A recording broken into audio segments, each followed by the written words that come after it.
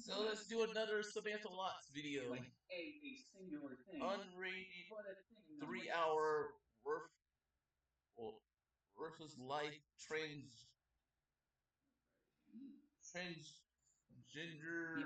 changed That was a good way to put it. most must see video.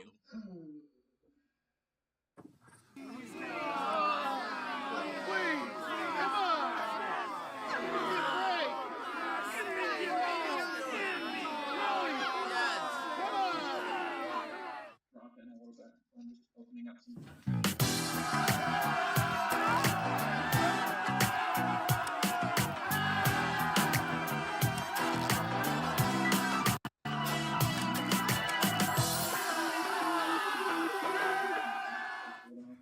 Oh, if I stand back here, it's not so bad. This is bad. Hi, guys. I look disgusting. I don't even need to say that shit. So. You guys see me. Y'all know. It's like January 2nd, the day after New Year's Day. My life is falling apart. My room is a mess. My hair... We don't need to talk about my hair. My skin is like so dry. I literally like... I took my makeup off. Like, why is this here?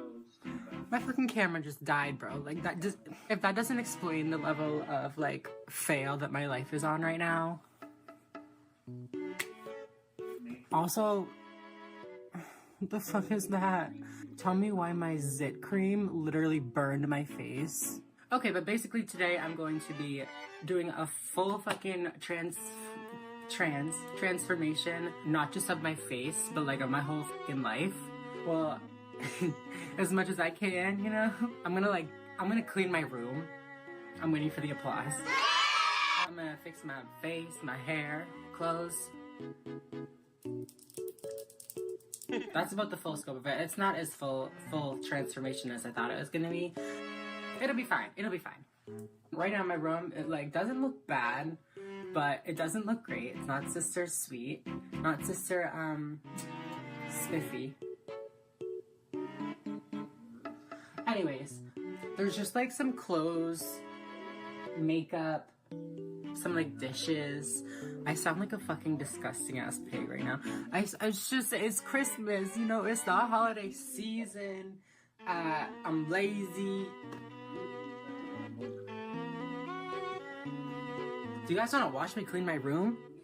I feel like it's probably gonna be a no, but like, I fucking missed. Is that literally it? Oh my god, I'm doing so well.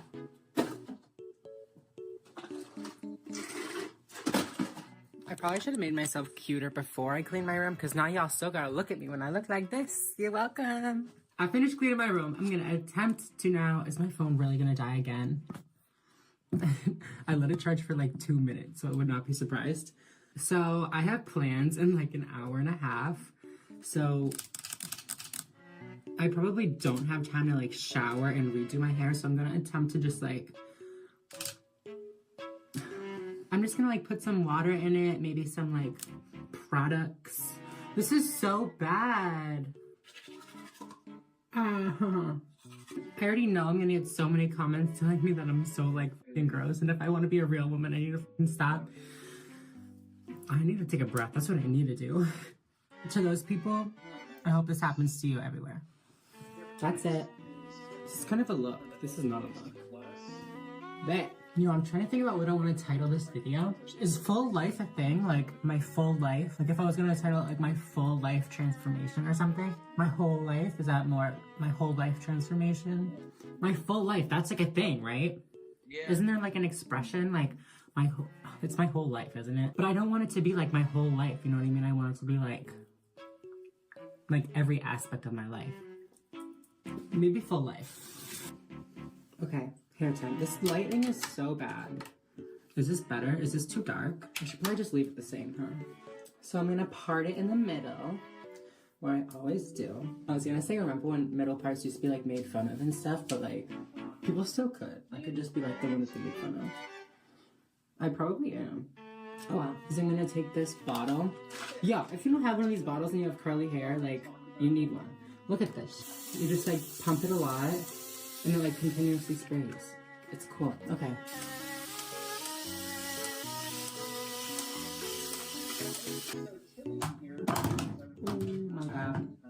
My hair is done. I think it came out pretty cute. I fixed it. I'm a genius. Duh. You know when your face is so dry, it feels like it's like cracking or like really tight almost. That's where I'm at right now. I'm going to be applying a face mask. And by face mask, I mean just like a butt ton of, I just mean like a shit ton of the daily moisturizer that I use. And I'm just going to let that sit. I'm gonna put it on my neck too, and I'm really gonna like lather it on. Like I want there to be like a layer of it on my face. I don't want it to all like sink in right now, you know what I mean? I want it to really feel like wet and like there's something there. Okay, I'm gonna stop. I usually put like 6 or 7 pumps of the moisturizer on my face. So I just did that and then I did another 6. So I'm gonna put that on my face now too. This is the Clean and Clear Dual Action Moisturizer. It's not sponsored, but it's gonna moisturize my face as well as like treat for any like acne or anything. So it's gonna even out like my redness. Hopefully that's just like what I tell myself in my head. Okay, so that's good. I'm gonna put some chapstick on, maybe some Aquaphor. And then once that is there, I'm going to answer some like emails. This is such a fucking lame transformation video, but like I'm sure a lot of you also do. I procrastinate, I spend all my time on YouTube and social media and the internet in general that I, you know, forget to reply to people, forget to answer like emails, business emails, stuff like that. My hair needs to like not look gross again. Like I already fixed you. While this is like settling in and like doing its thing, I'm going to be answering all of those, and that's that. Okay, let's do it.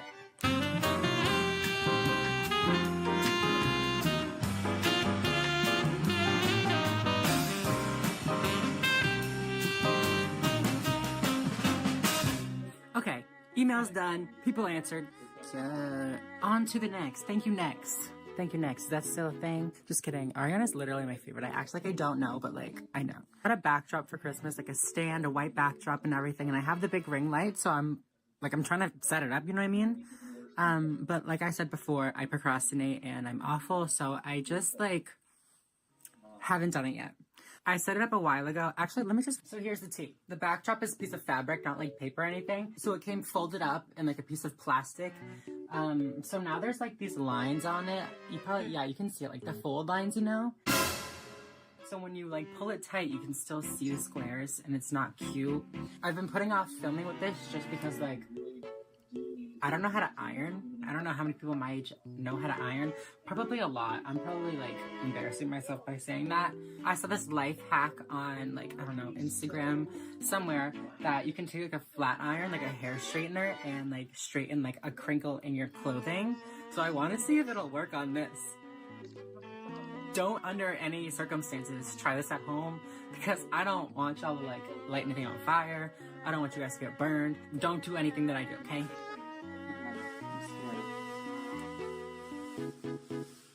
I probably should have started with like a small little section. Oh my god, wait. I'm like not in this frame at all. So sorry. Hey, Ross, banana, let me hide that. It's really hard to do once you get towards the middle. Like, cause like all of it like bunches up and like I can't, like it doesn't even close. It's starting to look good. Okay, so for you guys that was like 0.1 second, but for me it was a good hour.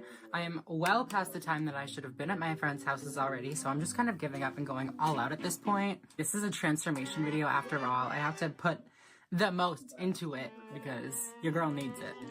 I'm gonna try to go through the makeup pretty fast just because I feel like this is gonna be a decently long video. Now that I say that, it's probably gonna end up being like really short. So first things first, I'm going to brush out my brows. The key to any good transformation is a good brow. Especially if you haven't kept up with them in a while, they can, for real, make a huge difference. Honestly, I could just do my brows and it would be a transformation. I'm just gonna start off with a nice neutral, a nice light. Is that yellow that's literally coming off of my brush right now? Because I'll fucking die. I'm gonna take a little bit of this pale neutral brown. I'm falling off my chair. And just run it through my crease. I'm just gonna continually get darker and just like define the crease, all that kind of stuff. I'm looking very scary right now. I'm gonna cut my crease, clean this up, and hopefully salvage this look because I am not taking it off and doing it again. I don't know what is wrong with me today. Like I've never had to take eyeshadow off to do it again because like I've never hated a makeup look as much as I hated these two. But like I just refuse to take this off. I don't know if I'm just going too hard or if it's the lighting or something like that, but I'm not feeling it. Okay, it's looking a little better, right? Definitely not my best, but I mean, when you're doing a, you know, a full life, body, mind transformation, you don't really have time to go into details. So, oh, y'all can probably see all the pores and like dents and like gross stuff on my face. So I'm just gonna use like a pore filling primer, and I'm gonna push it into all of those crevices and pores and craters on my face. Do a little bit of color correcting, a little bit under my eyes, above my lip, and on my jaw. I do this because I am trans, and you know, like even if I don't actually, I always feel like I have some darkness down here from, you know, like things. I always just like to put down this layer of you know, corrective stuff just in case stuff starts to peek through. And also just from like my dark under eyes, because, you know, I don't sleep. Now I'm gonna take a full coverage concealer, get out my beauty blender, and just put it down. After that, I'm just going to take some Tarte Shape Tape and put it under my eyes. I'm going to put it right here on my forehead. I'm going to put it down the bridge of my nose. I'm going to put it here. Y'all know we can't have a full transformation without a little contour, so we're going to contour. Might have brought that one a little bit too far. Okay, so I just finished my base. I just powdered it and everything, and now I'm still ugly. So I'm contouring in the same places that I did before. I'm just, you know, reinforcing them with this powder bronzer contour stuff. Where's my blush brush? Like, oh. So I'm gonna take some blush. There's literally nothing in this. Nothing. Somebody send me some blush, please. Now I'm gonna apply a few little freckles. I feel like freckles really transform my look, at least, like, because I do have so many freckles to start with. And like, it's not even to say that I don't like them, but they just get covered up when I do my makeup because I do like a full coverage look, you know? So I just like to bring them back once I'm done. I also really like to make them look as perfect as possible. I know that, like, they don't look natural or whatever, but like, I don't care. And once my freckles are on, I don't know why, but I always feel like I could just go back in with more nose contour. I feel like the freckles like disguise it a little bit, so I can get away with like a more dark one. Now I'm just gonna take some of this darker brown color. Again, I'm using my James palette, of course. I'm just gonna take some of the darker brown color that I was using before and just wedge it right up underneath my lower lash line. Forgot what it was called for a second. Okay, so I'm pretty much done. All I have to do now is add some lashes, add some lips, some highlights, stuff like that, just like the finishing touches, you know? To save some time, I'm gonna do that stuff off camera and I'll be right back. So yeah, that's it. We did it. We completed the entire transformation. I cleaned my room. I answered emails. I did my hair. I did my makeup. I washed my face. I got dressed. Just that alone is an accomplishment, honestly. Needless to say, I did not successfully complete this challenge in under an hour. Some people could probably do this all in an hour, but I'm just too much of a neat freak. I'm too much, oh my God, I almost just fell off my chair. Too much of a perfectionist to, you know, get that done in an hour, but we were doing a lot today. We had like a limited time frame. I think that is it for this week's video. I hope you guys enjoyed it. I hope you guys liked seeing me go from a literal -1 million to like a decent like 6, maybe, hopefully. If you did like it, please make sure to give it a big thumbs up down below. Make sure that you subscribe if you're not already. And yeah, I will see you in the next video. Peace.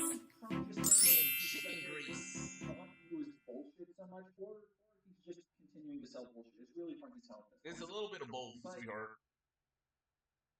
Really just believes that he can just say whatever and it'll become reality. And we know, like, we have examples of Trump trying to do the same shit with the wall in Mexico. We know what it's like when Trump is like, oh yeah, no, I'll just have the other country pay for it. They'll just pay for it. Because the other country looks at it and goes, no. Yeah, we're gonna pay for it.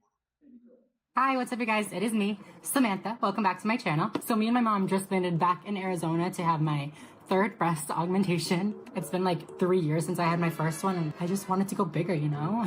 No, jokes. As you guys know, I had my first breast augmentation a couple years ago. I'll link the video right up here. If you haven't seen that one, go check it out. The second time I had my boobs done was to take care of some irregularities. So the left one had fallen down a little bit out of place and the right one was showing a little bit of symastia happening, which means that it was crossing over the median border. Pretty soon after that, I noticed that my left boob was considerably harder than my right one and that it was just not settling and softening out as nicely as the other one. I told my surgeon about it and she put me on Montelicast or something like that. It's an asthma medication, but apparently it's supposed to soften scar tissue as well. She put me on that for a while and it was doing a little bit, but like if I would stop taking it for like 3 days, it would just go back to just how hard it was. So I figured I would just bite the bullet, come get it fixed and, you know, start fresh. So my mom actually sometimes works out here in Arizona, so she was flying out here anyway, so I decided to tag along with her and get it fixed while she's out here where my surgeon is. I'm not getting them bigger as much as I would like to. No, I'm just kidding. I'm definitely not getting them bigger. But I formed a capsular contraction or a capsule or something like that, whatever you want to call it. Basically what happened is the scar tissue that forms around an implant, which happens with every implant, got really thick and really hard. So it started to constrict the implant and just make the implant overall like not as cute. It's honestly kind of painful to touch when I like squeeze it. It just hurts. I'd rather just like get it fixed than not have to deal with it. There's a helicopter literally flying like 100 feet above me. Oh my God. I think right now I'm gonna order some Sonic because we don't have Sonic in Massachusetts and it's very sad. So I finally get to try Sonic. Very excited for that. Thank you, Uber Eats. Sponsor me. So yeah, I'm gonna go order that. Maybe show you guys if it looks good, but if not, I'll just see you in the next clip. Yeah, oh fucking God. Ooh, I probably shouldn't swear. Anyways, I figured I should do a little mukbang. I don't know why. Is this cute? Is that better? I feel like that's probably better, right? I look crazy. Bitch! Mad good. It's not cute. I look like a fucking mess. Cut it. Cut the mukbang. I'm in the hospital right now. I'm trying to be very quiet because there are other people around. There are nurses and stuff around, and I don't want to make too much noise. So I'm sorry if you can't hear me very well, but I'm doing my best. I have my IV in. I'm waiting to be rolled back into surgery. Like I said in the last clip, I'm having my capsule taken out of my breast. Out of this person. And then on this side, I'm just getting it adjusted a little bit. Pretty simple, but hopefully it won't be too painful. And what else? My mom. For the medicine. Yeah, I am waiting for the medicine. They have not given me any anesthesia yet. And no food. No food. I haven't eaten since midnight, and it's like 2:30 p.m. But yeah, that's pretty much it. My mom is going to film a little bit right after I get out, so you'll see what I look like when I'm all drugged up. And yeah, I will keep you guys updated, and I'll talk to y'all soon. How you doing, Sam? I'm doing good. That hurts. You ready to go home? No. You want to stay here forever? No. What do you want to do?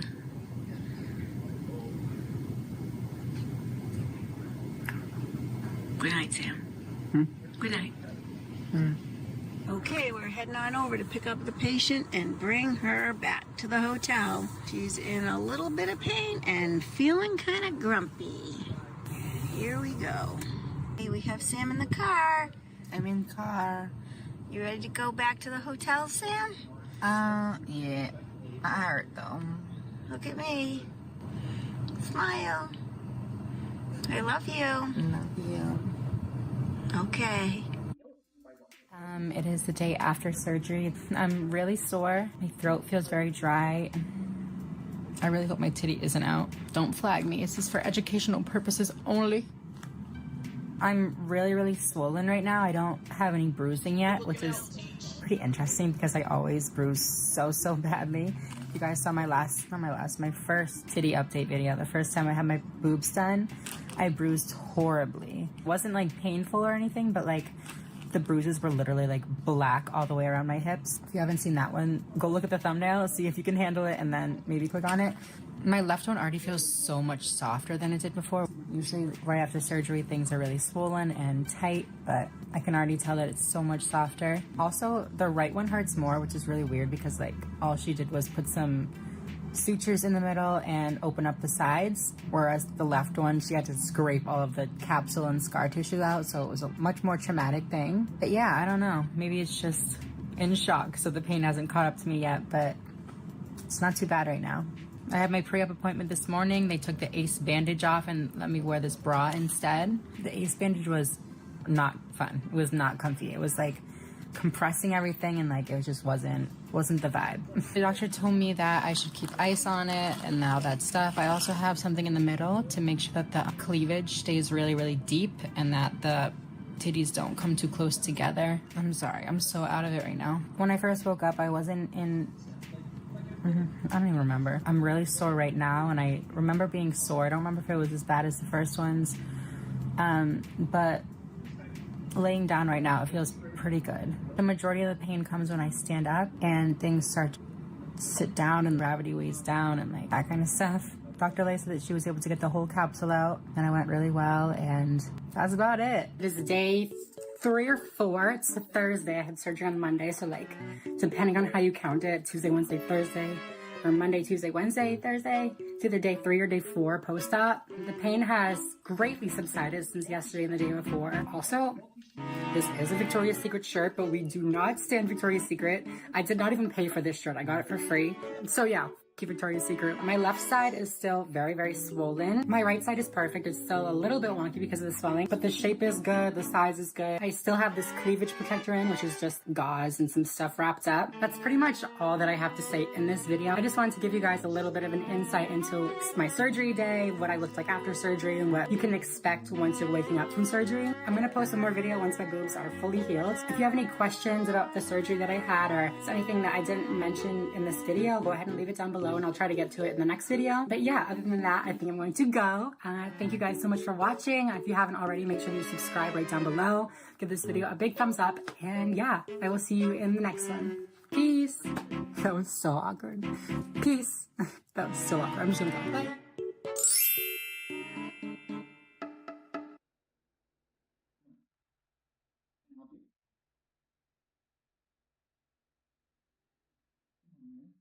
Everything went blurry. I couldn't hear anything. It started to go black.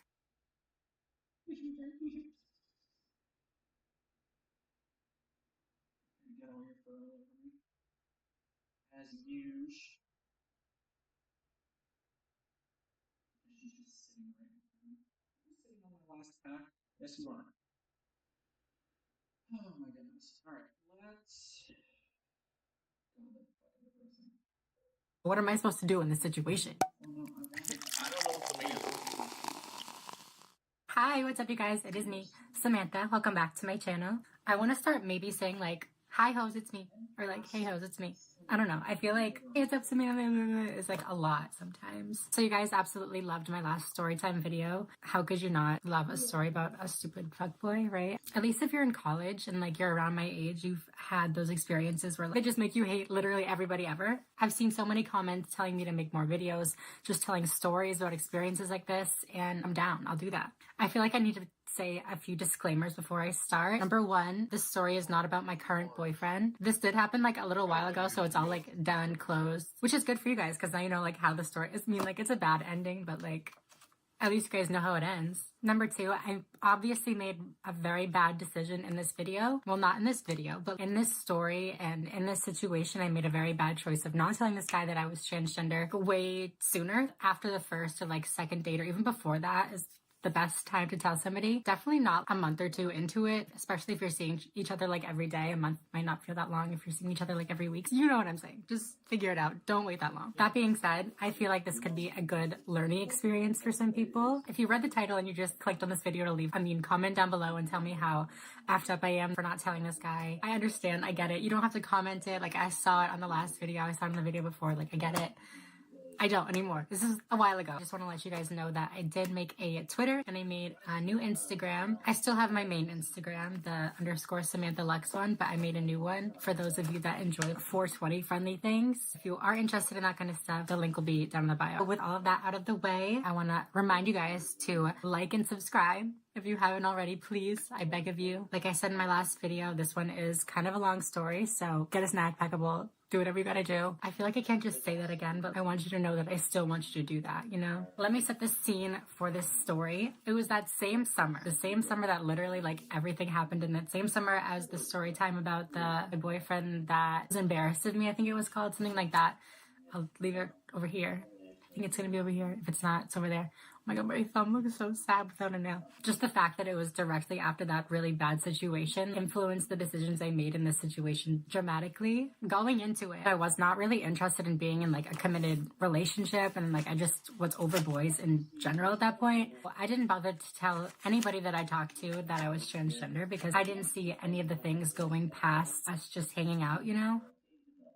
For the boy that I had mentioned in that other story time, I had matched with this one kid that I thought was like really handsome, and like he was like a little stoner boy, so like I thought he was really cute, you know, but like I didn't really pay him much attention because I don't know, I think we had like a short conversation and it ended abruptly, so I was just turned off by it. But after like everything happened, he had kept messaging me. I think we like matched a second time or something. I'm trying to remember what he said. I think he was just saying hey or something like that, or like you're beautiful, or I don't even know. I don't know how he got my attention, but he did. One day I'm on vacation with my friends. I get a message from this kid asking if I want to hang out and go swimming, and I was like, bitch, no, like I'm not gonna go swimming with you. I'm too self-conscious for that. I'm not just gonna go swimming on like the first date. Absolutely not. Goodbye. Sorry. This might have been around the time where that trend going around, take a girl swimming on the first date, so you know what she looks like without all of her makeup, which is fair because like I do wear a decent amount of makeup, but like fuck you. Basically I was just like, no, like I'm shy, I'm reserved, I don't want to go swimming, I'm sorry. We can do something else though. Basically after that he invited me to his house. Not like to his house, he had like a pond behind his house that was really pretty, and he invited me over to come kayaking on it. I got to his house and he like introduced himself, obviously. He showed me around his backyard and stuff like that. We didn't go inside, but he just showed me around outside, and then showed me the pond and showed me the kayak that would be taking, and we like got in and like he gave me a life jacket and all the like good stuff, and we just went. I realize this is probably sounds bad, like I could have been drowned and killed, but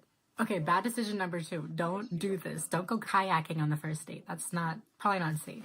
The sun was setting as we were kayaking on the lake. We were like smoking blunts, stuff like that. And it was just really cute and a good time. We get back from kayaking. He gives me a hug and he says, I had fun. And then says bye. Just goes inside and just like leaves me to walk to my car and just leave. And I just thought it was kind of weird. I don't know. Maybe it was nice. Maybe he was like thinking that, oh, she said that she's reserved. She's not going to want to come inside. So I'll just say goodnight here. And like, I don't know. I don't know what he was thinking, but I thought it was kind of weird in the moment. So I kind of just like wrote it off. I was like, okay, I probably won't see this kid again. It was fun though, whatever. He messages me the next day or a couple days later. I don't remember when, but he messages me soon after.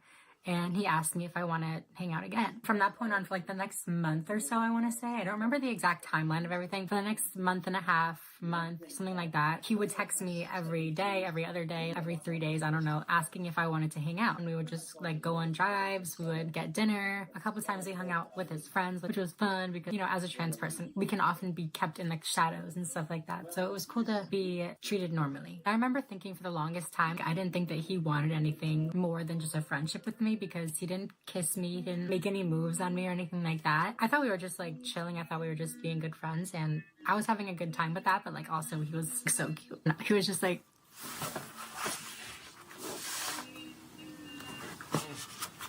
I'm too high for this shit.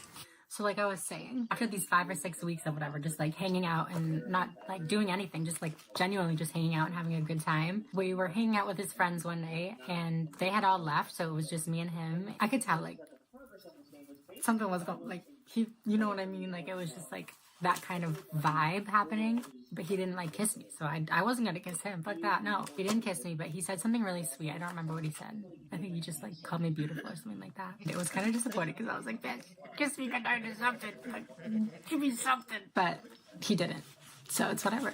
It was either that literal night that he dropped me off or like the next time he asked if I wanted to hang out. He was telling me that he really wanted to kiss me and like felt he had to ask or something like that because he knows that I was reserved or something like that. And I was like, bitch, how long are you gonna take this reserved thing for? I was just self-conscious. Looks like I have a literal Adam's apple. I don't, I promise. Basically, I just said to him, you should have just kissed me. Like, shoot, it's not that big of a deal. If you wanted to kiss me, you could have just kissed me. And he was like, okay, I'll keep that in mind or something like that. I realized at this point, or looking back, I should say looking back, I realized at this point, I should have told him. At like this exact moment, this would have been a good time to tell him, but I didn't because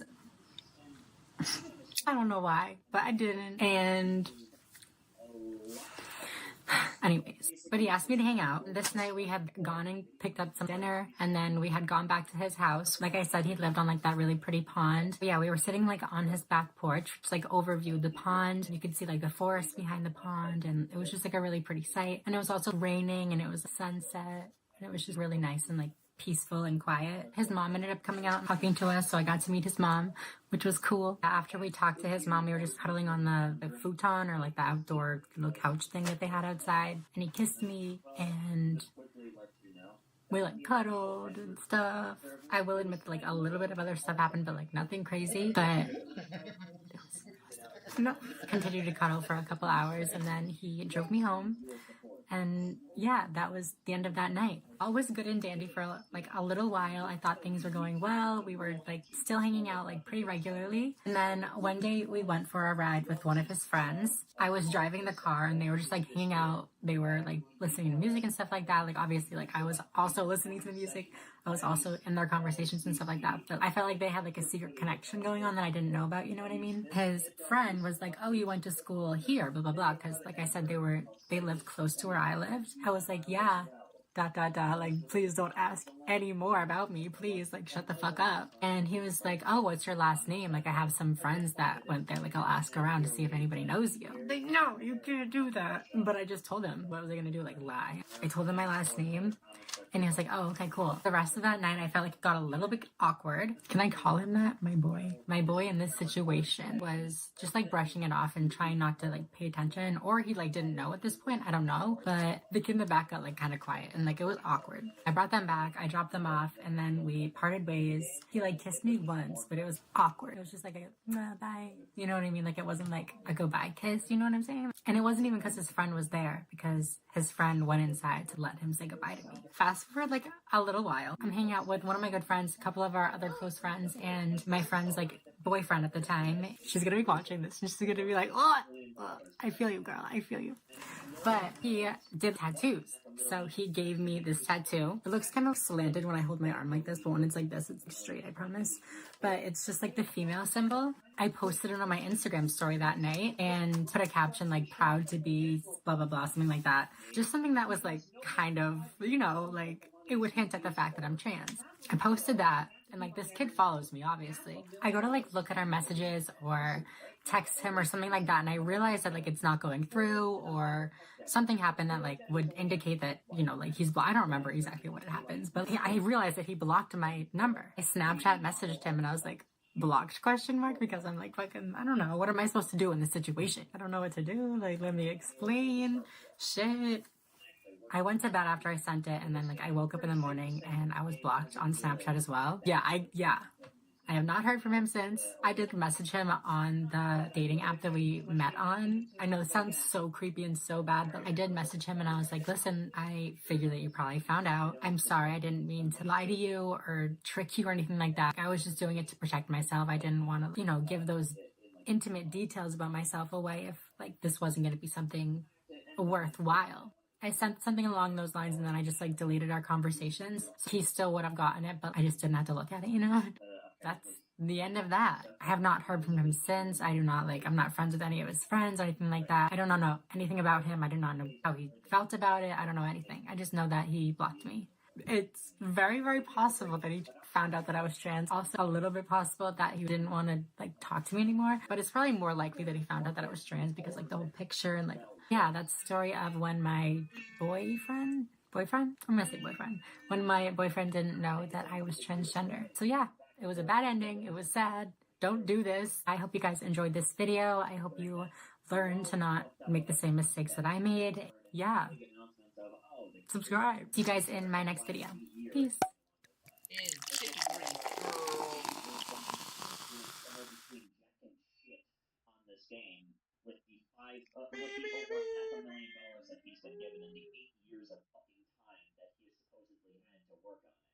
Maybe Grums, instead of using AI slop images as promotional art for this game, maybe instead of consuming AI slop about like wokeness in video games or using AI slop as like fucking like, you know, promotional shit for your game. We're using 3-year-old promotional trailers for your game, or maybe even older than 3 years old at this point, considering the fact that the only other source of the videos that he once used to try and dispel the claims of AI or anything along those lines was an over 3-year-old promotional video. Maybe instead of doing any of that, maybe instead of pitching on Twitter, maybe instead you could actually, you know, fucking work on your game for once. Not like it's really going to help anymore at this point, considering the fact that the outcry... It looks so weird when I open my eyes.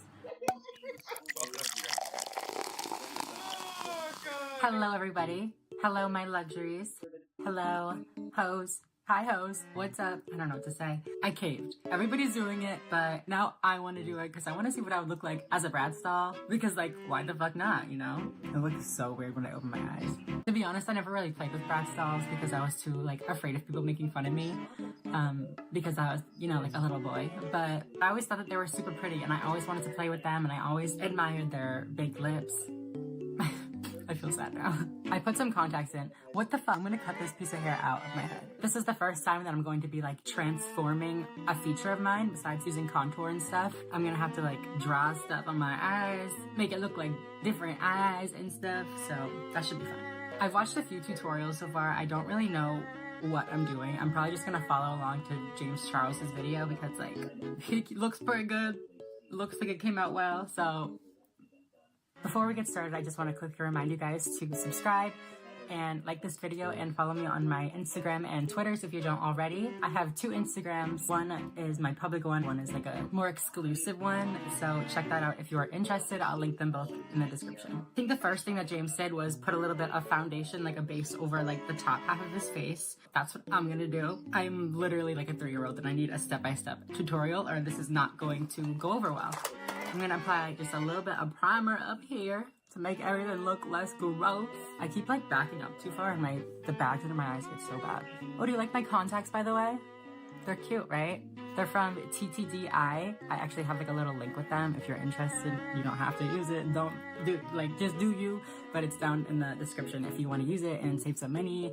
For foundation today, I am going to be using a mixture of 2 of my favorite drugstore foundations, actually. Revlon Full Cover Color Stay Foundation and the Maybelline Super Stay Foundation. Neither of them match my skin tone by themselves, so I just like to mix them into like a 3rd shade that doesn't match my skin tone and then use that one. I should probably show you guys what Bratz doll I'm going to be turning myself into. So I still haven't fully decided. So I'm picking between either this one and this one. I don't really know which one to do yet. I really like the pink and like purpley vibes and it kind of reminds me of Ariana. And the top one is more like bad bitch, more like insta-thotty, more like, I don't know, stoner goth. More me. I think I'm gonna do the pink one just because I already have like gray eyes. Unfortunately, I don't know the original source of the picture. Luckily, I feel like I don't really have to change my eyebrows at all. Maybe just make them a little bit browner instead of black. But I think the position is actually gonna be very fine, especially because like I'm gonna be bringing the eye down here, so I have plenty of space. Kinda. I'm so excited. This is gonna be so fun. I've been planning on doing this video all day, but I just sat and procrastinated and didn't do anything. And now it's like 7 p.m. and I'm filming this fucking video that's probably gonna take several hours. Why did I do that? So I'm just gonna be using my Anastasia, shut up. It's gonna be using my Anastasia Dip Brow Pomade to lightly fill in my brows and just shape them to the right shape. This is kind of just like my regular eyebrow. Maybe that's where I get my eyebrow inspiration from. So I just finished the eyebrows off camera. I remembered that eyebrows are boring, so you're welcome. Can we talk about Thank You Next? So, y'all probably don't want to talk about Thank You Next, so I won't for very long. I've decided in honor of Thank You Next, the album, not just like the song, I'm going to be making this video. Hold on. You guys saw the picture. It looks like Ariana Grande, so I'm gonna say that this is an Ariana Grande inspired look. To be fair, I don't know if this picture was created with Ariana in mind. I don't know if it's supposed to be Ariana or if it's not. Like I said, I don't know the origins of this picture. I don't mean to like cause any offense to the original owners, whatever, blah, blah, blah, but like, I'm sorry. Okay, there are the eyebrows. What do I do next? James, help. I'm scared. Ever if you notice that little detail on the side right there? That's so cool. I love that. I'm just gonna be mapping out where I want everything to sit. I'm just taking a little bit of like a light brown eyeshadow and I'm just gonna like, I already bucked it up. I'm just going to go even lower. I feel like this might work, maybe.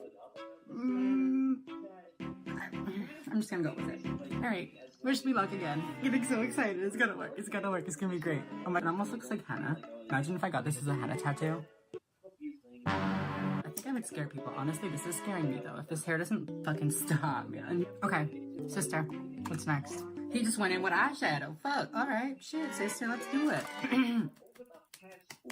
Just kind of getting rid of everything I just did, but like, it's fine. So my girl here has a very pinky eye, very like maroon, very cute, very fresh. Is this bright enough? It's the brightest it goes, so it better be. Just gonna pack this on the lid. Yeah, I can pretty much just put this everywhere, huh? I don't get how people do one eye at a time. How am I supposed to remember what I did on one eye in like 30 minutes? I mean, yeah, I guess if you do the same makeup look all the time, then it'd be fine, but like, I guess it'd be fine. Yo, this is going great. I'm having so much fun. Am I a brat yet? I feel like I'm killing it. So I put down the first base shade of eyeshadow, and now what I think I'm gonna do is go in and put that black line in. So I have that first little line down. I'm gonna extend it down to like here. No, this is a bad idea. I should wait to do this part because I have to do the white. Okay, changing my mind, not doing that anymore. I'm gonna go back over here. I don't know how I should do this outer corner though. Please, let me fix this. I think this is gonna work, to be honest with you. Like when I put the white in, like probably have to adjust it, don't get me wrong, but we're gonna see if this is gonna work for now. Now I'm gonna go ahead and draw in the crease. I decided that I'm gonna do one eye at a time. I don't get how people do one eye at a time. How am I supposed to remember what I did on one eye in like 30 minutes? This is looking really wild. I'm kind of spooked, but I'm just gonna keep going.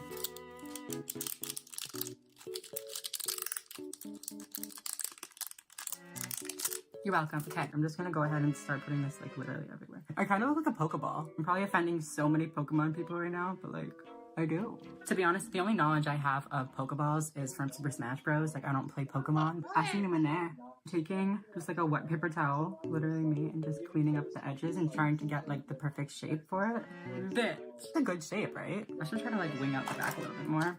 I'm gonna be a brat style. I had to do a little bit of construction on the crease. I didn't realize how far out this needed to go, and then like I had drawn it over here and it needed to be over here, so I had to like, you don't want to know, I had to do some stuff. I had to do some magic, some black magic. I had to like, you know, bad stuff.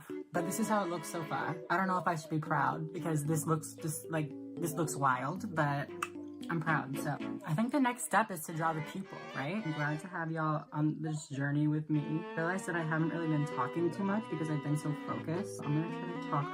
Oh my fucking god, like this is coming to life as I do this, and like it's freaking me the fuck out. I'm just gonna start mapping it out and then like connect the dots. When in doubt, bring it back to a kindergarten game, right? Yo, this eyeliner is bomb for doing this though. It's super sketchy eyeliner by NYX. It has like this weird like calligraphy-esque type tip.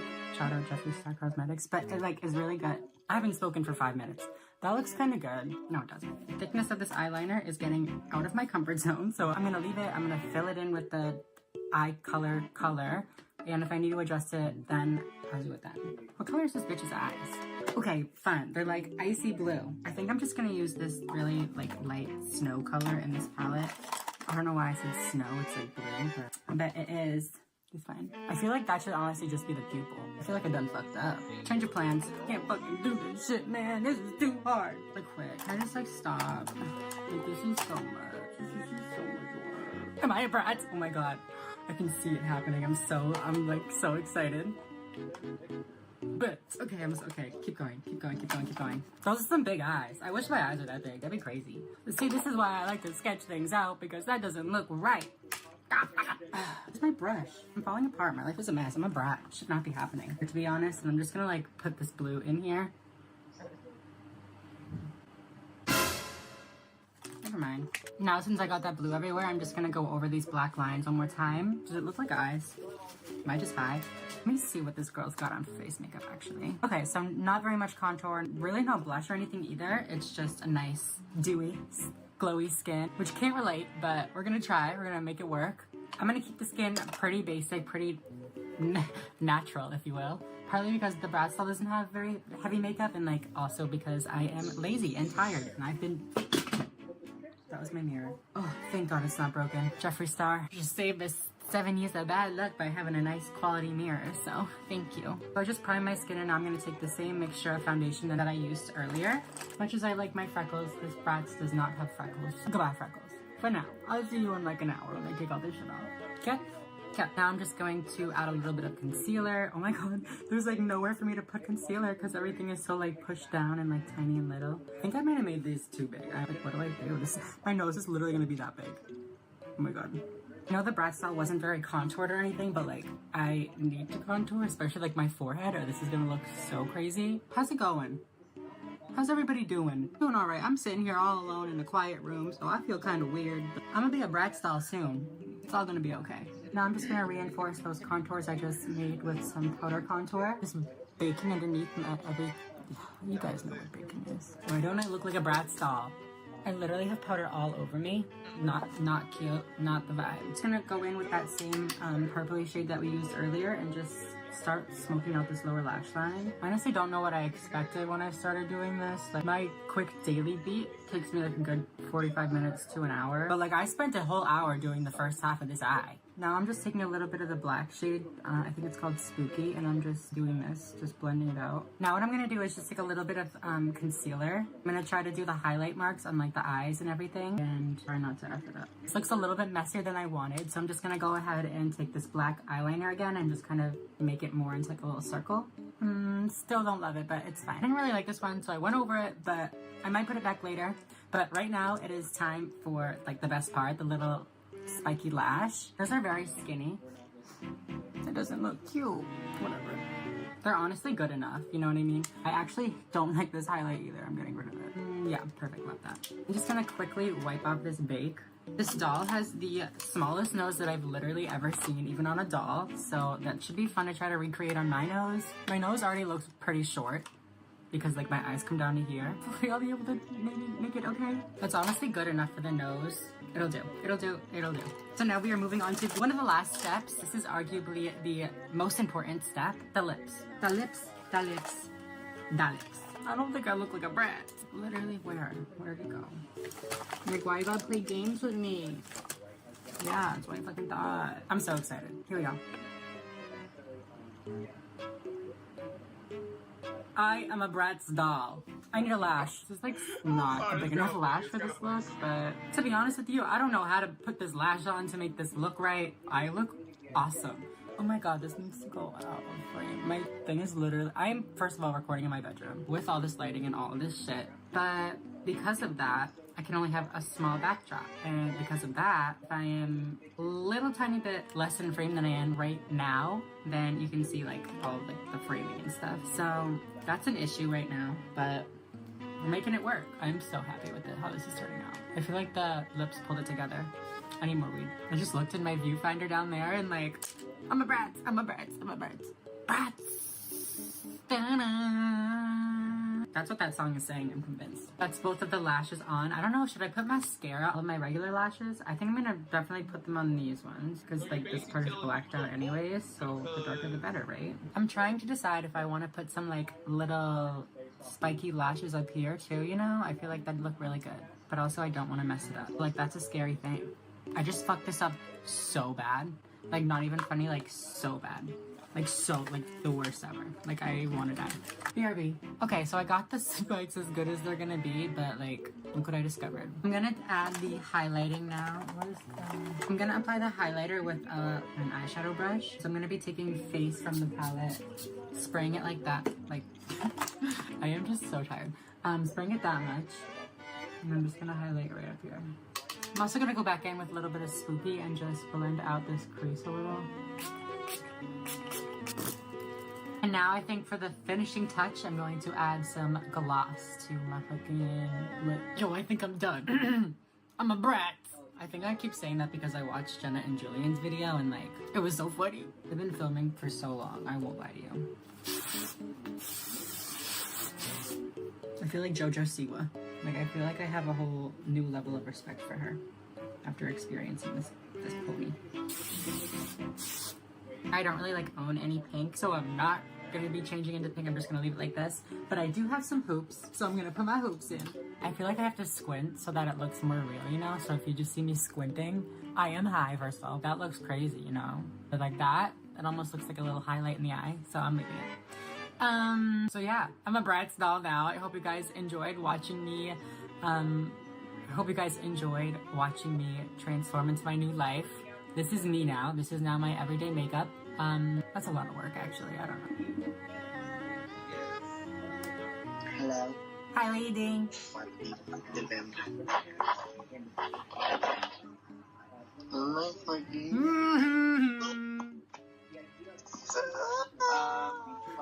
I'm a Brad style. Sam, Does it look real? Do you think I look like a Brad style? yeah, looking good. Way better than Jennifer. They look like actual, like your eyes. Oh, stop. Don't open your eyes. That's scary. Oh my god. Look at me. Have fun. Love you. Lay. I don't know what else to do. Should I sing like Ariana Grande? Because I am now Ariana Grande Brad style. What's the picture look like? I want to try to do the same pose. She has a better hairline than I do, so I'm leaving mine down. Alright, I think that is it for this week's video. I hope you guys enjoyed watching me turn into a Brat style, fulfilling my true identity.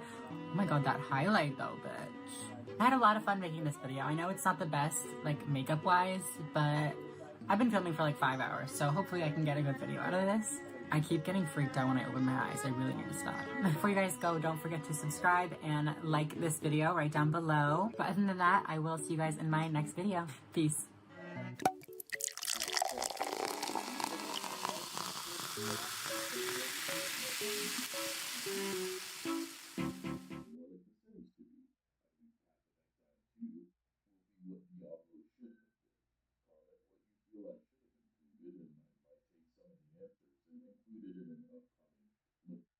Why are these people so fucking boring? Okay, he's playing some... A recent Ubisoft DDI design was so ugly that it inspired me to make a new collage. Everybody. God damn it.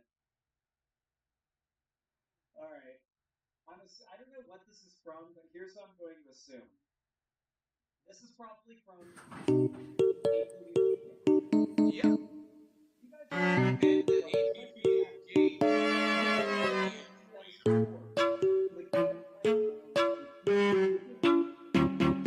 Hi everyone, it's Samantha.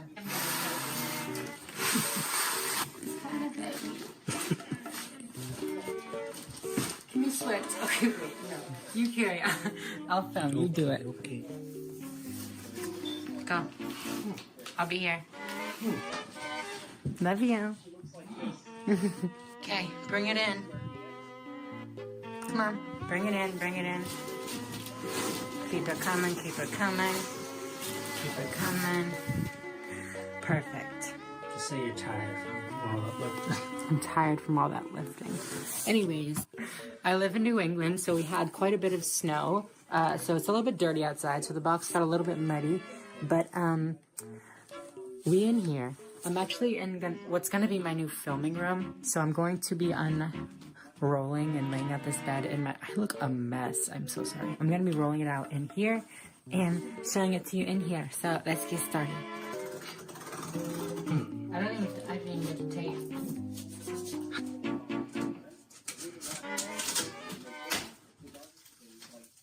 That was unplanned.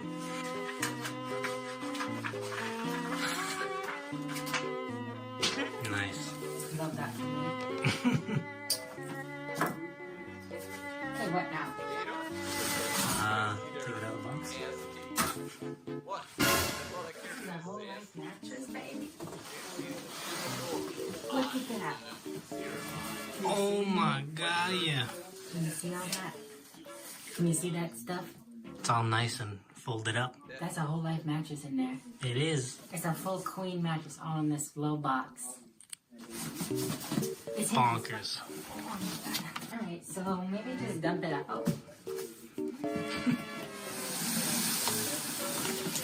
It's heavy. Should I maybe cut it open? Just keep trying, baby. I'll rip it. You're getting good footage. Yeah. Yeah, it's good.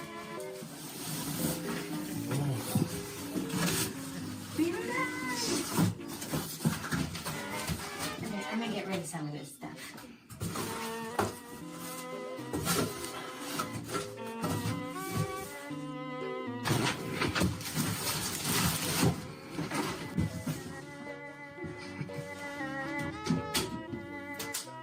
Next up,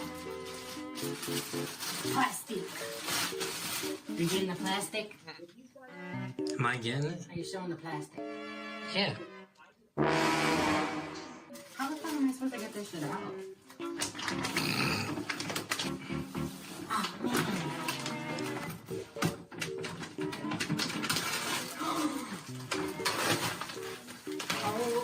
Oh my God, it's happening. Do you hear it? Y'all hear that? It's happening. Which way does it go? That's the bottom part. You need some help? No. I can do it. Got a little more plastic.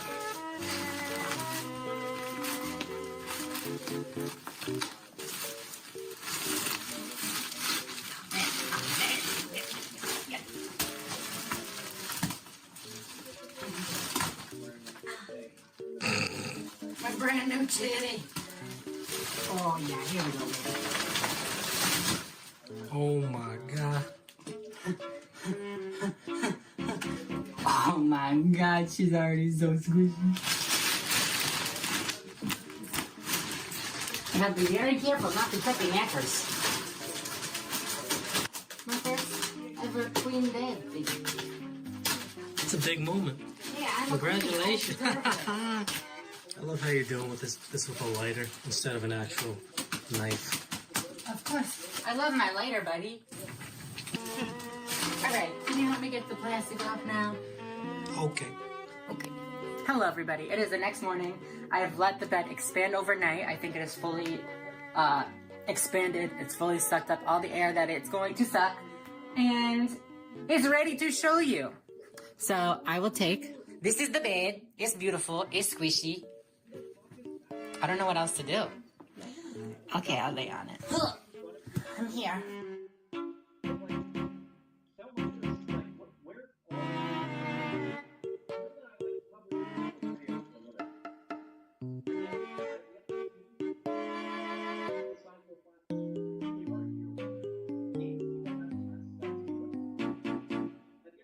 Single person argue this. Either. But it's not a conversation anyone is having. It's just a conversation these people have made up because it's something that the majority of gamers, even female gamers, like looking at pretty women. They like having pretty female characters. I play Valorant, and you can almost it is surprising. It started to go black, and I was in the worst pain of my entire life. I felt like I was going to die. I felt like somebody shot me in the pussy. Hello, everybody. Welcome back to my channel. It is me, Samantha.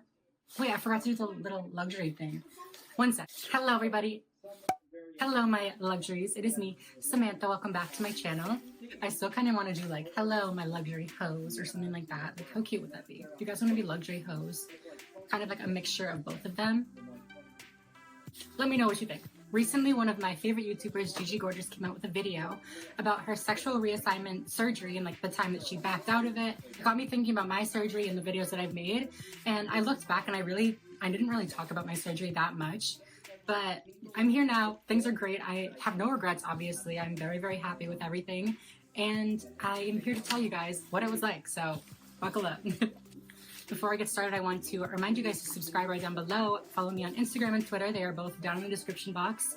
And yeah, sick. Also, I'm going to be doing a frequently asked questions section of this video at the end. So make sure that you watch the whole video if you want to see maybe your question get answered or questions that other people that follow me also are asking. So yeah, if you have any questions that I'm not answering throughout the video, it'll probably be answered at the end. So make sure that you stay tuned for that. So I had my surgery about 2 years ago. Well, I had a two-part surgery. So I had like the original vaginoplasty, and then I had about 3 months later, I had the labiaplasty, which is when they go back in and do like the cosmetic work and make it look really good. July 28th of 2016 was my first bottom surgery, and then I had the second one in December of that same year. So before I get into my experience and who I went to, all that kind of stuff, I want to talk about why I had this surgery. For me, I was never too dysphoric about what I had done there when I was alone, but when I was with other people, I did not not just like with any other random person, but like when I was with somebody like intimately, I wouldn't want them to be anywhere near me down there. I didn't hook up with anybody after I transitioned, to be honest, just because I was so uncomfortable with having that down there. It just didn't feel right. It didn't feel like I was supposed to be there. It didn't feel like I was supposed to be using that. Whenever I even thought about using it in a situation with a boy, like I instantly was turned off. I instantly like was extremely dysphoric and just didn't want anything to do with it.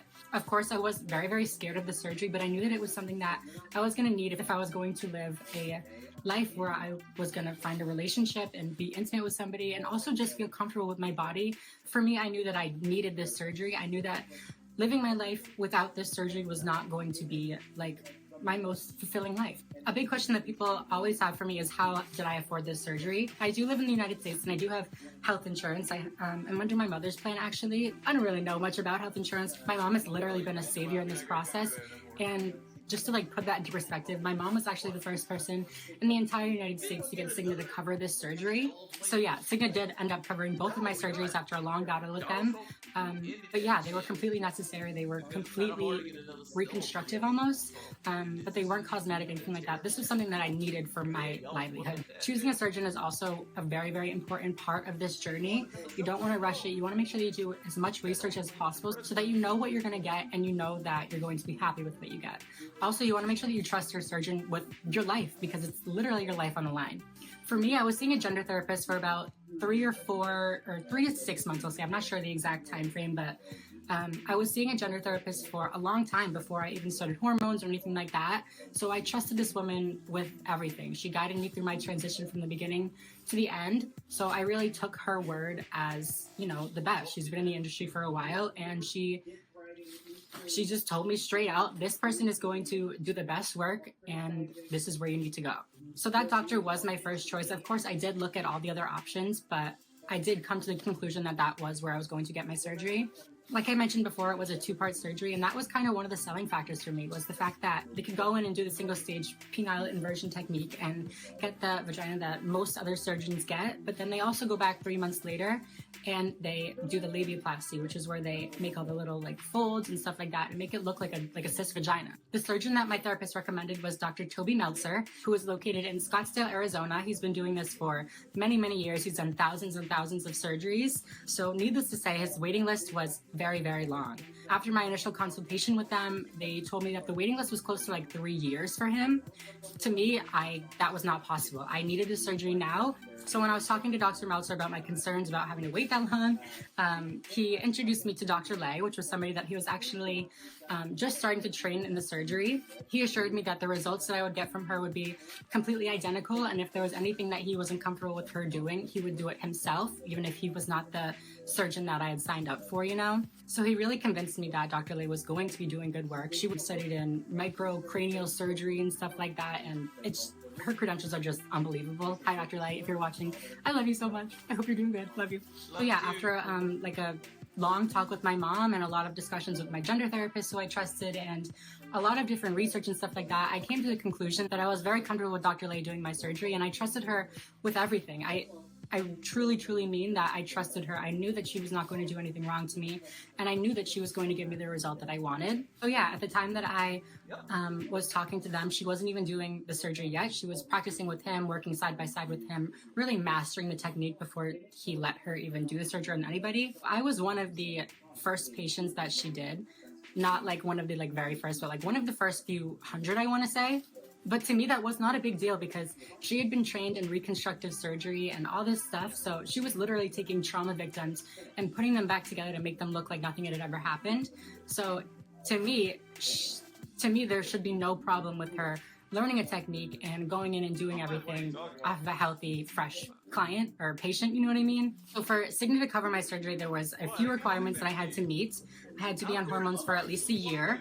I had actually started hormones July 27th of the year before, so it was exactly a year after I started hormones that I had surgery. And you also need to have 2 letters from a licensed psychiatrist or something like that, showing that you are transgender, you do have gender dysphoria, and that this surgery is necessary for you.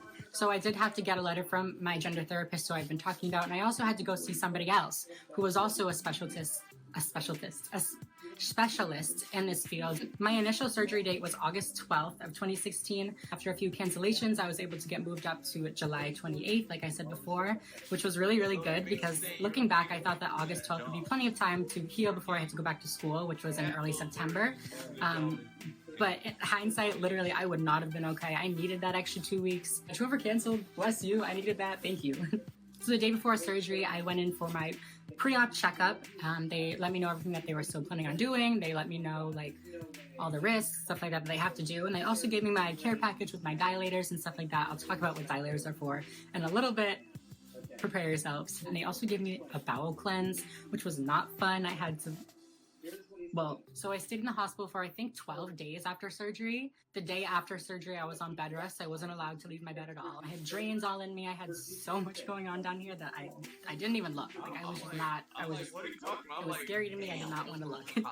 But also like as bruised, bloody, and like gross as it looked after surgery, like I was so happy and I was like, oh my God, it looks so good. Like, girl's got a vagina, fuck. So the day after that bed rest, I started walking around the hospital and doing little movements here and there and stuff like that. The first day that I started to walk, I was walking to the bathroom, which was like in my room, obviously, but I got up out of the bed and I almost passed out. Like I remember everything went blurry. I couldn't hear anything. It started to go black.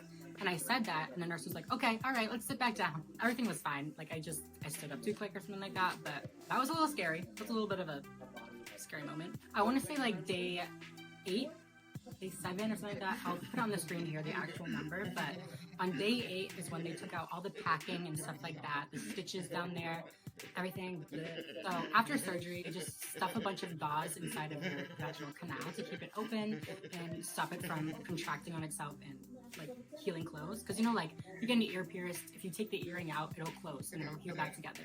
So that is what I needed to do with dilation. I needed to start dilating immediately after they took out that gauze, because if I didn't, then it would have closed. So the day after they took out all the filling and the packing inside of me, I had to dilate 5 times that day. I had to put in the glass dilators. I've shown them in a video before, so if you want to see what those are like, go see my video, my pre-op video. It's way down. Go check it out. But yeah, basically I had to put the dilator in for 15 to 30 minutes, I think, at full depth and everything like that. 5 times a day the first day, and then after that it was 4 times a day. And then a few weeks later they had me move up to the next size, and I would gradually keep moving up on sizes and gradually have to dilate less and less. For the rest of the 12 days in the hospital, things were going really, really good. All the nurses were super helpful. My pain was very well managed by the medicines that they gave me. I had like a PCA, patient-controlled anesthesia, which was like you just press a button and it gives you like drugs. I had that, which was really helpful for the first day, and then they brought me oral pain medication, like Percocet and stuff like that. And I would have like a little call button to bring the medication whenever I like needed it. So for me, things started to really go downhill after I left the hospital.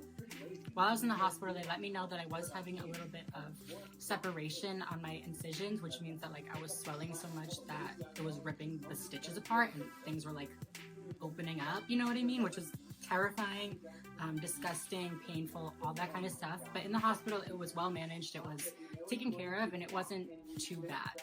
That being said, as soon as I left the hospital, we were in our hotel room, I was dilating, and we were gonna go to actually like a laser hair appointment in like an hour or something like that. I was feeling really good at this point, but I think something got moved, or I like touched a stitch, or I don't know what happened when I was dilating, but something moved, something changed, and I was in the worst pain of my entire life. I felt like I was going to die. I felt like somebody shot me in the pussy.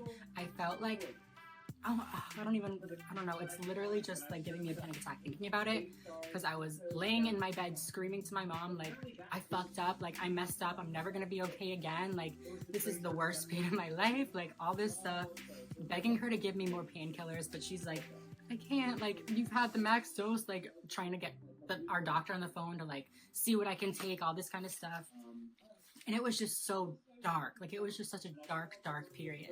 We got a hold of my doctor. She said I could take another pain medicine. And that luckily put me asleep until the next day when my doctor could actually come to my hotel room and visit me.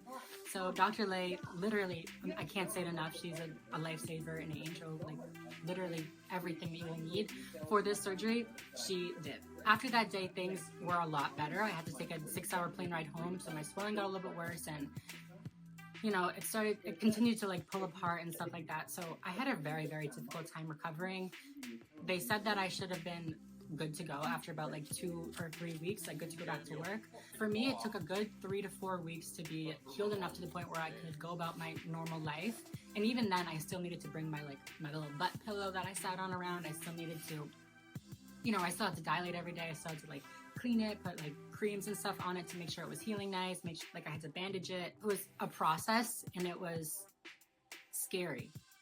After surgery, they don't call it Frankenpussy for a reason. After surgery, she was messy. She did not look like a vagina. She was swollen. She was like not cute, but you just have to give it time. You know what I mean? Like I can say now, 2.5 years later, after all my surgeries, like she's fucking lit. And my boyfriend he literally says it's one of the prettiest vaginas he's ever seen, and like it's so good. Like I don't want to be weird or anything like that, but yeah. But that being said, I did go into a little bit of a depression after my surgery. Like I've been saying, it was just such a dark time for me. And I don't think that I was as mentally prepared as I thought I was. And I think that I should have done a little bit more preparation for it. I honestly thought that I was just gonna go into surgery, wake up, take my pain medicine, and I would be okay in a week or two. But it wasn't like that at all. It was a 1 to 2 month long process to heal and get back into the swing of things. And then I had to go back again a few months later to get another surgery. It wasn't nearly as bad as the first one. It was like a piece of cake compared. I only had to stay overnight for this surgery. So yeah, if you guys want more details about that, I can make another video on my second surgery. But that is all the notes that I took for this video. I'm sure I'm forgetting so many things. I asked you guys on Instagram what you guys wanted to know about my sexual reassignment surgery, and I have a pretty good list of questions. So I want to go through those now. Somebody asked what my biggest fear before surgery was, and that's a great question because thinking back, I don't think I was really afraid. I trusted my surgeon so much, and I knew that she was going to do right by me, and I knew that I was going to be fine. So I really wasn't scared for anything. Maybe just not being able to be independent and not being able to take care of myself worried me, but I don't think I would say that it scared me. You guys also want to know so much about like sex and how it feels and stuff like that. But I feel like that is a little bit of it's a different subject. You know, I want to make another video talking about my sexual experience as a trans person, especially as a post-op trans person. The next question was it awkward to have so many people down in your lower area for so long? Something that I forgot to mention earlier was that I had to have 3 rounds of electrolysis done in that down area, which by the way was also extremely painful. One of the most painful things I've ever done. I don't recommend it if your surgeon doesn't require it, but my surgeon did, so I had to do it. So by the point that surgery came out, I was just so used to people being down there for hours and hours and staring at things and pulling on things and stuff like that, that I was kind of just like, whatever, like do what you gotta do. I'll be here. Somebody asked what I wish I had known before I had surgery, and I think I wish I had known that my sex drive was going to almost disappear after surgery. That being said, it wouldn't have changed anything. I still would have had the surgery, but yeah. The final question for this video is, do I have any regrets? That is also a great question. But after surgery, like I said, I had some complications and I was in a lot of pain, and I did regret it in that moment. I didn't think that I was going to be okay again. And just with how everything looked and everything like that right after surgery, like I regretted it. I didn't want to be in that situation anymore because, like I said, I was not mentally prepared for that. My only regret is that I wish I had taken more time to make sure that I was mentally prepared to have such a big change down here and such a big adjustment and everything like that. That being said, I am 100,000 million% happy with my results. I am extremely happy with my life right now and all that stuff. But yeah, that is something that I wish I had taken more time to do, was just mentally prepare. I have struggled with depression and stuff my whole life, so that is obviously going to be a factor in everything that I do. So take that with a grain of salt. But yeah, you guys, you made it to the end. That is the end of this video. Thank you guys so much for watching. I hope you learned something about SRS or GRS or GAS. I don't even know. I just like to call it gender affirming surgery or sex affirming surgery because, like, I feel like my sex is female and just kind of like confirmed it. I don't know, whatever you call it. Thank you for watching this video. I post videos every week here on this channel, so if you're not already, make sure you subscribe right down below, and I will see you guys next week. Bye. Peace. Yeah, Mark. Why is it okay for you? But other companies can't. Mark. Mark, how's your sex life, Mark? He took 2 years off, but during that time continued to actively crowdfund for the development of this game, without telling backers that he needed to pause the development of this game for 2 years. He only said something after the fact when questions started to pile up. We do know as of September 2021, he had at least 1,500 subscribers and was on his way to 1,600 subscribers. Although that number could go up and down, and it's not including skin sales as well as Tabber's Pack, we'll stick with 1,500. He can correct us if he wants to. 1,500 Hello, my little luxury hoes. How is everybody doing today? It is a very, very exciting day. I have just received in the mail where'd it go? I have just received in the mail this big purple package. What could it be? I have no idea. Ooh, she got shimini, honey. Well, I guess that kind of gives away what it is, but I knew what it was anyway. So like 3 or 4 days ago, I actually won Nikita's Instagram giveaway contest. Like, what are the fucking odds? You never expect to win a contest like that. So when I won, I was like, shit, girl, I don't gotta buy it now. Thank you. Speaking of Instagram, if you are not following me on there, make sure that you do right now. It's @_Samantha Lux on Instagram and Twitter, actually. So yeah, go follow me, duh. I've been waiting so patiently ever since I got that DM to get this package in the mail. I'm so excited. I have heard great things. I need to color correct because, like, bitch, you saw the title, you know what the tea is, but like, we're gonna test it out. That's what we're doing today. So I was thinking I would do one half of my face with the transformation products, like the color corrector and the brightening powder, and one half of my face just like how I typically do my makeup. That way we're really gonna get a good comparison to see how much of a transformation this gives us. Nikita always looks so snatched and so like perfect all the time, even in videos and stuff like that. So I'm hoping that I am able to, you know, be half as cute as she is with these. Also, don't mind this nail. I did it on purpose so I could like blend, you know? So yeah, before we get started, if you are not already, please make sure to subscribe to my channel. I post videos every week here on this channel, so if you are not subscribed, do it. So yeah, with that out of the way, let's cut into this bitch. We's gonna break the fuck into this box. That's what we gonna do. This is not working at all. Bitch! Okay, I gotta put this down. I'm so sorry. Watch me be like cutting the egg. What the hell? Oh, that's why. There was like a little cardboard tab in the middle that I was trying to cut through. Oh my god, there it is. It's so fucking sparkly. Wow. I didn't realize that the whole fucking thing was glitter. Damn. Get that shit out of my mouth. It's bigger than I fucking thought. Oh my god, it's... Oh my god. Bitch. It smells kind of weird. Bitch. Oh my god. So fucking dope. You did that. That's a fucking... DragonBeauty.com. That's fucking dope. Oh my god. I need to stop swearing. We stand. Oh, she got shimini henny. Okay, and that's it. Crispy egg. This is what it looks like all close up. Can you see? Can you see as it's shining? It's shining, glimmering, splendid. And then to open it, you just kind of like...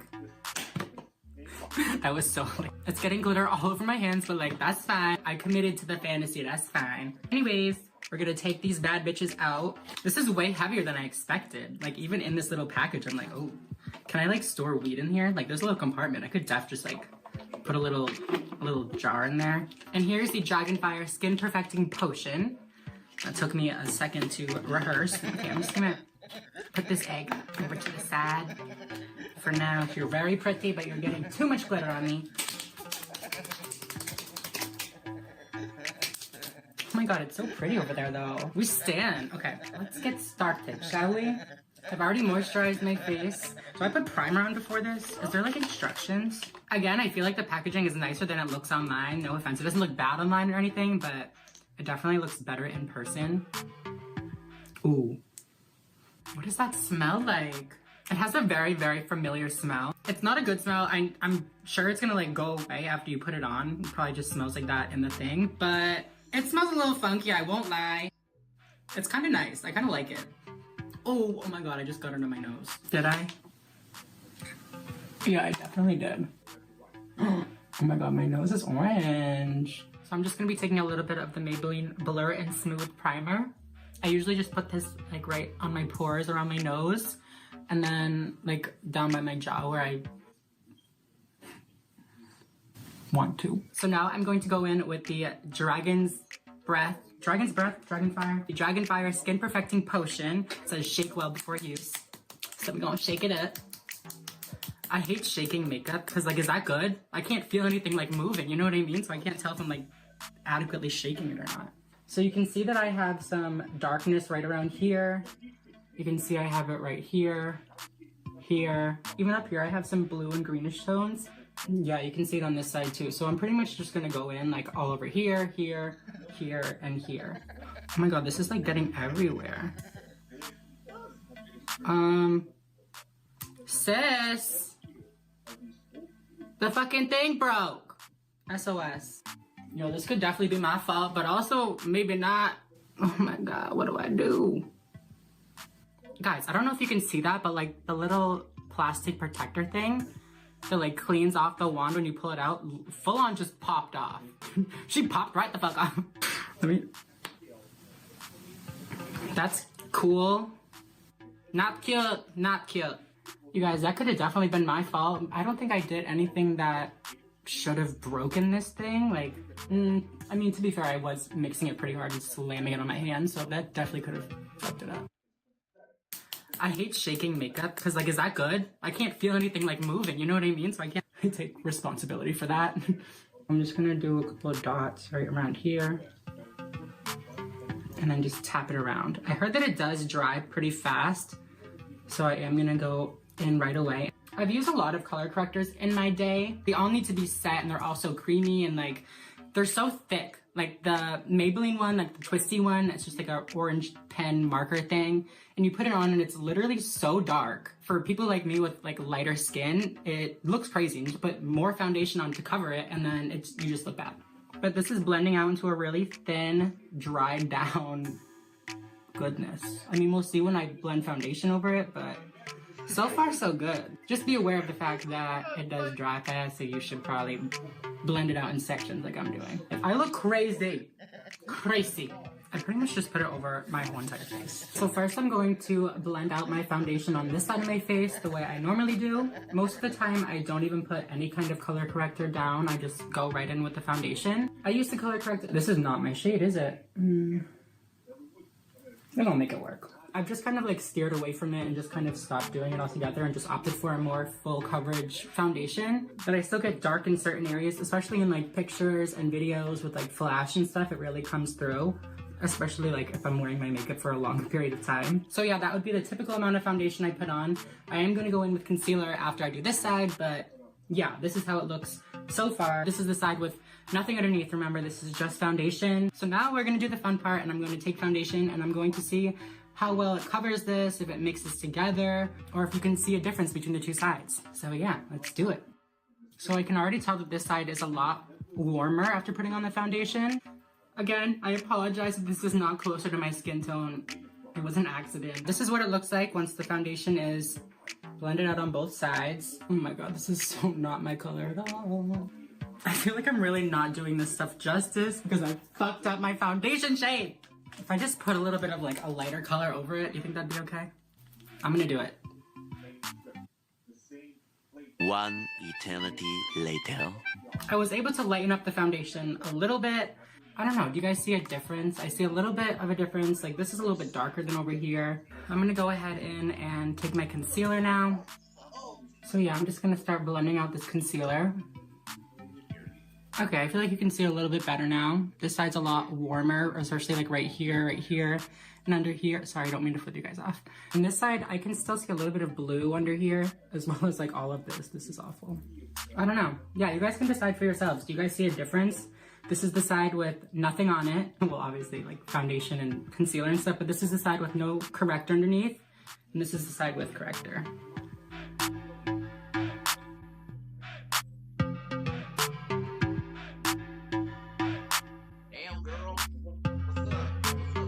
I just finished doing the rest of my makeup and now it is time to get into the face powder. I believe that the instructions are that you use this powder at the end of everything after you're finished with setting powder, like setting spray, all that kind of stuff. And it is supposed to just like brighten the area. It's not supposed to be a setting powder or anything like that. It's just supposed to be a brightening, light diffusing powder, if I'm saying that correctly. Also, I lost another nail while doing my makeup, so please don't comment about it. Ooh, this is nice. It has like a little pink blue reflection. I don't know if you can tell, but it has a nice little mirror in here. I don't even need this big clunky one. I can just hold my cute little mirror. So yeah, this is what the powders look like. This one is called Pink Opal and this one is called Yellow Topaz. I watched some of the videos and apparently this one is more of like a calm, like subtle effect, and this one is much more brightening. Also, you can definitely tell that this side is more dark here and here than this side. After like powder and contour and everything like that, it stands out a lot more. As you can see, this side is just warm and smooth and all one color, and this side has some weird shadows going on here. Like, it's just not cute. And see how like it's dark right here too? So it like mixes in them, like it's just bad. But yeah, here we go. First, I'm going to try Pink Topaz. Pink Topaz, right? No, first I'm going to try Pink Opal. I'm just going to dip it in there a few times with a nice clean brush. And I'm going to go ahead. And I'm just really putting this where I put like concealer or anywhere that I want to brighten. So I'm focusing it right under my eye and snatching everything in. So yeah, that is after putting on Pink Opal on this side of my face. What do you think? Do you guys see a difference? Should we do more? I'm gonna do a little bit more, just for funsies. I don't know if this is completely matte or not. Oh wow, I can really see it now. That's super pretty. Like, do you see this side? Oh, it's so good. You can see it like really lifts everything and pulls everything up and back. And oh my god, it's so pretty. Do you see the difference? Especially if you put it right on the top of your cheek like that. Bitch. That is everything. All right, let's go in with a little bit of the bottom one, Yellow Topaz. I'm gonna do the same thing, but pretty much keep it just a little bit higher and tighter in here. Oh my god. Oh, shit, bitch. That is fucking bright. That is so fucking pretty. I'm so excited right now. I feel like there's definitely like a sheen to it, because like this is like real glowy and bright, but like I'm not mad at it. I'm gonna mix them and put it on my forehead. Just this side though, because you know, gotta stay on the half and half thing. Oh my god, that's so pretty too. If you put it like right in the center of your forehead, it really draws the attention right here and makes your forehead look smaller too. I don't know if it's one of those products where like the more you put on, the better it gets, or like you put on a certain amount and like that's it. But I'm gonna keep going. So yeah, what do you guys think? This is the side with the Pink Opal and the Yellow Topaz, and this is the side that I did nothing to. This is just my plain old regular makeup. No color corrector, no brightening powder, nothing. And this is the side with everything. Comment down below, let me know if you guys see any differences. If you think I really did transform, if I look a lot more feminine on this side, or if you think it's just a bunch of hocus pocus. Okay, so after staring at myself for a good like 5 minutes, I'm in love. I watched a little bit of this footage back, and girl, I'm here for it. I'm gonna go ahead and put it on the other side too, just so you guys get like the full effect. So once again, I'm just gonna go in with Pink Opal and brighten up underneath my eye. And now I'm gonna go in with Yellow Topaz again too and just brighten it up extra. Okay, yeah, so this is both sides of my face with the transformation powder on. Obviously, I couldn't put the color corrector on this side underneath, but yeah, I think you can definitely see a difference. I wanna put my hair back a little bit because this is where I get the darkest. So as you can see, it is a little bit gray. It is a little bit, you know, shadowy, if you will. In this side, you can really see that all the way back to here. Everything is super warm. Everything is super like cohesive. There's no shadows, nothing like that. And then with the transformation powder, like if you're gonna get one of the two products, get the transformation powder. That shit is amazing. You put it like on your T-zone, whatever you want to do, and it honestly makes me feel like I got filler. My face looks different. Like I can't even like lie. I can't even stunt. My face looks different. Let me know what you guys think down below. I'm really curious to see if it's just like a placebo effect or if you guys are seeing these differences too. Yeah, other than that, I think I'm going to go. Thank you so much, Nikita, for this package. I really, really appreciate it. And I love the things that you are doing for the trans community. It is so great of you. I'm glad that you are taking action. Once again, if you enjoyed this video, please make sure that you give it a like. Make sure that you're subscribed if you're not already. And yeah, I'll see you guys next week. Peace.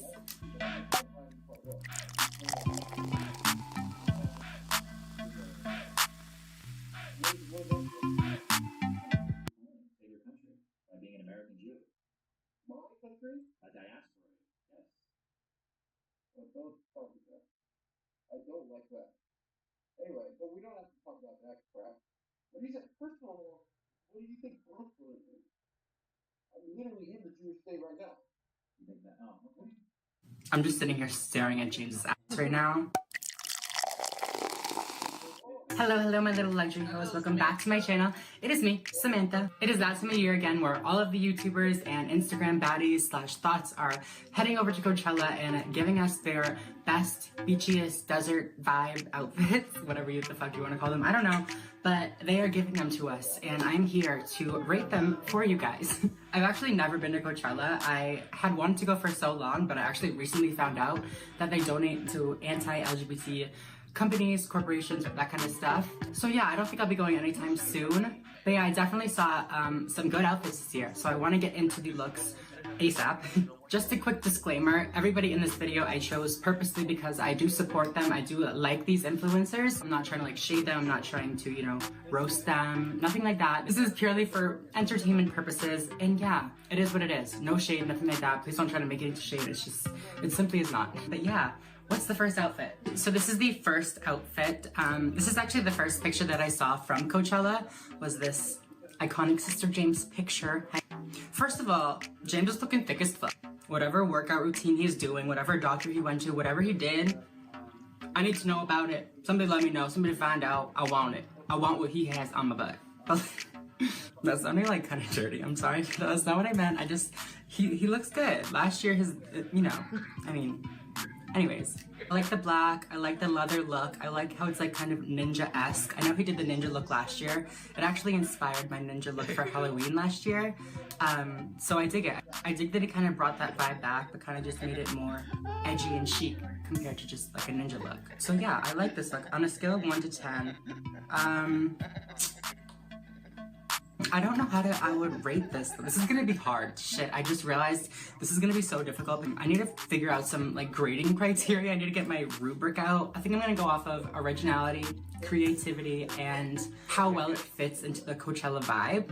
So yeah, originality, I feel like, yeah, it was custom made. It's very original. I have not seen anything like that before.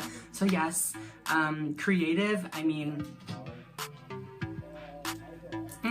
I feel like it was kind of creative. I mean, I don't think he came up with this outfit on his own. I mean, that's fine.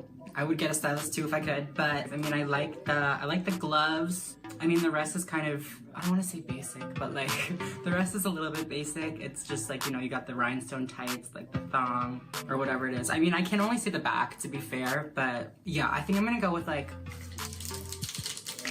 a 7 for this look. Please don't kill me, sisters. So for day 2, James Charles wore this. I feel like this was the most shocking of the outfits that he wore. I don't know why I'm shocked. He did warn us that he was gonna have his butt out, but I mean, I feel like the white thong in the middle of like the desert is a bit much. It's very brave, very bold. I'm not sure if I like it or if I'm like, sis, come on, like, too much. Again, no shade. I'm not saying it's too much. You do whatever you want, girl. Like, I live. I would not. I would be too scared to do that. Again, this one is extremely original. I've never seen it before. This one I feel like is a lot more creative. I like the bodysuit type thing with like the jacket and all the strings hanging off. I like that a lot. I feel like it is a little bit more Coachella-y. But again, like the booty is just so much. I mean, I don't know if it's good or if I'm like jealous or what's going on, but like, it's good. I've decided it's good. I like it. I like the white boots too, how they're like pulled up by like suspenders almost. That's cute as fuck. Makeup looks bomb, obviously. I like this look a lot. I'm gonna give this look like a 9, for sure. I like the white. It's very like festival-esque. It's very good. it's very good. The third outfit, on the other hand, I saw this one and no bueno. I did not like this one. I'm gonna be real with y'all. I do not like this. I do not think it's cute. I do not like the denim with it. It just doesn't match to me. It's just like, first of all, I would be sweating boots in that fucking jacket. That is way too much for the desert. I would be dying. James Charles doesn't sweat. What am I talking about? I don't know. Just something about this one just wasn't my favorite, unfortunately. It's just not very music festival to me, I'm gonna be honest. I mean, I might be being biased because when I think of music festivals, I think of like raves and stuff like that. Yeah, I'm gonna have to give this one like, I don't want to be mean. Fuck. This is so hard. I shouldn't have done like 0 to 10. I should have done like 7 to 10. I'm gonna give this one a 6. I'm sorry, I do not like it. It's not cute for my personal opinion. He looked great, everything, like, it's fine. It's just like, I just wasn't a fan. I'm sorry. Moving on, so I don't get killed by the sisters. So Tana only posted one outfit from VidCon, yikes. So Tana only posted one outfit from Coachella, at least so far. She might post more, but at the time that I am recording this video, there's only one. I love it. I think it's so fucking sick. Like, this is something that I would personally wear. Like the all black, like the high-waisted belt short type thing, the high-waisted boots, and then just like titties out, everything out, like little stars. Like, I would do that shit. That is so cute. And the fact that Brad matches, and like, I stan Brad, first of all, but it adds to the outfit. It's like a cute accessory, sorry Brad, but I love it. It's so fucking dope. I'm gonna give you like a 10. 10 straight up. So the next picture is of the vlog squad. Hi Daddy Jeff. Oh my god, that was the chair, I did not fart. So yeah, the next picture is of the vlog squad. We have Jeff, Todd, Matt. This is really testing my knowledge right now. What the fuck is his name? Scotty. I'm sorry, Scotty. Dom, David, and Zane. Here's the thing. I like the outfits for like a cute like squad picture like they took here, but if you're just gonna be going to Coachella in like vlog squad merch, like it's kind of just like merch, I'm not with it. I'm sorry. Unless you're going like Scotty with the bandana and the booty shorts, like it's not enough. You can't just wear the black shirt and the black pants. I'm sorry, it's just not enough. It's cute. It's a cute outfit, and like, yeah, I would like it on a like separate occasion, but for Coachella, it's like not. It just doesn't fit. It's not creative. I mean, it's original, but like, it's hard to not be original when you have your name written on your shirt. So yeah, I'm gonna give them like a 4. No, I'm gonna give them a 5 because I feel bad and I don't want them to hate me. You guys are still really cute. I still love you guys, but you need to step up your outfit game for next year, okay? Actually, no, don't go next year. They're fucking homophobic, but step up your outfits. So this picture is of Daddy Jeff. I don't know who's down there. Is it Dirty Dom? I don't know. I'm sorry if it's not Dirty Dom. Whoever I assumed was Dirty Dom, I'm so sorry. The same thing as the last picture. Jeff, what are you doing?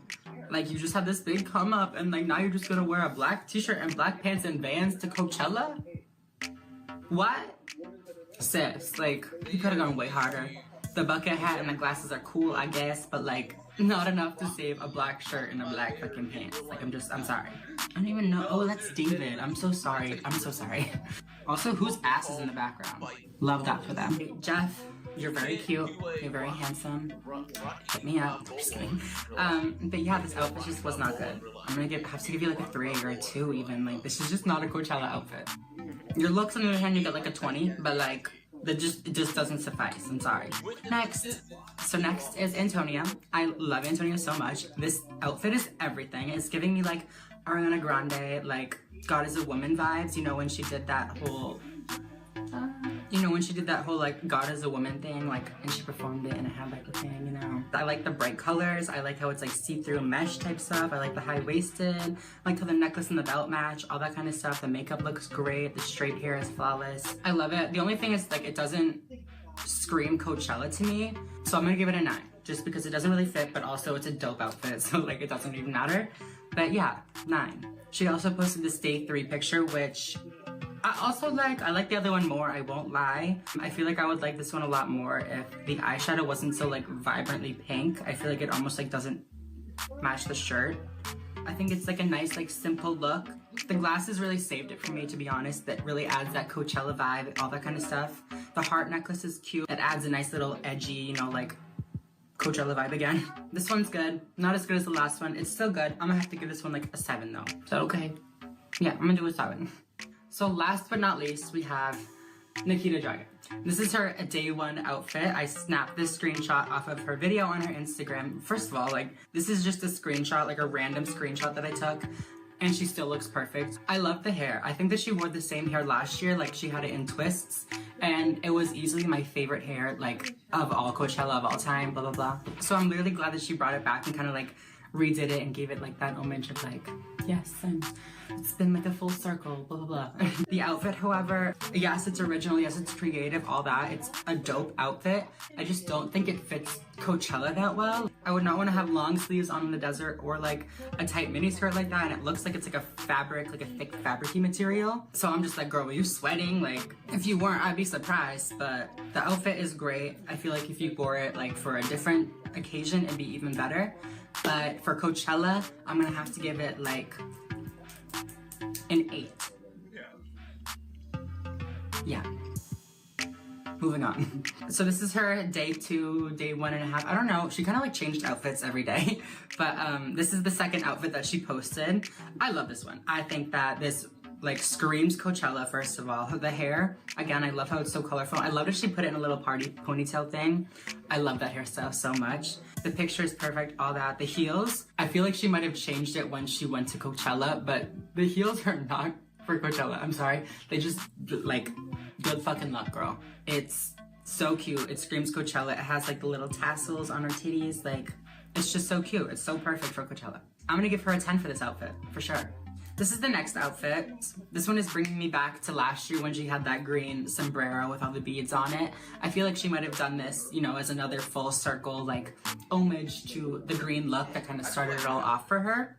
I feel like it's almost not even fair to me to say that it's not Coachella because I've never been to Coachella, so I don't know if it's Coachella or not, but to me, in my opinion, it doesn't really scream Coachella, but it also does, like, I don't know what it is about this one. I'm just not, like, it doesn't, I don't like it as much as this one.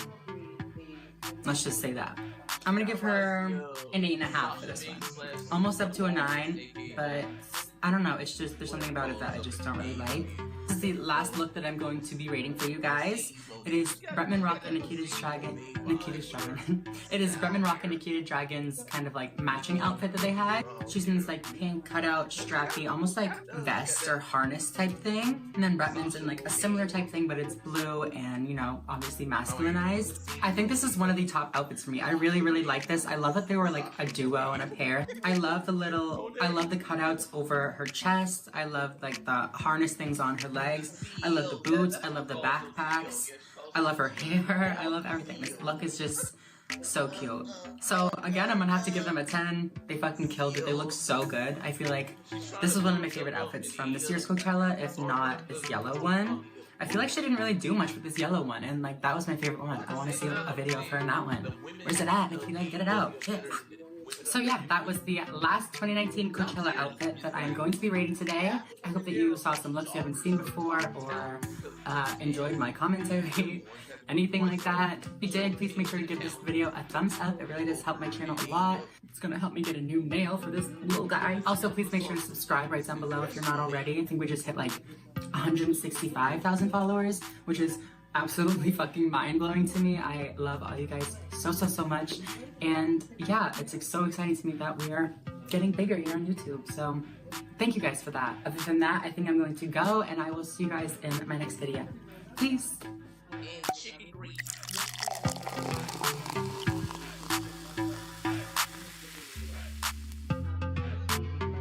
Of the fact that basically the DeSantis administration essentially shouldn't censor those that were, you know, behind him in the court. Yeah, I read a little bit about that. You want to go into a little bit more detail? Sure. So, the group that was behind it, that I assume you have a large penis. Hello, my little luxury hoes. Welcome back to my channel. 2 things. 1, I know I'm very late to this challenge. 2, I know that I look the same as my last video. Yes, I am pre-recording this video because I'm trying to stay on top of my YouTube game for you guys. So please, leave me the f*** alone. I'm trying, okay? I've seen this tag go around YouTube quite a bit lately, and it's always interesting to see if what you assume about people is the truth or if it's, you know, just made up and some preconceived notions about what people are supposed to be, blah, blah, blah. But more than anything, I want to know what you guys assume about me. Between my YouTube and my Instagram, I post a lot of my life online. It could either be good or bad. It could be good in the way say that, you know, you guys know me pretty well and you assume accurate things about me, or it could be bad in the sense that you guys assume things about me that are totally not even true. That is the point of this video. We're going to see what you guys assume about me, and I'm going to tell you if it's true, if it's not, what the tea is. So yeah, before I get started, if you like this video at any point, if I make you laugh, anything like that, please make sure to give this video a big thumbs up. It really does help a lot. I lost 2 nails. I'm struggling over here. Oh my god. My chair just tipped way the fuck back. I thought I was gonna die. I figured we'd start out on a really, really good note, you know? So the first assumption is, I assume you have a large penis. Bitch, here's the thing. If you had assumed this, like, you know, 3 years ago, 4? If you would assume this like 4 years ago, yeah, it would have been so true. But I actually went through this little thing called sexual reassignment surgery, sex change, gender confirmation surgery, whatever you want to call it. Next assumption is, you're really sweet and super nice, but if someone gets on your bad side, you be petty as fuck. This one is a lot more accurate. Yeah, I am very, very nice. I'm Sammy Sweetheart, the nicest bitch you'll ever meet. If you're on my good side, I'll love you. I'll be the nicest ever. But if you cross me, if you get on my bad side, well, you'll find out what's gonna happen. Next assumption, you've sucked a lot of dicks. Tee-hee. All I fucking mean, I haven't sucked no dick. I sucked none. Except for my boyfriends. Mom, you didn't hear a thing. The next assumption is, you try to be badass because it's what social media spreads, but you are a sweetheart and dream of true love. I do, you're right. I feel like I might kind of portray a hard exterior, kind of like a bad bitch, but also like, it's definitely a wall I've put up. People are mean to me, I'm gonna put a thing up, I'm gonna shut down and be a bad bitch back, you know what I mean? But on the inside, like, I'm very sweet, I'm very emotional, I do dream of true love, I believe in soulmates, all that kind of stuff. I'm about as cheesy as it gets. So yeah, you assume right. The next one is that you're insecure. I feel like this isn't even an assumption. I feel like I've confirmed this on many occasions. My YouTube and Instagram might make me seem like I never get insecure, but that is definitely not the truth. I am more insecure than I am secure, if that makes sense. Yes, I am very, very happy in the point that I am in my transition, but at the same time, there are still a lot of things that make me very dysphoric. Short answer is yes, I am very insecure. The next one is, you've been working on projects BTS, behind the scenes. So I definitely have been working on a few things behind the scenes that I am very, very excited to let you guys in on, but unfortunately I don't think I'm going to be able to for quite a while. But yeah, just know that things are coming. The next one is, you've always been a stoner. No, I used to hate people that smoked weed, like viciously hated them. Low-key, it's because my brother used to smoke weed when we weren't like cool, and I used to just be like, oh, well, everybody that smokes weed is like my brother, they're awful, blah, blah, blah, I hate them. If you smoke weed, you're gross, blah.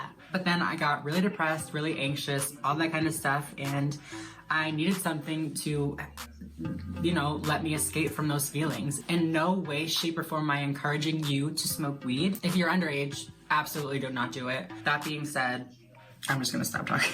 The next assumption is that you're like 5'4". No, sis, I wish I was 5'4". I'm like 5'7.5". I wish I was like a bit shorter, but also I wish I was a bit taller. I wish I was like 5'8", so I could be like a model, but also I wish I was shorter so that I could wear heels more often and not be like over 6 feet tall. But yeah, no, I'm 5'7.5". The next assumption is, you don't think that you're good at makeup. I think that I'm like decent. I think I'm pretty good. I don't think I'm like the best ever, obviously. I don't think that like my makeup is my biggest talent. I've definitely experimented with makeup a lot, and it was one of the things that, you know, made me feel confident in myself when nothing else did. So yeah, I've practiced a lot, all that kind of stuff, and I'm at the point now where I think that I am good enough at makeup. The next assumption is actually from the same person, and it says, you don't care what people say about you being trans. And no, I really don't. When I first transitioned, I was very, very insecure about people knowing that I was trans, so I tried to pass all the time, and it just wasn't possible, obviously. So the things that people would say about me, or the little whispers that I would hear behind my back, like, they got to me really, really hard. And that's something that I think that I have YouTube to thank for, is it's given me such a thick skin, seeing all the bullshit hater-ass comments on my videos. Yeah, it's a lot worse when they're face-to-face, or, you know, you hear them in person, but having those online and, you know, in my life all the time, it's definitely made me tougher and not care about what people think as much. So thanks, haters. Love you. The next assumption is that you're really cis. Yeah, girl, I was born female. Thanks. The next assumption is kind of sad. It says, even though you seem to be happy all the time, you're really not. I feel like this happens a lot with social media. People put out the things that they want you to see. They put out their happy times, their highlights. It's literally a highlight reel of your life. So it's very easy to forget that people just like you have these low times and these parts that they don't want anybody to know about, and these parts where, you know, they're having mental breakdowns and eating a tub of ice cream at midnight and they're going. I'm just kidding, but yeah, no, definitely. I'm not always happy. I am actually kind of depressed more than I am happy, but we're working on it. This one's actually really interesting. It says, it's hard for you to make good friends for the simple reason that people are jealous because they ain't you. I don't want to sound conceited or narcissistic or anything like that, but before I transitioned, when I was like a little gay boy, all the girls ever wanted to be friends with me, and now that I've transitioned to like a girl, girls like fucking give me dirty looks all the time for no reason. I'll be walking through like the hallway sipping my iced coffee and they'll be like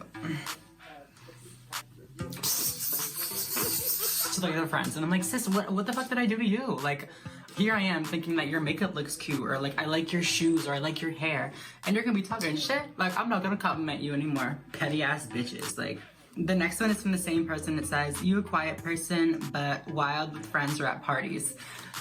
I feel like this is true to an extent. I definitely have like an on setting where if I'm being social or I'm out or at a party or something, I have that presence, you know what I mean? Like, I'm outgoing, I'm fearless, I'm all that kind of stuff, especially if I've been drinking. Like, I give no fucks. Like, I will do anything. But day to day, I'll go into class, literally like have my iced coffee, sit in the back, listen to the teacher quietly, and get up and like leave and go home and sit in my room. It just depends on the day. It depends on the vibe, you know? Depends if I have an eyelash on. The next assumption is you call everyone a hoe. And yes, I do indeed call everybody a hoe. Don't get offended when I call you a luxury hoe. It's a compliment. I love you. The next assumption is that you might be kind of stubborn. Yes, and I am a Taurus after all. If you know astrology at all, if you're a Taurus, you know that Tauruses are known to be a bit stubborn and set in their ways. And I mean, it could be a pro or a con. In my opinion, I am just, you know, committed. I'm dedicated to the things that I like. But to other people, I'm, you know, a pain in the ass and stubborn. I just don't get it. The next assumption is real sad. I'm really sorry. It says that you don't reply to your fans' DMs because you just don't care. No, that's not why I'm not DMing you guys back. I'm doing my best. I promise. It's just a lot. The next assumption is, I assume that you regret your SRS surgery. I don't regret anything. It is a lot different, and it was an adjustment going from one to the other. And I feel like I miss some of the things that I used to experience, if that makes sense. But I don't regret going through the surgery because it was and it is what's best for me. So yeah, that's where I'm at. The next assumption I wish was true says that you smoke weed with your mom. And no, I do not smoke weed with my mom. She does not smoke. Unfortunately, I try to get her to smoke with me all the time, but she will not. This person says that they assume that I'm super crazy into frat houses and stuff like that. Girl, I have learned my lesson. Look at the multiple frat guy videos that I have on my channel. I will not be going into any frat houses ever again. This person assumes that I'm a bit hesitant when I meet new people now. I feel like this, again, is one of those things that it depends on the situation, like where I am, where I'm meeting this person. If I'm meeting this person like in a bar, obviously, or somewhere where somebody would flirt with somebody, I am a lot more hesitant. For one, I have a boyfriend. Two, I don't want anybody to feel like deceived or anything like that. Like, I hate that. I'm not deceiving you, I'm being myself. But I don't want anybody to feel like that because I don't want them to, you know, take out their toxic masculinity on me. It's a little scary. I am a bit hesitant, but at the same time, like, you gotta give no facts, right? This person says, I assume that your transition is so wonderful. Life confirmed. While I am so happy being my authentic self, and I have, you know, never ever wanted to detransition or, you know, go back to my old life, there are still a lot of challenges in this world. A lot of people are still not supportive of trans people. You know, the government clearly is still not supportive of trans people. So yeah, there's still a lot of stresses in this world that we still have to overcome. In the sense that I am, you know, that my identity and myself is complete, yes, I am complete. But am I happy living as a trans person in this country at the moment? This person says, you're the type of friend to tell the other person they have food in their teeth. Of course I am. I'm not gonna let my friend go around with like lettuce in their teeth or like lipstick on their teeth. Like, would you let me go around with lipstick on my teeth? I hope not. You ain't my friend if you do. And the last assumption that I'm going to be going over today is I assume that you don't judge people unless there's a really good reason to do so. Yes, that is a great assumption to make about me. I'm not going to judge anybody based on how they look, what they wear, anything like that. I know I just posted a video rating Coachella outfits, but it was all in good fun. Who you are, I will never judge you off of. What you do, on the other hand, that's a different story. Like if you ban trans people from the military, I'm gonna judge you really f***ing hard. That being said, I hope you guys enjoyed this video. If you did, please make sure to give it a like right down below and subscribe if you're not already. I would love to have you be a part of our luxury hoe family. But yeah, other than that, I think I'm going to go and I will see you guys next week. Peace.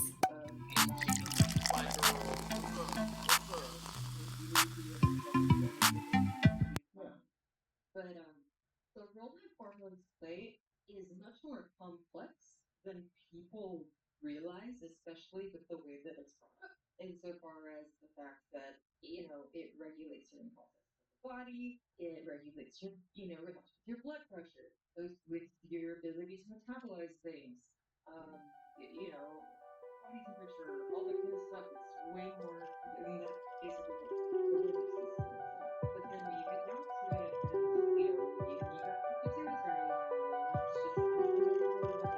And it's all much more complex. So when you see something like that, where somebody's looking at it,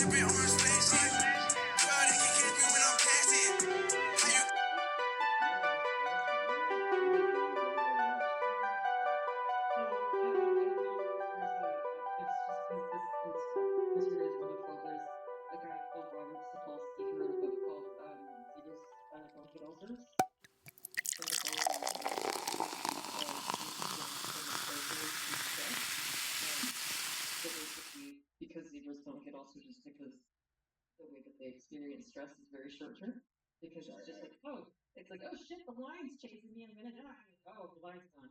You know what I mean? Where it's like, oh shit, I am immortal. I completely was zoned out for just a second while you were saying that. Can you start from the beginning of that sentence? Oh no. Okay. I'm so sorry. It's okay. So basically, so zebras don't get ulcers because. Hi hoes, welcome back to my channel. It is me, Samantha. You guys' favorite videos on my channel, and honestly my favorite videos to film for this channel are storytime videos. Being transgender, I get myself in a lot of situations that most people wouldn't find themselves in, especially having to do with like boys, relationships, that kind of stuff. Dating in college, or like that whole culture, I'll say. I won't even call it dating culture because it's more just like hookup culture, to be honest. That whole culture is very, very different when you're transgender. But yeah, this story is going to be about the time that my date's best friend clocked me. He confronted me. He asked me pretty much if I was a dude. It was very intense. It was very like, I was caught off guard, to say the least. Before I get started, I do want to mention that this video is sponsored by Dollar Shave Club. I'm going to talk a little bit about Dollar Shave Club, my experience with them, their products, all that kind of stuff, a little bit on into the video. But yeah, thank you, Dollar Shave Club, for sponsoring me. So it was my sophomore year of college. I was a sophomore. I was a sophomore in college. I was living in the dorms. I had freshly had my bottom surgery, so I was ready to experience life as a woman, if you will. That sounds so problematic. You don't need to have surgery to be a woman, but that's just what was going through my head at the time. I just wanted to experience life and just forget about the fact that I was transgender. So I was doing what most other people in college were doing at the time, especially at my school. My school was some horny mother effers. I was on Bumble swiping away and I come across this boy, this cute ass motherfucking boy. So I'm stalking his pictures, I'm reading his bio. It doesn't really say much in his bio, so that kind of like was a little bit of a red flag, but like, he was still cute, so I kept going with it. He had some pictures with like his family, his friends, that kind of stuff, and he just looked like the typical like, there wasn't even like a typical word for it. He was just like really cute. He'll never know it, and I hope he never sees this video, but like in that moment I was kind of like, oh my god, like this is gonna be my future husband. Like he's so cute, he's so handsome, like he didn't look like a fuckboy either. He looked like a nice guy. He wasn't in a frat. Let's just start with that. He wasn't in a frat, so that's great. That's check one. And yeah, he just seemed kind of like outdoorsy. I'm not outdoorsy at all, but like my whole family is kind of outdoorsy, so I was like, oh, he would fit in, it'd be cute, oh, so cute. So I hit him up, because on Bumble, the woman has to hit up the guy first. So I DM him, I think I just DM him like a hey with like the monkey with the hand over the eyes, think, you know, like a little like embarrassed, flattered emoji. I don't really remember our conversations like at all. I do remember that we didn't really talk too much. It was kind of just like a casual like, how was your day, blah, blah, blah. And then like a few days later, we would hit each other up again like, oh, how you doing? Like, how you been? Or even just like continue the conversation from a few days ago. So it was very like casual, very like relaxed. We talked on Bumble for a couple weeks before we actually ended up meeting up. He actually lived like 2 floors above me in my dorm building, and like it's like 25,000 plus kids at this school. So for him to live 2 floors above me, I was like, oh my god, it's fate. We're gonna like fall in love, and like he's gonna come over every night and it's gonna be so cute. I was that bitch when I first transitioned. I thought I was gonna fall in love like right away with everybody. Like I tried to just rush into things so quickly with guys, and I think that's why I got hurt so much, but you live and you learn, right? So like I said, it's been a few weeks and he asked me if I wanna hang out. Before this conversation, I let him know, not like explicitly, just like casually in conversation, that I wasn't down for hooking up with anybody. I wasn't really that type of person.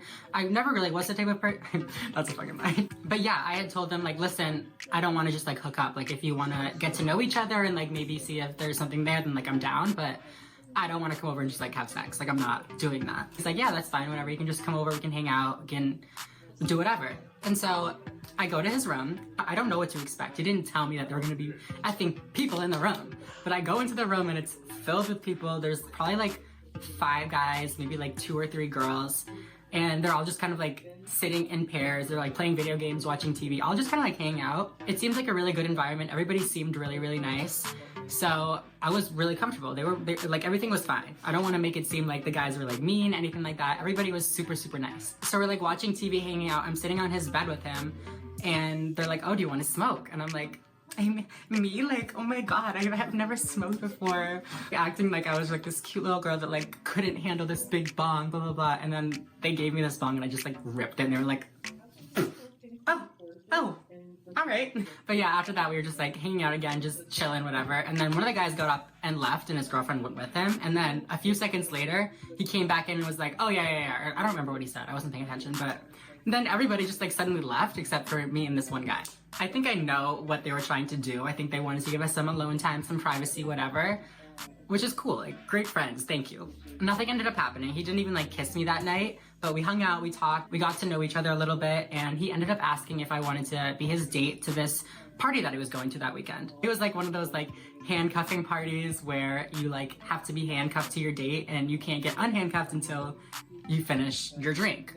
So I'm like, yeah, it'll be fine. I'll just go on this date with you. I'll just get handcuffed to this guy that has no idea that I'm trans, nothing like that, and I'll just get drunk with him. It'll be great. That's just such a smart idea. I'm like, yeah, I'm down. I'll go with you, but can I like bring a friend with me? Like, is that cool? And he's like, yeah, of course, of course. I actually have a friend that needs a date too. So long story short, I hooked up my best friend with one of his good friends, and so like I could go with my friend and like she would be there for me. So the day has come for this party. It's a few days later. I'm like hanging out, whatever, doing my thing before I have to start getting ready, and he hasn't really like texted me or let me know what's going on, give me like the tea, the details, anything like that. So I text him and I'm like, are we still on for tonight? Like, what's up? Yeah, my bad. I've been at a darty, which is a day party or like a day drink or whatever. So he was already like drunk and like already living his life, which is fine. You do you. It's college. Go to the day drink. It's fine. He was like, but yeah, meet me at my room at this time and we'll go. Okay, sweet. I get ready and I look like this, like I have full makeup on, like everything, you know what I mean? While we're speaking about getting ready, this might be a good time to talk to you guys a little bit about Dollar Shave Club. Being transgender, I kind of just got into the habit of shaving, you know, everywhere in my body just to make myself a little bit better about myself. I saw a video for Dollar Shave Club. I was a little bit hesitant because I was like, what am I going to do with all of these male dominant or male smelly products, blah, blah, blah. But after doing some research and working with the brand, I've come to know that they have a lot of options for a lot of different types of things. Not only do their products have a really, really nice neutral smell, they have a bunch of different stuff like shower products. They have a really great exfoliator, and they also have some oral care stuff. Make sure you get that dental hygiene in. With some subscription boxes, I feel like you lose some of the quality of the products because you're getting it in kind of like a bundle. But with Dollar Shave Club, all the products are such good quality. In the beginning of my transition, I can remember using the shave butter because not only can you use it in the shower so you don't have to be shaving your face in front of everybody in like a college bathroom, but you can also just shave your whole body while you're at it. Dollar Shave Club also sends the products directly to your house so you don't have to go out and buy razors all the time. And since it's still a subscription box, you're saving so much money. So what I'll do is I'll start with a prep scrub and I will exfoliate pretty much everywhere that I want to be shaving that day. After I rinse it off and everything, I'll go in with the shave butter, which has a really thin, silky texture, which makes the razor glide over so effortlessly. And not to mention the razors are so nice. Like they have the little trimmer side and it has 6 blades in each razor head, so you're really not gonna miss any hairs. The post-shave dew helps to really cool down your face and just soothe everything and just provide some relief for the areas that you've shaved. I say face because that's what I'm talking about, but you can use these products anywhere in your body. So you can join Dollar Shave Club today for only $5 and you get all of that stuff that I just mentioned. If you're interested in these products at all, just give it a try. It's only $5 and you get all of this stuff. So yeah, if you do want to try it out, make sure that you click on the link in my description and get that exclusive code. Thank you again, Dollar Shave Club, and now back to the regular scheduled programming. I have full makeup on, everything, a cute like little outfit, all this stuff. I go up to his room with my friend who actually also lived in the same, actually no, I don't think she lived in that building that year. Anyways, we went up to his room together, we knocked on the door, whatever, we get let in, and it's a bunch of these basic ass bitches. Immediately I feel like very uncomfortable, very like overdressed, out of place, whatever. But I can already feel like eyes on me, like I can feel his eyes and he kind of like, you know what I mean? Like you can tell when somebody's like, oh damn, like you look good. So I felt like him do that, and then I felt like all of his friends also do that, which is kind of like reassuring, kind of also like intimidating, because then the girls were like, we leave, we walk to the party, it's like down the street, so we just walk. We get there, we get hand tied, or we get zip tied together, not even like actual handcuffs. We get zip tied together, and we just start partying. Like 30 minutes in, I can tell that he's like a bit more drunk than I am. He's like, you gotta catch up, blah, blah, blah. And I'm like, I need like a minute. Like we are just drinking straight vodka right now. Like I need a second. We just keep hanging out. It's like a really big party. It's like at a house. It's not at a frat. Again, love that for me. And I remember thinking the whole time, like, damn, this guy's like really cool. His friends are so cool. I like the party atmosphere that we're at. For once, it's not a frat house, it's like an actual person's house. There were like other girls from my grade in there. I knew a couple of them. We were like talking. It was like good conversation and stuff. But I was just thinking like, oh, this is nice. I could continue like talking to this person, continue getting to know him. Cool. Are you joking? Look at this little hedgehog. Oh, wow, he's spiky. He's spiky, huh? Yo, get him in. The night goes on, and this one friend of his is like hanging out with us more than the other ones are. You know how most of the time there's like pairs of people in the friend group that kind of like associate with each other more? I could tell that they were like that pair. We're talking, everything's fine. Also, his friend was so cute. Like I won't even lie. It's the friend that like confronted me, just a little foreshadowing. Not even foreshadowing, I'm just ruining the story, but He's so cute. Like the first night I saw him, literally at the boys' room the first night, I was like, oh, hey, like what the fuck is that? I really hope he doesn't see this video. It's gonna be really embarrassing. But anyways, his other friends don't really pay as much attention to us. They aren't really talking to me at all. But this friend like was talking to me more. I feel like I had the most FaceTime and the most interaction with him. Not to say that like we were even like friends, but he was the one, you know, you guys get it. At one point I even like take a picture of like their friend group for them and they're all like talking to me, like thanking me, and they go to post it and I'm like, oh, give me like photo credit or something, because I was like that bitch. But also I just wanted them to like add me so I could like start to like mingle, you know what I mean? So his best friend followed me back on Instagram. I think he was like one of the only ones that followed me back, so that kind of stood out in my head too. My date ends up getting really like drunk, like blackout drunk, and we have to leave the party. The next day goes by and it's now like Sunday night and I get a DM from my date's best friend. At first, I was a little confused, a little like concerned, because when I first saw his name pop up, I was like, why is my date's best friend messaging me? Is this gonna be like some scandalous moment? But it wasn't. He was like, hey, I have a question real quick. I'm like, hey, sure, what's up? Everybody's entitled to their own beliefs and orientation, and I strongly support all that type of stuff. My friend blank is a heterosexual male and would be a little uncomfortable if he knew the fine print as to what was going on. At this point, like, he hasn't mentioned anything about like me being trans, so I'm like, well, what do you know? Like, what exactly is going on? So that's what I said, what exactly is going on? Haha. And he goes, were you once a male? I saw an older picture of you. And then he reassures me by saying, I haven't talked to blank about any of this. Like, the secrets are with me. Like, what? First of all, that's a lot. Like, that's very bold of you. I say I haven't lied to him at all or tried to make him feel uncomfortable, which I haven't. I never once told him that I wasn't transgender. He never asked me anything like that. It was never brought up. I mean, you could argue that I lied by omission, but like, we went on 2 dates, you're fine.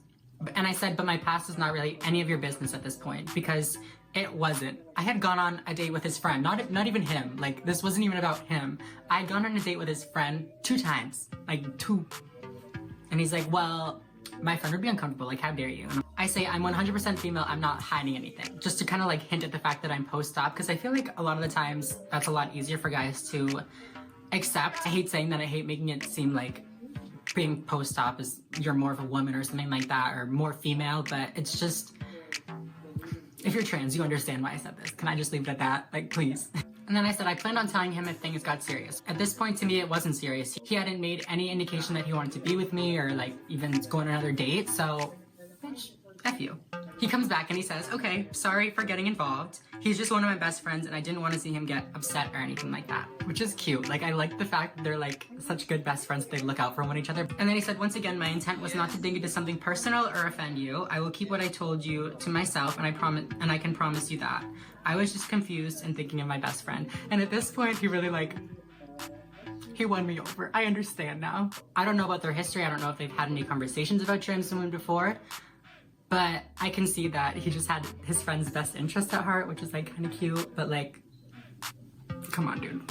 I said I get it and I appreciate you coming to me instead of your friend. It's really cool that he came to me and like asked me about stuff before he went to his friend. Outing and stuff like that is just such a thing nowadays that he very possibly could have just done that, especially in like a college situation. I feel like guys are very like aggressive with that kind of stuff. If you watch my other storytime videos about guys in college, a lot of the times they just like make jokes at trans women, or they just like, you know, they don't think of them as real women. They don't think of them as like viable options for a date or even like a sexual hookup or something like that. I went on to ask him how he knew because I was curious. And he told me it was through like an old picture on Instagram or like a tagged photo or something like that that was, you know, that connected to my old Instagram that had like my dead name in it and everything. And then he followed up and said, I really do apologize for bringing up something so personal. You seem like a really nice girl and I wish you the best of luck in life.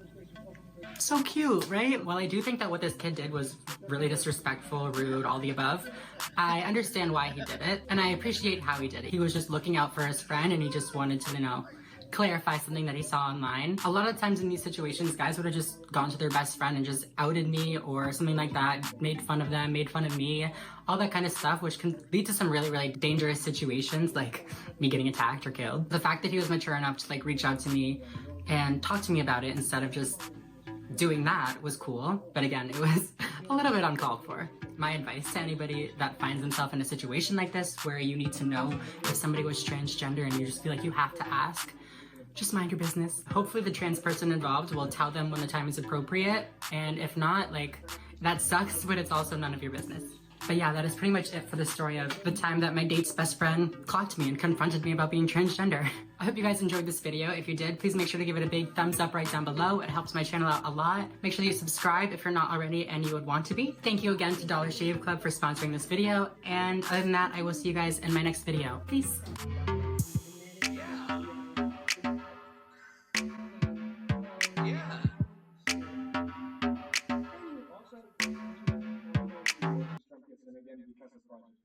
Yep. They literally like don't want gay and trans people to even exist in public. Yep.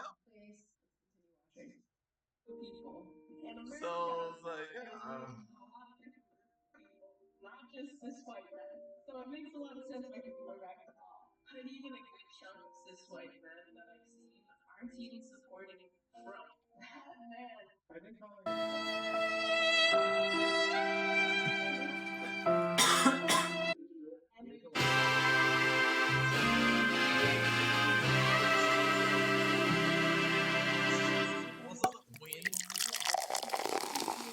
Hey hoes, what's up? I know I look like an ugly with like a condom on my head or something, but rest assured I am going to get directly into this transformation and you will not have to look like, or hopefully you don't have to look like this. You will not have to look at this for much longer.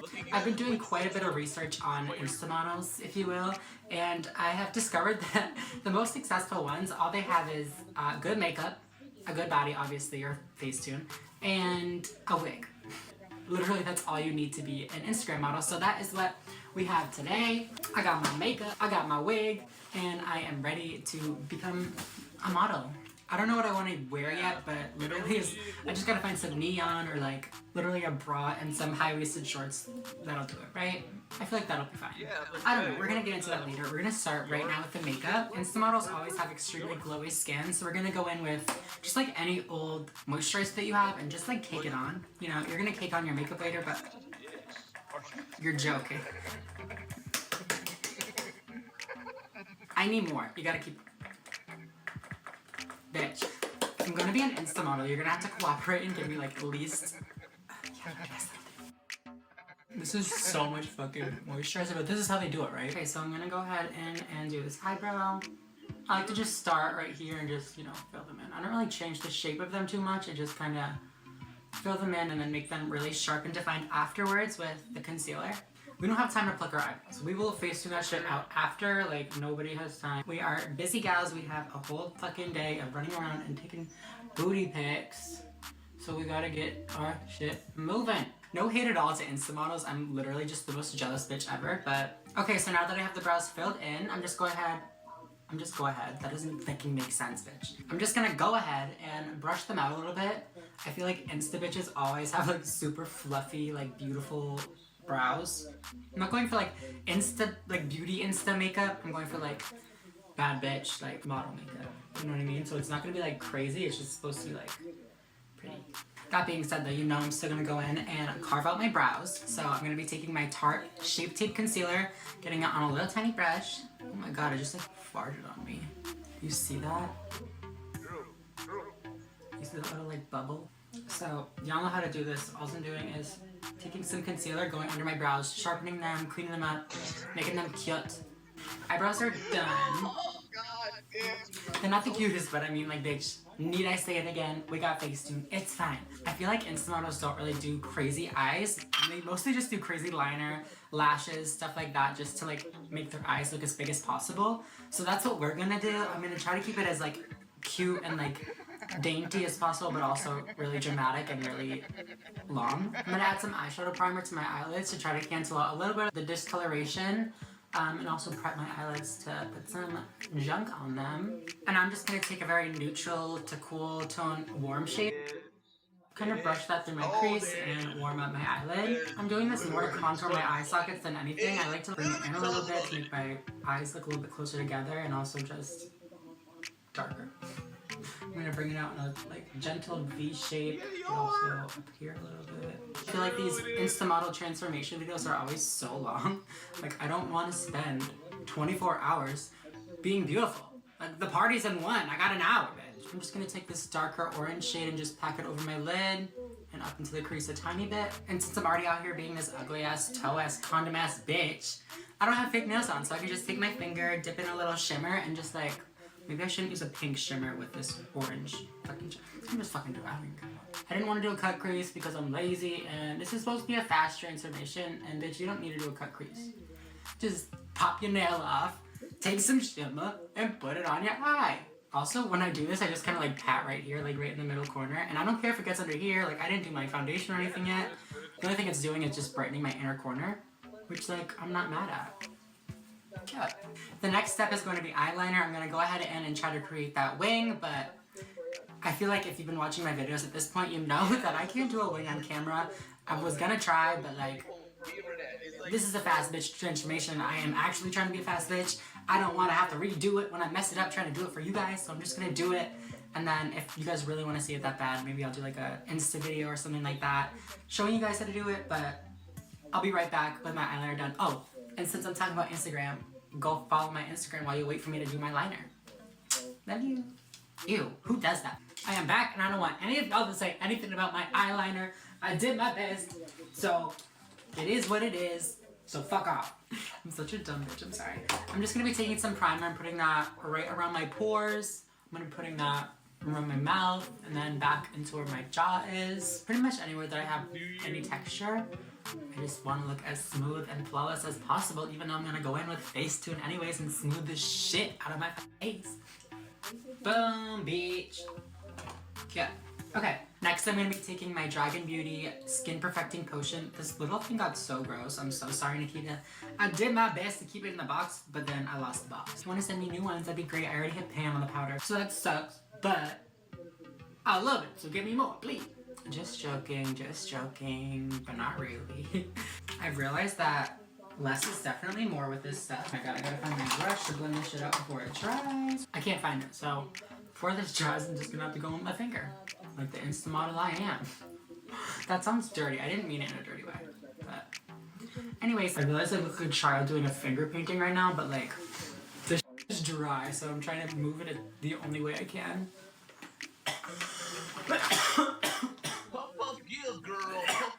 Give, girl. I'm just saying.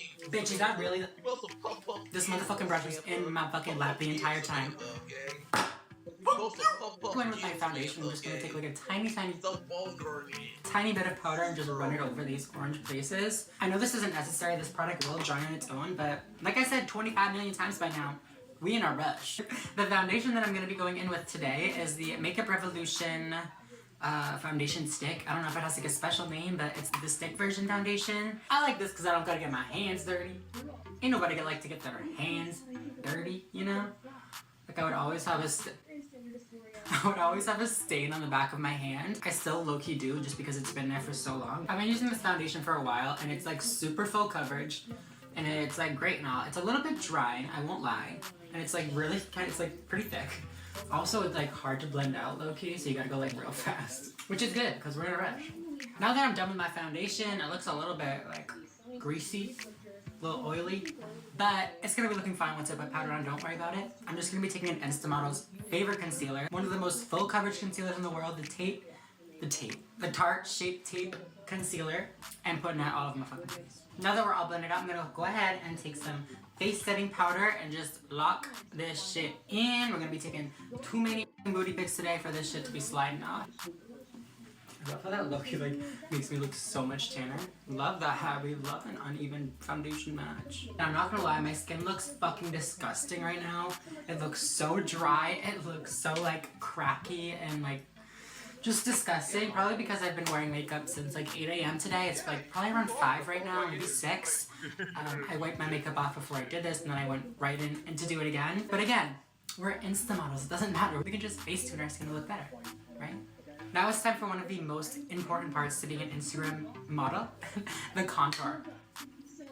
Besides all the filler and everything like that, this is how we trick people into thinking that we have actual bone structure. Yikes, is that too mean? I love you all. So what I'm gonna do is just push these cheekbones up as much as I can, shrink this forehead down as much as I can, and then we also have to go under here and sharpen the jaw. To be honest, all of this contour is, I mean, it's pretty necessary because you want Insta model, but the nose contour, like, it's like the most important part Like, let's be real. If you have a nose, you cannot be an Insta model.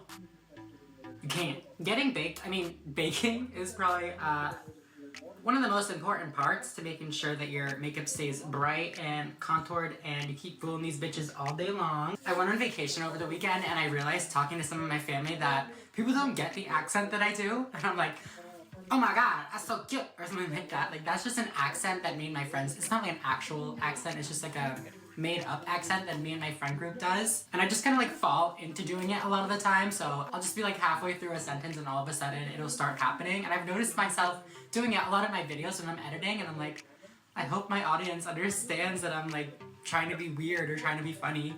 Okay, so while I'm getting baked, I'm gonna go ahead, oh my god, I just keep messing that up. While my face is baking, I'm gonna go ahead and do my lashes. So I'm gonna go ahead and give these ones a curl and just apply a tiny bit of mascara to the roots just to make sure that they blend in once we put the actual fake lashes on. And then once you did that, you can take your lily lashes and then pop them right on. Or in my case, if you're a cheap bitch, you can take your Amazon lashes that you got for $2 and pop those on. Lashes are on, and now all we have left to do is blush, highlight, freckles, lips. I mean, fuck, we kind of have a lot to do. Like I mentioned earlier, since my freckles do get covered up when I do my makeup, I'm gonna go back in and lick that, dip it in this brown eyeshadow, and then just...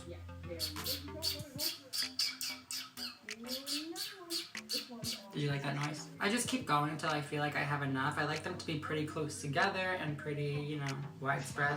That's probably good for freckles. Now I'm just gonna go in and just pat them. So any extra shadow that might be sitting on top or any like dark marks that happen are just kind of buffed in and look more like they are part of my skin. I like to use blush to kind of just pull my cheeks upwards, and then I just kind of gently dust it back. I don't bring it all the way back here, but I just kind of do this and then gently dust it back. And then what I also like to do is just pat it over the bridge of my nose. This does a couple of things. It helps to shorten the bridge of your nose, and it also just helps to make you look like you just, you know, you got a little sunburn on your little nose, you know? Just we're out at the beach, having a good time, your freckles are out. And for the same reason, I like to put it on my forehead, my chin, pretty much like all around my face. I'm just gonna quickly take a lip liner and line my little tiny lips to make them look like I had like 8 rounds of filler, maybe 9 today, just depends how I'm feeling. When I line my lips, I like to really overdraw the middle right here just to make them look a little bit taller, but not like fuller, just like taller. And then I'll just connect it to the actual corner of my mouth. I'm gonna change, do some finishing touches on my makeup, and then I'll be right back to do the most fun part ever, the thing that you've all been waiting for. Don't go anywhere, I'll be right back. Okay guys, I am back. I have picked I was gonna say I picked an outfit, but I honestly wouldn't call this an outfit. I just put on some like high-waisted black like jean-ish shorts, and then I just put on this Nike sports bra. That's all I have. It's like neon though, right? That like kind of works. It doesn't fucking work. Maybe I'm like a fitness Insta model. Bitch, please. That's not even the best part. The best part, which you've all been waiting for, is this mother effing wig. I was actually sent this wig from UniWigs for free, just to do like a review on it. And bitch, I am in fucking love with this wig. It is full lace, it is glueless, it is human hair, and she is fucking gorgeous, bitch. I haven't done anything to her except for cut the lace off. So I haven't like styled her at all or anything, but like she has this cute wave-ish kind of thing already. Like I said, it is full lace on the inside. I got the 150 density, so this is like the thickest version you can get. I also got it with a root color, so it matches my hair a little bit better because I didn't want to like bleach my eyebrows or anything if I was gonna wear it, and I wanted it to look pretty natural because I have really dark hair, and I just figured it'd be better. If you're interested in this wig, it's called Gabrielle. It'll be in the description down below if you want to check it out. They didn't pay me to say anything about it, but it's a dope wig. So if you're looking for a wig and you got some money to spend on one, head to UniWigs. I'm pretty bad at putting on wigs, and I have a really big head. I literally have 2 fucking, what are these called, wig caps on to just try to compress my hair because I have so much fucking hair. What I'm gonna do is I'm just gonna kind of lean into this and then just like push it back over my head, so you'll see. I'm gonna go like this. Kind of like rest it on my face. I have a big head, so this might not even go all the way on, but Bitch, I'm a fucking blonde. Cute, no? She is definitely not late. Give me like a minute to like set her up, and I'll be right back for the final fucking Insta model fucking look, bitch. Oh my god, I just realized I didn't shave my armpits. I'm not an Insta model with hairy armpits. I gotta go. Okay, guys, so this is the finished look. I hope you guys really like this blonde wig. Also, she's kind of like Bitch, what wig? My makeup, my outfit. You can't really see all of it, but. Alright, you guys, that is it for this week's video. I hope you guys enjoyed learning how to become the world's best Instagram model. Speaking of Instagram, go follow me on Instagram. Do you want to see my fucking fake-ass Instagram model-ass self? Go like the pictures, bitch. I didn't do all this for nothing. I mean, I kind of did. Well, I really hope you guys enjoyed this video. Thank you guys so much for making it to the end. I think it might have been kind of a lengthy process. I don't really know. I have to edit it and see what it comes out to be. But thank you regardless for making it this far. It really, really means the world to me. Thank you again, Uniwigs, for this wig. I love it so, so, so much. Again, if you guys are interested in it, it is Gabrielle. It's linked right down below. And you can go check it out, see what it's like, see if you like it. But yeah, other than that, I think I'm going to go. If you like this video, please give it a big thumbs up. Subscribe if you're not already. And I will see you in my next video. Peace, bitch. Peace, mother, bitch. I feel like my wig's gonna fall off any second. Peace, guys.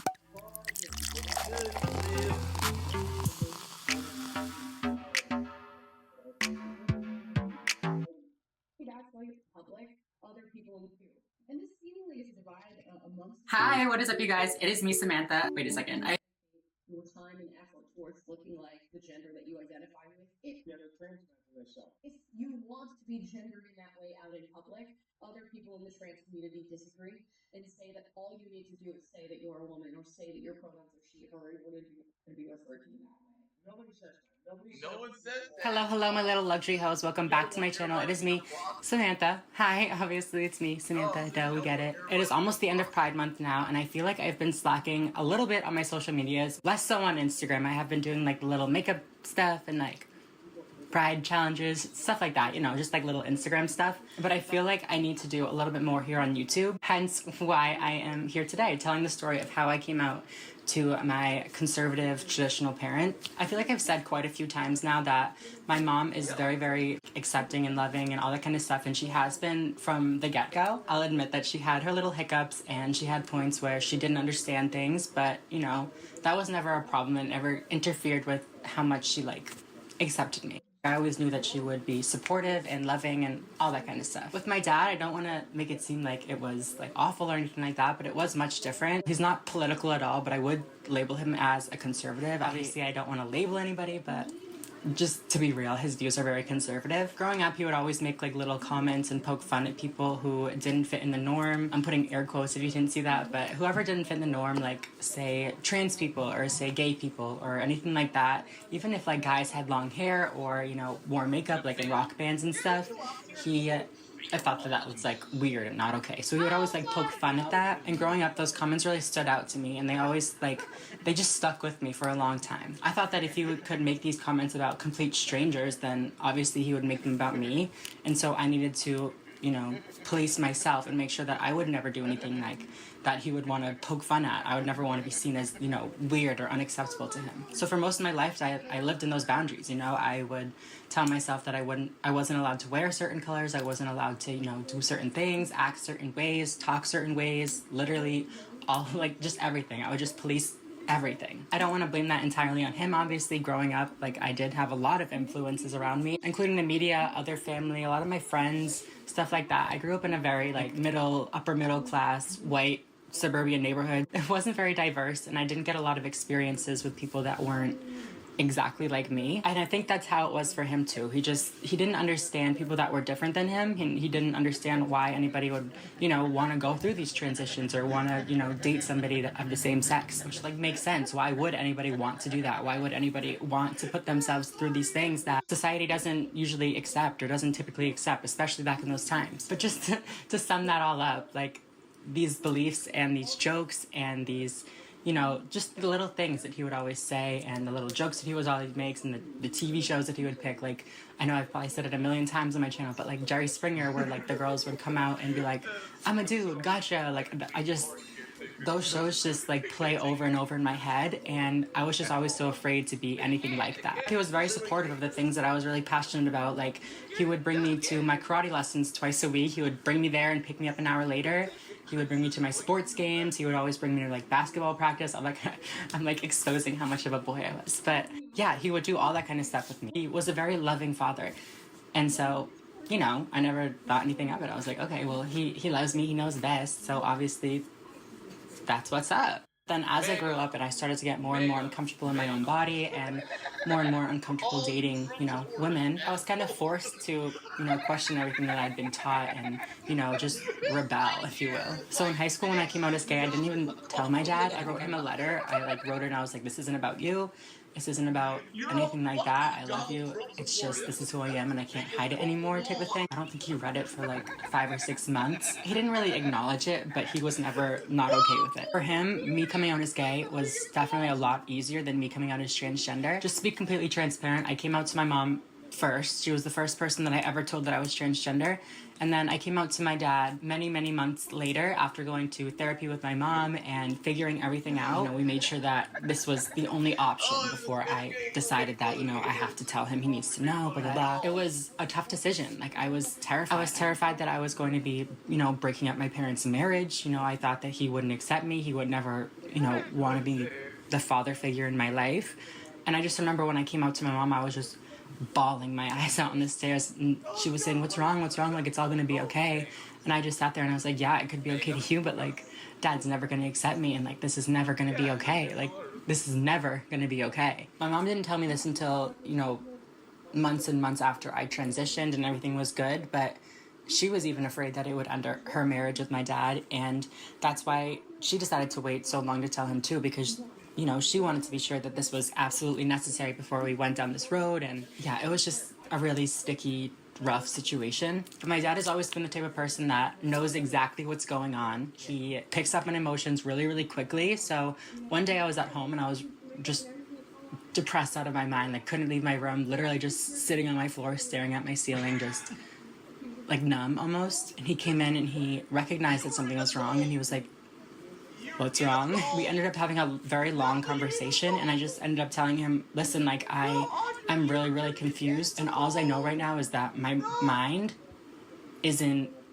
my body. Like, I didn't know how to phrase it at all, but all I said to him was like, my mind is not male. Like, I do not belong in this body. Something isn't right. Something needs to be fixed. Like, I just remember saying something is off. Something is not quite how it's supposed to be. I just remember the look of like, just almost like desperation. Like, he just didn't get it at all. He was like, what are you talking about? Like, do we need to go to the psychiatrist right now? Like, are you good? Like, what's up? He didn't understand it, like, whatsoever, and it was really heartbreaking to me to see that. You know, I was explaining how I was feeling as best as I could, and he just, like, couldn't get it. It's not that he wasn't trying to, or that, you know, he didn't want to. He just couldn't understand it. And I feel like that's the problem with a lot of parents and just, like, friends and stuff like that of trans people, is you'll just never understand what it's like to go through gender dysphoria, go through dysphoria, being transgender at all, unless you go through it. But even though he didn't understand it at all, I could tell that he saw the pain in my eyes, and I could tell that he, you know, was listening to how I was feeling and wanted me to be better. I don't want to, you know, sugarcoat this at all, so we didn't really talk much for the next couple weeks. You know, obviously we were friendly and would be friendly with each other. We wouldn't not talk to each other, but it was just really tense, and it just wasn't brought up again, you know? It was just like, that happened. My mom ended up talking to my dad a little bit more about it, and the two of them actually went to my primary care doctor at the time, who was a family friend for a really long time and who my dad trusted with everything. This doctor had seen my oldest brother, who was 11 years older than me. He saw my sister, who's 8 years older than me, and she saw me from the time that I was born and helped my parents raise me, pretty much. So when this doctor was like, listen, you need to listen to your kid and you need to at least try to understand, that's what really got through to him. When he saw that a licensed professional that he had trusted was saying this kind of stuff, and was saying, like, listen, like, your kid is in pain, your kid needs help, he got it. After that, my parents watched some of the, like, Diane Sawyer, what is it? I don't know who it is exactly, but some of the documentaries about transgender kids on YouTube, and he saw a little girl that apparently, like, reminded him of me. I'm just telling you guys what my mom told me because I wasn't there when they watched it, but apparently my dad, like, looked over to my mom and was like, that girl looks like Sam. And my mom was just like, that girl is like Sam. And then from like that point on, he just understood that this wasn't something that I was going to be able to escape from. There was no other option for me other than to transition. And I even said to him in a future conversation that we had, I was like, this is the only path that I have, and either you're going to be the father that is there for me and helps me through it, or you're going to be the father that abandoned me and isn't there. Like, the choice is yours. After that conversation, it was really, really tense, but, you know, I said I love you, he said I love you back, and after that, like, we hugged, I said goodnight, and from that point on, it wasn't an everyday thing, but I would try to help educate him, and he would push back. You know, it was 2 steps forward, 1 step back, like, for a long time, but at this point, for almost 5 years into my transition, like, I can confidently say that me and my dad have never been closer. He really, really sees now that I am truly happy and genuinely myself. Like I said, I would lock myself in my room in the dark, just watching Netflix, trying to escape from reality. And now I go out with my friends every day. I hang out with my parents. I socialize more, and I'm just an overall much happier person. Does my dad understand who I am, and is my dad perfect? No, absolutely not. But my dad is trying, and my dad has come fucking a long way since when I first came out, and I can so happily say that the person that was sitting on those stairs crying to my mom about how my dad would never accept me was so fucking wrong. I really want to, you know, make it clear that it was a long time before my dad fully accepted me and fully, you know, supported me in this journey, but it was just the fact that he trusted me enough to make the decision that would be best for myself. People always ask me, like, what's one piece of advice you could give parents of transgender kids or transgender people, like, at all, even if they're older? I always say, just give your kid the steering wheel. Let them choose the path that's right for them and let them find their own way in life. But be the guardrails to it, you know. My mom added that piece. Be the guardrails. Make sure they don't drive off a cliff or, you know, crash or anything like that. But let them pick their own road. That's not to say go let your 13-year-old have major surgery, but I'm just saying, like, if your kid wants a Barbie in the toy store, let your kid have a fucking Barbie. Like, it's not that deep. Also, I want to make it clear that my dad is a very loving person, and I never at any point felt like I would be unsafe coming out to him. I knew that I would be safe. I knew that he would never, you know, kick me out of his house or anything like that, just for being who I am. And I know that that's not the case for most people. If that is the case for you, I would not suggest coming out to your parents right now. I would suggest finding a safe place. Get your friends, get the people that you want to be around you, and create your own safe, loving family. But yeah, just to sum that all up, coming out to my dad was really hard for me, but with the help of my loving and supportive mother, it was a lot easier. If you see yourself in the same situation that I was in, where you're afraid to come out to a parent or a loved one, find that middle ground. Find that person that you both love and that understands both of you and wants the best for both of you. And, you know, maybe try to get them to nudge the other person towards your direction, or, you know, kind of ease them into the conversation, if you will. But yeah, I think that's going to be it for this week's video. If you guys have any more questions about how I came out to my dad or even my mom, feel free to leave them right down below and I'll do my best to answer them. But yeah, other than that, I think I'm going to go. I hope you guys enjoyed this very much. Please stay safe and happy Pride Month. Bye, guys.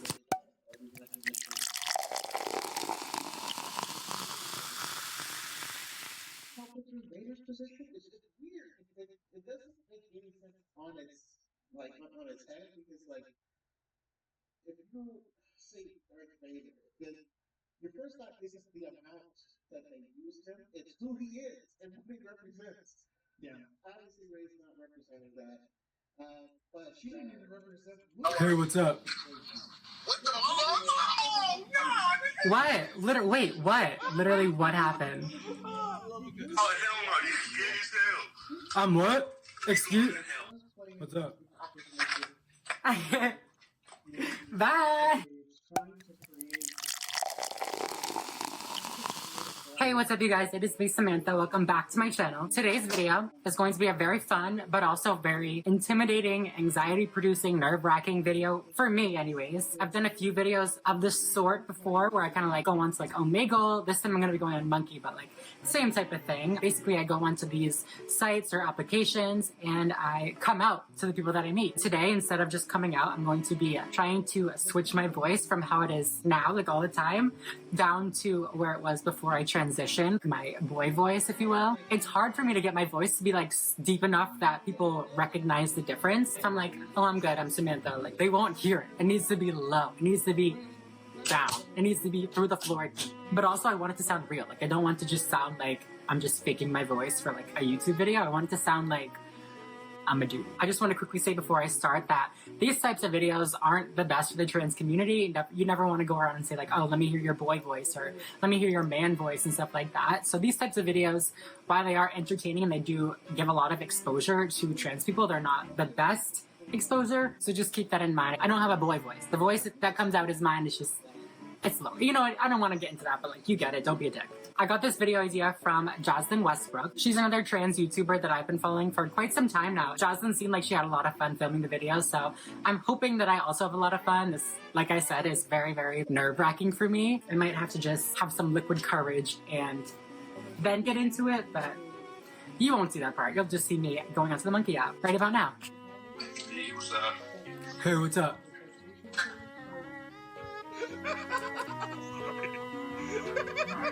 What? What? What happened? He was like, and I so fucking upset. Hey, what's up? What? He exited the fucking app. He deadass just left the whole app. Oh my fucking. Okay, next. What's up? Hey, what's up? I bet this is straight up you just leaving. You're like, oh, escape. Okay, get out of here. I'm done.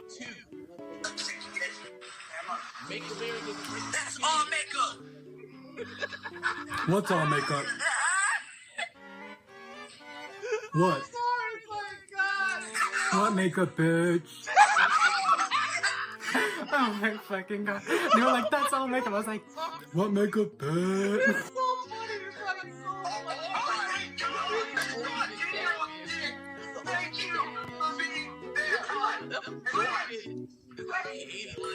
Hi everyone. Y'all okay?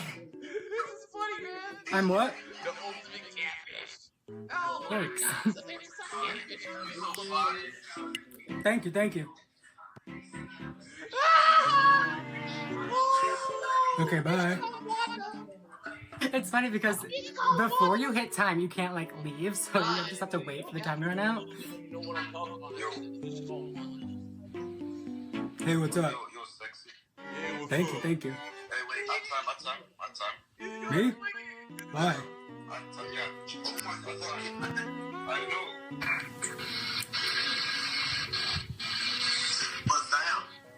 Oh, Lord. Hi, what's up? What's up, dude?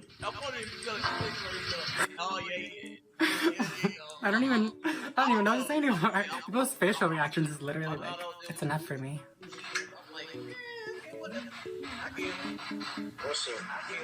What's up, dude? How you doing? What? What's wrong? He was so disappointed. He's like, oh, fucking shit, man. I fell for it again. Either that or he knew he was gonna be on YouTube, so he's like, I gotta be nice, gotta look cute. He was nice, I'll give him that. Oh my god. Hello. Hey, what's up? What the? Oh god. What? Wait, what? Literally, what happened?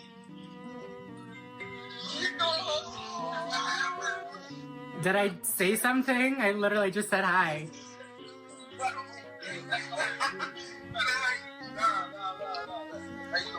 I'm doing good. What's wrong? What are you guys laughing about?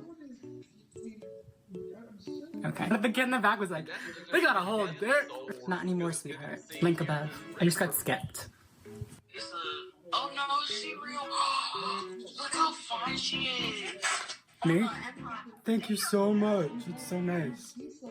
Oh my god. Ah, did I get you? Did I fool your ass? I'm fucking kidding. What's up, guys? How you doing? I'm good. You still don't really either which way. It don't matter. You a female regardless. Period. Thank you, bitch. Have a good night. You're welcome. Period, sweetheart. Right here, people. Trump America. Trump America. Trump America. Hello? What's up?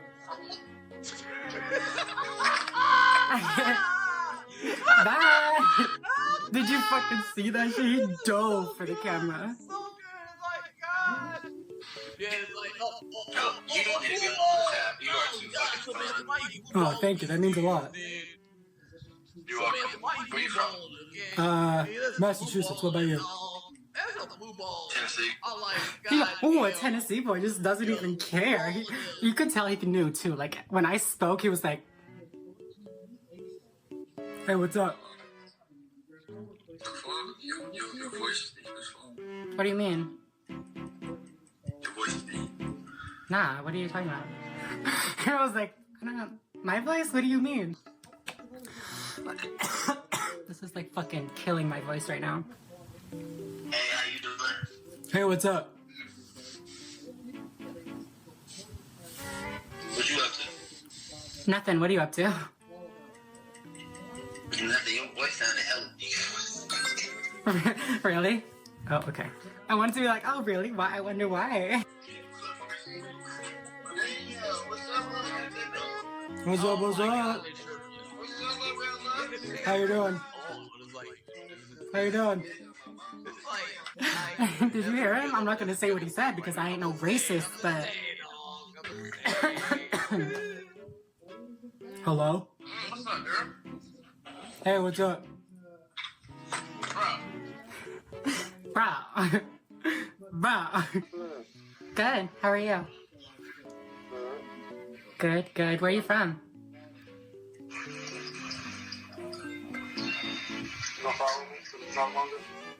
Yeah, where are you from? South Carolina.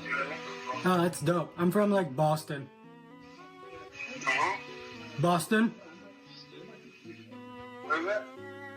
Boston. He's like, where? Hey, what's up? Those ain't your real eyes. Them is contacts. These are my eyes. Whoa, say something. Oh, hell no. You scared as hell. I'm what? Excuse...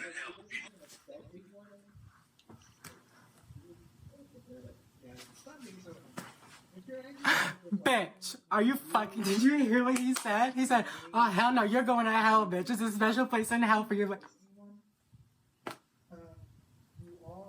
Let's do a fucking another one.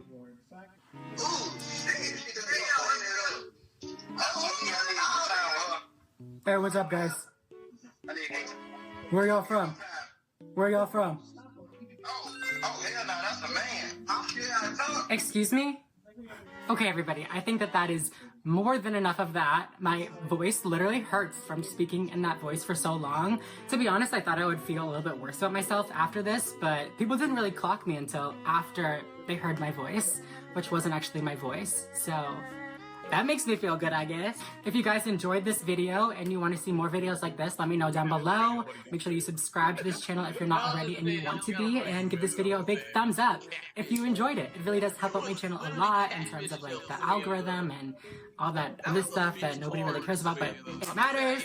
So thank you. Other than that, I think I'm going to go, so I will see you guys in my next video. Peace.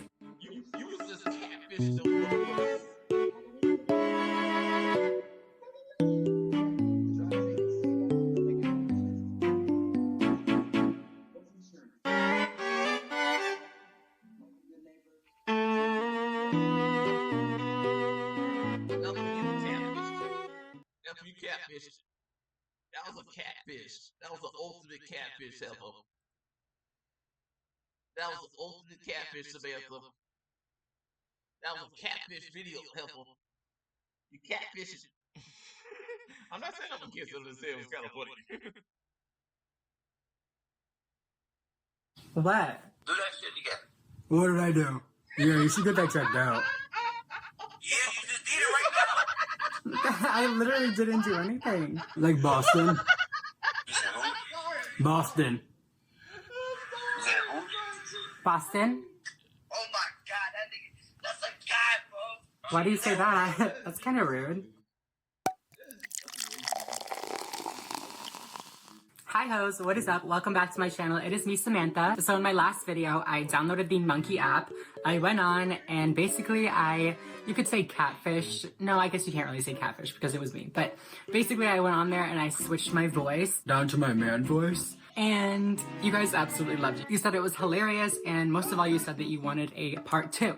So, as you can tell by the title, this is part motherfucking 2, bitch. Just like in my last video, I want to give a couple disclaimers. One, the whole concept of like a man voice or anything like that is just very, very problematic and very like, it's just not helpful for the trans community. So you never want to go around and say like, oh, let me hear your man voice or blah, blah, blah, like do your man voice. In my opinion, as a trans person, I need to make light of these kinds of things and I need to learn to laugh at the situations that I personally have been through. Second of all, I just wanted to say again that I got this video idea from Jocelyn Westbrook. She's another trans YouTuber who actually posted a video just like the one that I am making today a couple weeks back. She's definitely not the first person to make like a voice switching prank video on Monkey, but she's the one that inspired this video. So shout out to you, Jocelyn. What's up, girl? But yeah, with no further ado, I think I'm going to once again have a little bit of liquid courage. These types of things are not easy, let me just say that. I also just want to quickly remind you guys to hit the notification bell down below. YouTube has been a little bit like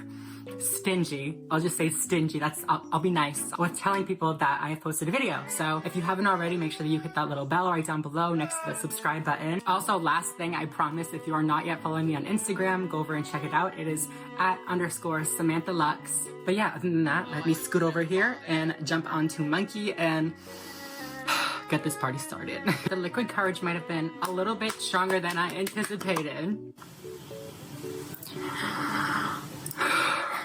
Okay. I can do this. Okay. Y'all, I'm fucking scared. Wow. Hi. Your angel is not human. Not human. I know, I'm so, like, bright, right? Follow me. Follow you. Cute. Aw, thank you. Those look that I think you like so cute. Aw. That's Angel is cute. Aw, thank you. That's very nice. Where are you from? Florida. Oh, nice. I like your accent. Yeah, because I am Italian. Oh, nice. My family's actually Italian. That's good. You live by yourself or your family? I live by myself. Which state?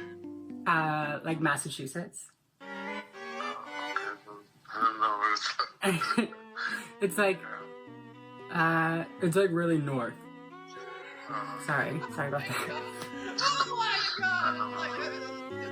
So, what you doing in your life? Well, not much. I just hang out with friends, smoke some weed sometimes, and, you know, that's about it. I don't really know. What do you do?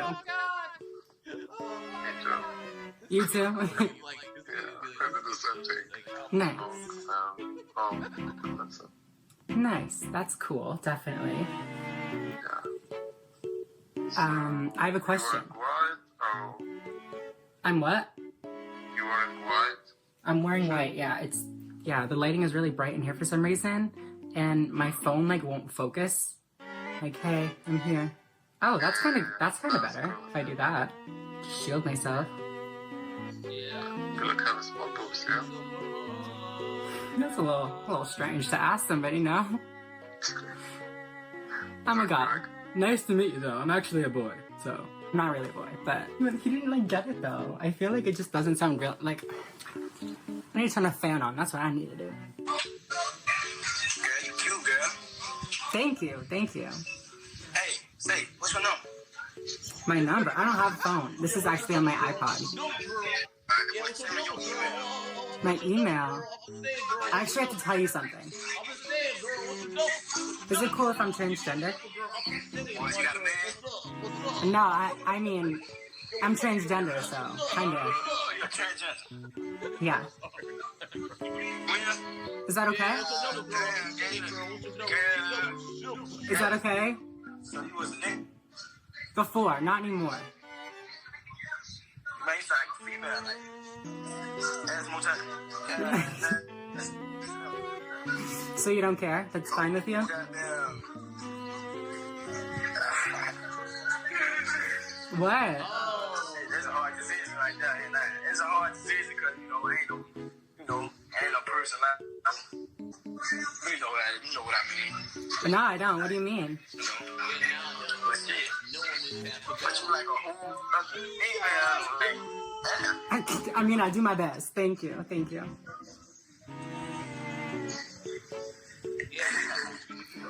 How old you at? I'm 22. Man, you ain't gotta change other though. I can believe.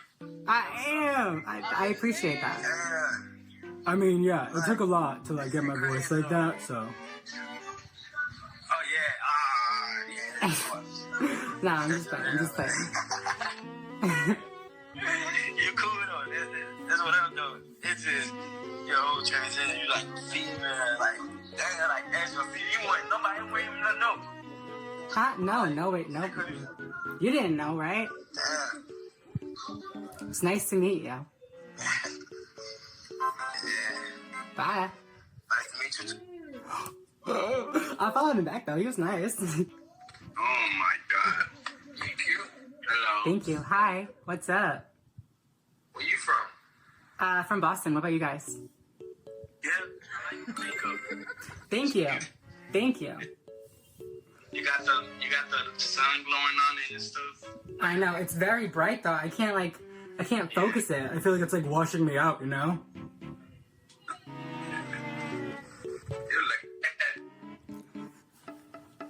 Again, people just be like leaving. They're just like, I don't know, dude, I gotta go. Just can't even say bye.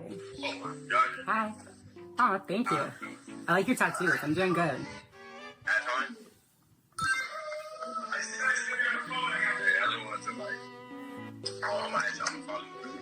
Okay. Where are you from? I'm from Cali. Where you from? Oh, I'm from like Massachusetts, but I want to come to Cali eventually. When do you think you're gonna do that? I don't know. Hopefully within a year. That's crazy. Like, you're cute. You know what I'm saying? Ah, thank you. That means a lot. So, you said you're from Massachusetts? Yeah, like right outside of like Boston. Like, you're from Massachusetts? bitch. Yes, I am from Massachusetts. For those of you wondering, I need fucking more. Liquid courage. Where's it at? That's a catfish. Yo, your ass is catfish, girl. I'm not here to understand. It's fucking catfish. Your ass is fuck. catfish. That's a fucking catfish. Nasty. Girl, that's fucking catfish. Your ass is catfish. Hi. What's up, Samantha? Hi. Okay. Can I see your face? Samantha, where you from? I'm from like Boston. What about you?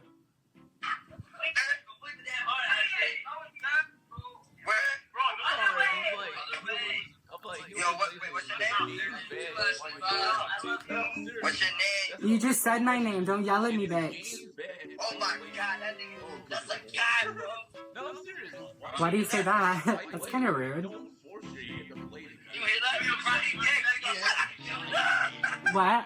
Why you fucking gay? Yo, what's your name? My name is Samantha. What's your name? It's a bad game. That's a guy. That's a guy, bro. How so? Where? You're a guy. You're a guy.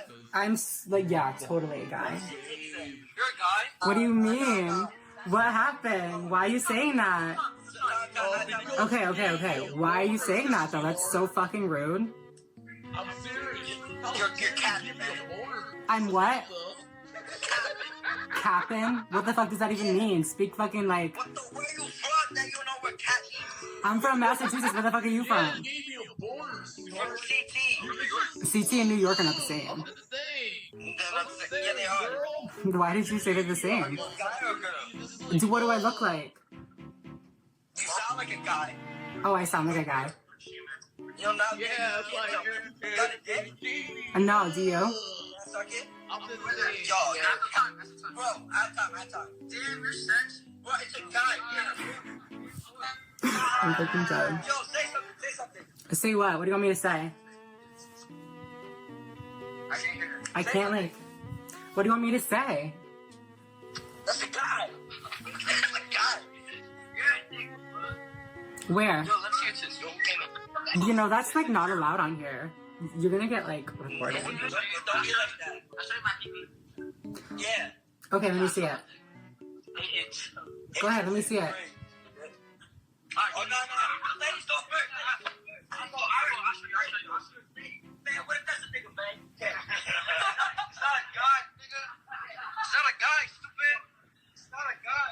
I don't really want to see your dick. Please do not show me your penis. What? I said I'm good. I don't really need to see it. Yeah, bro. She doesn't want to see your man jump. She doesn't want to see Wait. Do you want to see my dick? No. Oh, shit. Oh, you want to see my dick? You don't want to see it? I'll show you mine. Let's see them all together at the same time. I'll show you mine. No, I'm about it. Let me see all of them at the same time. Girl, you about it? How old are you? Are you like 10? Can I see your ass, though? No. Why not? No, just like with pants on. No. Why? Because I don't want to get up. Place the phone down. The- No, I'm good. My time. No. It was nice to meet you guys. Talk to me when your balls drop. Ooh. That's the tea. We're just gonna continue. I'm so true. Hi, what's up? Where's the other person? You said what? Where's the other person? I can only see one of you. You want to go do something real quick? It's my cousin. Oh, okay. Where are you from? Where are you from? From Where you from? Like Boston. You said who? Boston. You said who? Boston? You just made your voice deep? No, I said Boston. Yeah. I said it straight. No, I mean, what are you up to tonight? Shit, cool. What you up to? Not too much. Just hanging out too. Why you making your voice deep? What do you? I'm not making. What do you mean? You said what? What do you mean? No, not too much. Oh, okay. Well, I mean, what else is up? What? Oop, my voice deep. My voice never. Hi. I'm doing good. How are you? Where are you from? I asked first. Jersey. Nice. I'm from like the Boston area. Boston. You know, also from Boston. Hello. Backless for Boston. Can you hear me? You know, also from there, Peacemaker. That's not funny, bro. What's not funny? That's not funny, my nigga. What? You get to see Yo, my nigga, bro. Yeah. My nigga. Yo, What? that's not funny, bro. What's not funny? Don't be doing that shit. What? Yeah, don't be blue balling me. Do that shit, you got We are. What did I do? Why you gotta be blue balling me, girl? I hope there's someone else in the background doing this shit. Yeah, my friend's right there. Let me see. Nah, it's just me. What's up? What do you think? Wait, I'm just fucking with you. I'm just fucking with you. Hey. I had time. Don't make promises you can't keep. No, nigga. Why? Don't be fucking transphobic, bitch. This guy. Hi. Thank you. That means a lot. I like your hair. Yeah. What was that sound? I said I like your hair. Oh, thank you. Can we be friends? Yeah, of course. What is that sound, though? What's fucking signed? I said yeah, of course. Oh. It's like a little sound, though. I know what I'm talking about. What does it sound like? It sounds like a little audio recording thing. Like what? Like that. I don't know what you mean. You said like what? You said like what? Yeah, I said like what? Ask her one more time. Okay. But anyway, can I be your friend, please? Yeah, of course. Where are you from? I'm from Chicago, but I think you should say Massachusetts. Yeah, I used to go to school in Chicago, but Oh, but yeah. it's nice to meet you, though. Yo, what is that sound? What fucking sound, bro? You just said nice to meet you. Yeah, nice to meet you. What is that? What? What you saying? I said what? So is you a dude? Do I look like a dude? No, but you sound like a dude every time you do that thing with your voice. I don't know what you're talking about. Like when you just said that, I don't know what you're talking about. I said I don't know what you're talking about. Then you just sounded like a man. Add time again. Add time again. Like, I'm so serious. You think I'm like playing? I don't know what you're talking about. She give you blue balls. I know you don't know what I'm talking about, but I'm trying to tell you, like you just sound like you say something and then you sound like a man. And then you turn back sounding like a woman. That's kind of rude. You don't think so? Yeah, like that. You just said that. I said that's kind of rude. You don't think saying that a girl sounds like a man is rude? No, I swear it. You just said that and you just sound like a dude. Look, let me demonstrate. So, this how you sound. I'm finna say, let's demonstrate. I said, oh, let's demonstrate. You sound like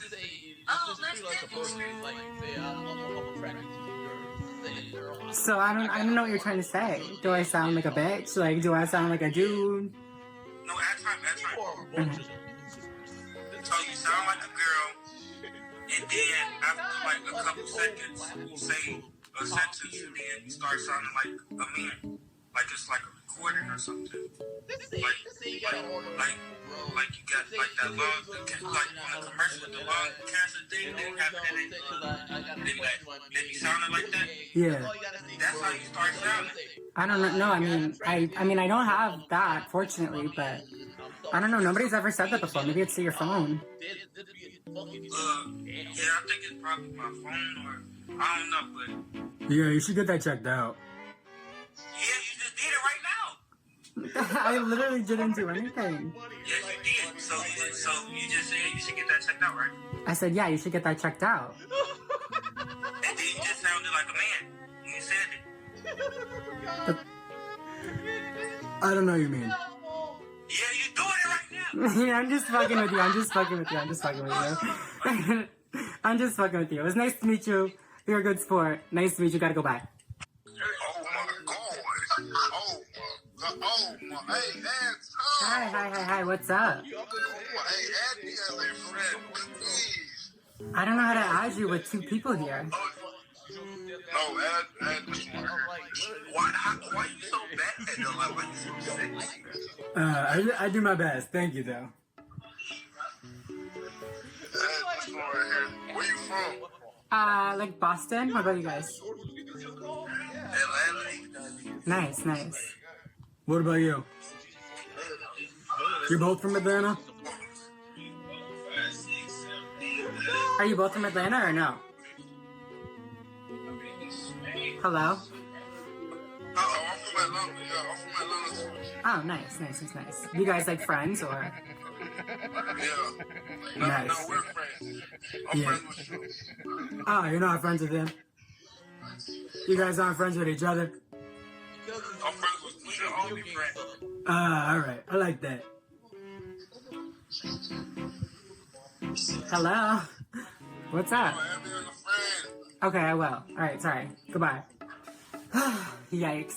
Okay, guys, that is it for this video. I have been rejected, skipped, all that kind of stuff.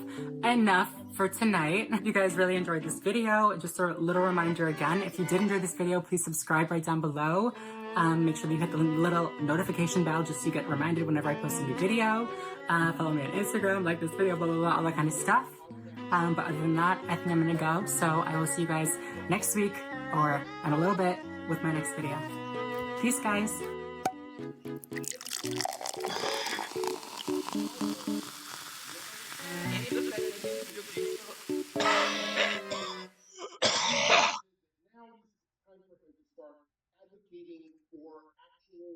legal censorship of games. So a complete shift. Yeah, but he has no alternative to his company. A little racist. We're not going to censor games because the topics and stuff might be a little sexy. Things that, you know, he's like, it's a pretty hard line. It's bad for gaming.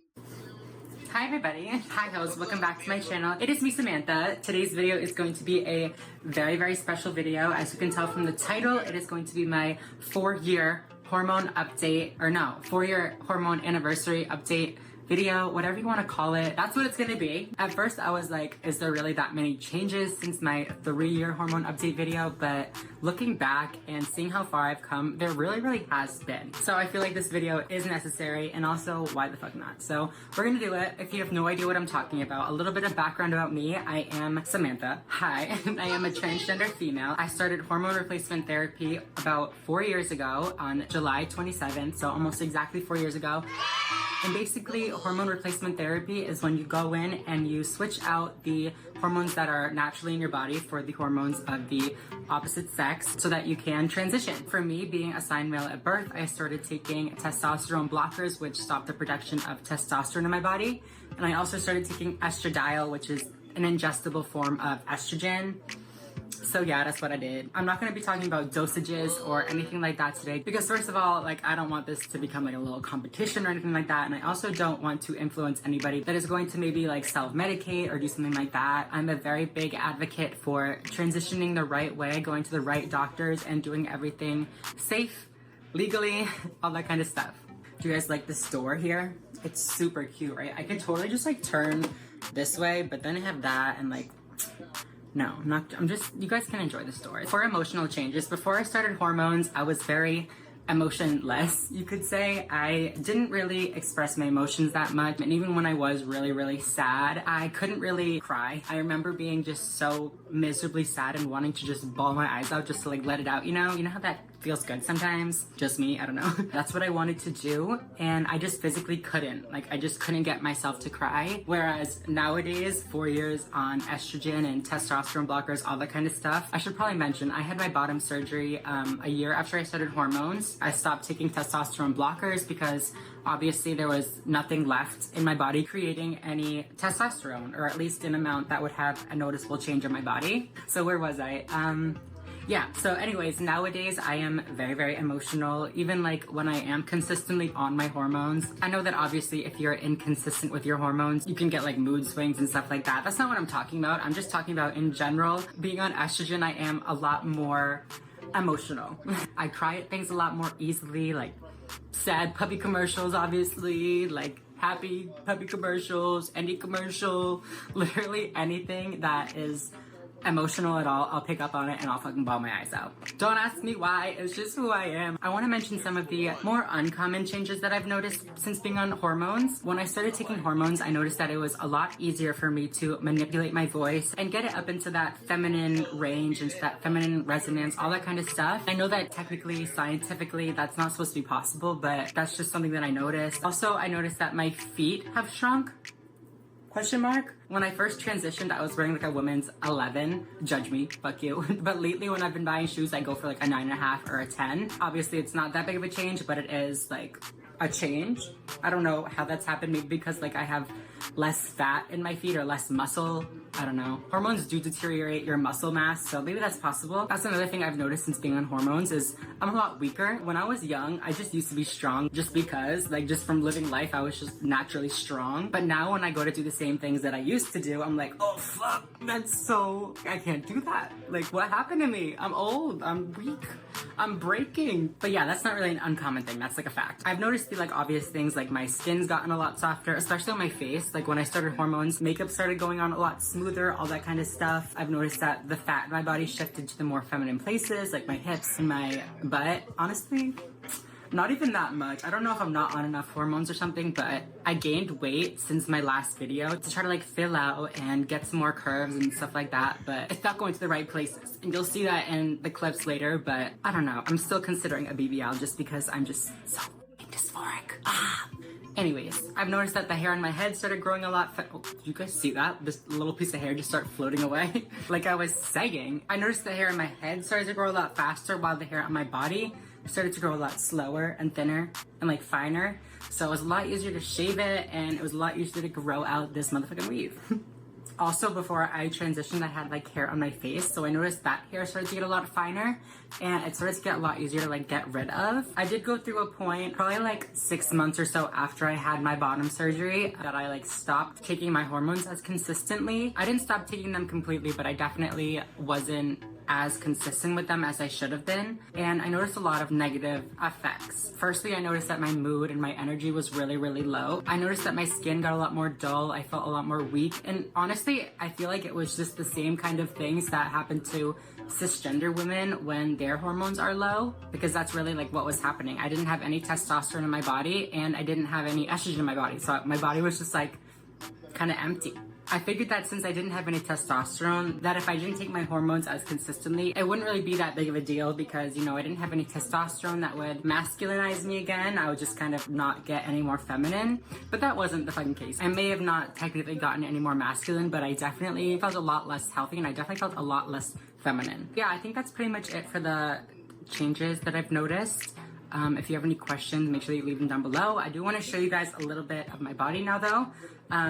Keep in mind that I have had my boobs done, obviously, so this is not from hormones. This is from my fucking surgeon.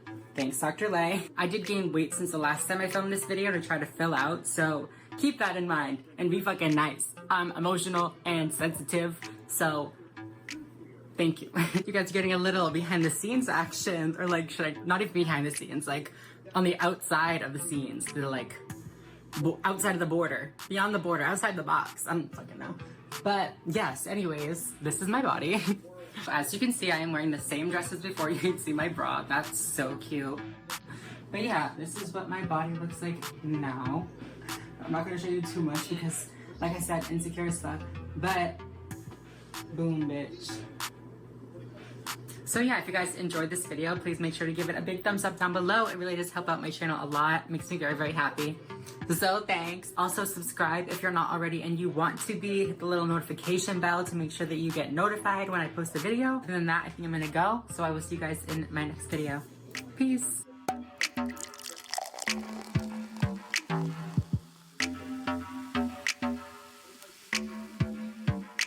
Possible perceived racist languages, racial microaggressive stuff in video games, that also doesn't need to be censored. And on the flip side of that is, if it's a trans character in a game that was previously censored, he wants to put that character back in the closet. And if it's Activision Call of Duty showing some sort of allyship by making skins, ammo things. I feel like I really need to just like let it all out and just tell you guys everything, like actually everything, and just let it all live here. I'll start from the beginning, from the very first surgery that I had.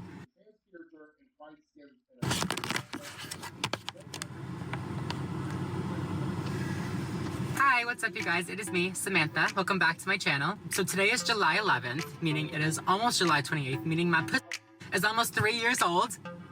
How exciting. I shouldn't yell in the beginning of this video, but it is what it is. I am in a very different location than I've ever been in before, obviously. I'm in my car. Don't ask why. I just didn't want to be in my filming room today for some reason. It is literally starting to rain. Are you kidding me? It's been sunny as all day. And of course, the second I start to film, the second I'm ready, it starts to rain. Like, are you serious? I probably don't need my seatbelt yet since I'm not going anywhere. But anyways, I was about to film a video for the Weed Tube. I was about to post my first ever video over there. So after this video, make sure that you head on over there and check out the video that I'm about to film. But I figured before that, I would pay attention to my main channel and give it some love as well. And the timing is perfect because I am coming up on my my 3-year anniversary for when I had my bottom surgery. I had my bottom surgery on July 28th. I don't even fucking remember.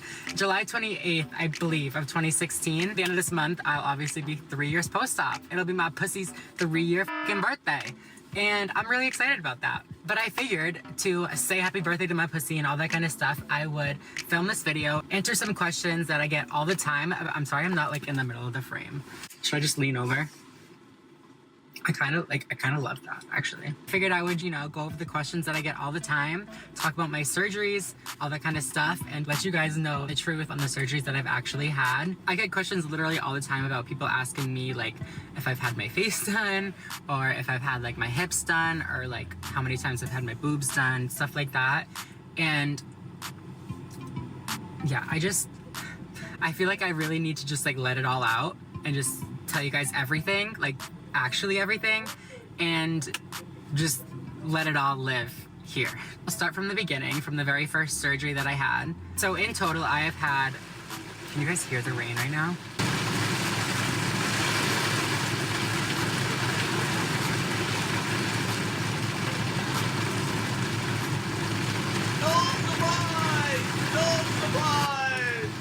Oh well. Hi guys, I know this is very like Tana Mojo, Emma Chamberlain-esque, and I know I also look fucking atrocious right now, like boo, sorry I scared you, but what the fuck just happened to me? Like, I just watched this back, I'm editing right now obviously, and I just watched this back and I look like a fucking psychopath, like a fucking robot, like I'm fucking scared of myself. So the first surgery that I had it in March of 2016. It was about 7 or so months after I started living full-time as female, and I had my Adam's apple removed. The surgery was probably the easiest surgery of all of them, but also it caused the most problem. That's actually not true. Hold on, I will tell that story later. It did cause some problems for me, especially with my voice. So my voice was really, really hoarse and fucked up for like a good while afterwards. I thought it lasted probably like 4 months, but my friends would tell me it was fine after a few weeks. You can kind of hear it in my post-op vlog from like way back. I guess because the surgery was on my throat or something, when I woke up, my body kind of like went into shock. For a while, I couldn't really talk normally, and it was really, really scary for me. So I would try to like overcompensate and try to strain really, really hard to make my voice sound really feminine, really high pitched. But all it ended up doing was forcing me to create some really, really bad habits in my throat, and now I have like awful muscle tension in my throat. I'm like still getting therapy for it now. Make sure that your doctors give you like stretchers or vocal therapy or something like that. If you're having like a throat therapy, even if it's not on your vocal cords, mine wasn't on my vocal cords at all, but it still affected my voice because of all the muscles around my vocal cords that it was like constricting. I ended up having a laryngoscopy a few years later. Basically what the doctor said when she was looking at my vocal cords in my throat was the muscles around my vocal cords were straining so hard that she could barely even get like the camera down my throat. And this camera's literally like the size of maybe like a pencil, probably even thinner than that. She said it was the worst case of muscle contraction she'd ever seen, and I had to start like physical therapy right after that to like retrain all of the muscles around here to not like choke me out basically. But yeah, overall that surgery I would say was definitely the easiest surgery of all of them. So the second surgery that I had was my vaginoplasty, and I had that, like I said, July 27th or 28th of 2016. And that was exactly a year after I started taking hormones. So it's just funny that not only is this my hormone anniversary, but it's gonna be my surgery anniversary too.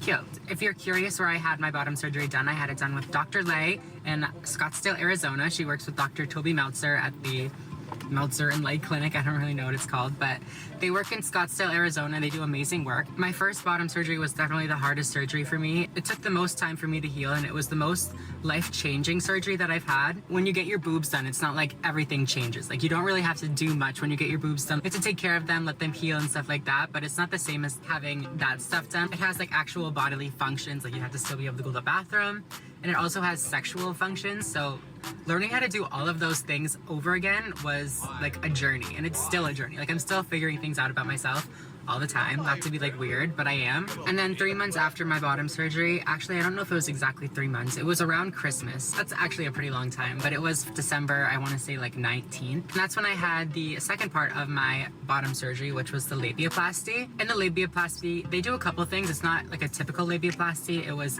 kind of more detailed, trans-oriented, when you know what I mean. The first surgery was more of getting everything where it needed to be, getting the tissues where they needed to be, and then letting everything heal and settle down. And then the second part of the surgery was going back in and like detailing everything and like making everything look as good as possible. They also go back and like fix anything that may have healed a little bit weird, or any complications that you might have had, like any scarring or anything like that that you don't like, you can go back and like fix. I've talked about it before, but the second part, like the 2-part technique that they do, is actually one of the reasons that I went to Dr. Lay. Even if I do heal a little bit weird for whatever reason, there's another part. The second surgery was by far a lot easier. I only had to stay in the hospital overnight compared to 9 days in the hospital like I had to stay for the first one. And like I said, it wasn't much like internal work. It was very like surface level, so it healed a lot faster and I was able to like resume my daily life a lot quicker. Like I said, I had that surgery in December of 2016, and then a few months later in March of 2017, I was a sophomore in college, and that's when I went and had my first breast augmentation done. I did go back to Dr. Lay in Scottsdale, Arizona for this for a few reasons. First reason is I do think that you need a specialized surgeon to do a breast augmentation if you're a trans woman. It is a different surgery, so you're gonna need somebody that knows the difference. And also I trust Dr. Lay with like my life, so I was the most comfortable going back there, and my mom was going back to Arizona for work anyway, so it all just kind of ended up working out. Technically the surgery that I had done, the first one was called a double incision chest reconstruction with implant or something like that. I don't know, it's just, that's just the fancy term for it. But typically in people that are assigned male at birth, you don't have that breast pocket, so that's why a lot of the times when trans women have surgeries, they can look kind of like square at the bottom because the pocket that the implant is sitting in wasn't cut out. It wasn't made nicely, you know what I mean? Cis women are made with that pocket already, so when they go to put an implant in, they just kind of like slide it into that place. For me, especially because I was so skinny and didn't have like any tissue on my chest at all, they had to literally go in on each side and like carve out the specific little holder for the boob and like put it, you know what I'm saying? I had that surgery and all was good for a while, but eventually I started to notice that my right breast was kind of like leaning towards the middle a little bit, and my left one was like too far down, and like they were kind of falling out of place. So I talked to my surgeon about it, and she ended up saying that they were indeed falling out of place. So that pocket that I mentioned before, the implant was kind of like slipping out of it and like falling too low, and then the one on the right was meeting the other one in the middle, and it was causing like tenting in the middle and like a bunch of crazy stuff, and basically they just looked really weird. I did end up having to go back to my surgeon to get it fixed. So what she did was she went in, she took the implants out, and then she kind of created like almost like an internal bra with like permanent stitches or something like that. I'm not exactly sure what she did, but she went in and basically fixed the pocket and put the implant back into the pocket and like made sure they would stay put. However, a few months after that, I started to notice that my left breast was getting considerably more firm and tight than the right one, and it would even like start to cause pain, and towards the end it even started to look deformed. And I'm sure you guys know what I'm about to say, but I had to go back and I had to have my third breast, it's not really a breast augmentation, but my third boob surgery. I don't even think I mentioned what it actually was. Basically, when you get implants or any foreign object in your body, your body will form like a layer of scar tissue around it. And for whatever reason, the layer of scar tissue that formed around my left one started to get tighter and thicker and start to like constrict itself. So yeah, she had to go in and like cut out all that scar tissue, and she put it back in and then sewed me back up. And then I healed and it was great. But yeah, basically that's where I'm at now. I had that last surgery in January of 2019. So I waited quite a while to get that third surgery just because I wanted to make sure that that the capillary contraction wouldn't go away on its own or anything like that. But it didn't, so I had to go back, but you know, it's all good. We're here now, we're good, it's fine. That's it, that's all of them. That's all of these surgeries that I have had thus far. I do want to have a couple more surgeries. I've mentioned it before. I want to have facial feminization surgery. I want to get my forehead done a little bit, and then I also want to get a BBL at some point. I like hate my hips so much. Well, won't say anything else, but it needs to happen at some point. But yeah, other than that, I think I'm gonna go. Thank you guys so much for watching. If you like this video in my car, in the outdoors, literally just parked outside my house, I wanted to sit in the sun, you know? Not that I'm even like in the direct sunlight, but it's nicer out here than it was inside, you know? A little change of scenery never hurt anybody. That's what I say. Other than that, I think I'm gonna go. So thank you guys so much for watching. Make sure that you guys like and subscribe right down below if you are interested. Make sure that you follow me on my Instagram. Go check out that video on the weed tube if you want. If you smoke weed, if you're 21 and over or a medical marijuana patient, go check it out. It's lit. But yeah, I will see you guys in the next video. Peace.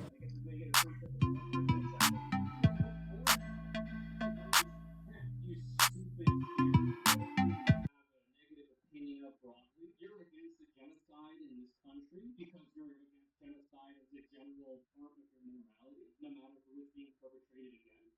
Well, why don't you go there and be a victim of bigotry? It's like, for one, you're kind of missing the forest for the trees. I'm against the genocide, brother. We can deal with the anti-gay shit later. I'm trying to get all the people, gay or not, to not be killed. That's my ideal. But like also the idea that like I would have to go to Palestine to deal with that is I live in the United States of America. We're already dealing with the anti-queer shit. Not as bad as some other countries. It's not as bad as one of the major parties in the country, the Republican Party, wants it to be, and a lot of people vote for it to be. But like, I don't have to go too far to deal with that. And then you're also just, you know, fantasizing about bigotry or, you know, violence happening to a minority group simply because you find them annoying online, which is already like a discoloration of your soul that will never be rectified. Hi host, welcome back to my channel. It is me, Samantha. First of all, to see the obvious, yes, I did get a new camera. What's up? As you can tell from the title of today's video, it's a special day. This bad boy just came in the mail and I am so excited to get it open. First of all, bitch, millions, like, oh my god. I just almost knocked over my mirror. That would have been awful. But yeah, here she is. The Morphe X Jeffree Star brand new eyeshadow palette. I was gonna say something else, but I don't really know what else to say. This is it. This is the fucking bitch. Let's open her up. Yes. Let's get this shit out of there. I just realized I was looking at the screen. I'm still getting used to this. Cut me some slack. The first thing I want to say is, well, shit, there's a lot of first things I want to say. The first thing I want to say is I love the fact that the names are on here. As you can see, this palette has all the names written right below the actual shade, which is amazing. Also, this mirror, I don't know if Morphe has ever had that's you guys, hey, what's up?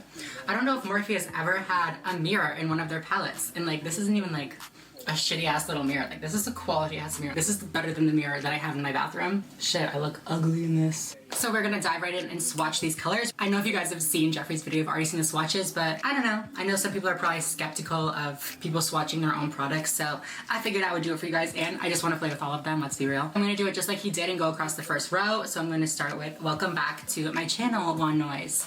And in true Jeffree fashion, I'm gonna swatch them right on the palm of my hand. I have henna all over my arms, otherwise I would put it on my arms, but we'll see how it goes. I'm so nervous to touch them for them. They feel so nice. I'm just gonna start with them on my hand and see how it goes. So it's gonna be welcome back to my, ready? Excuse my busted ass nails, but.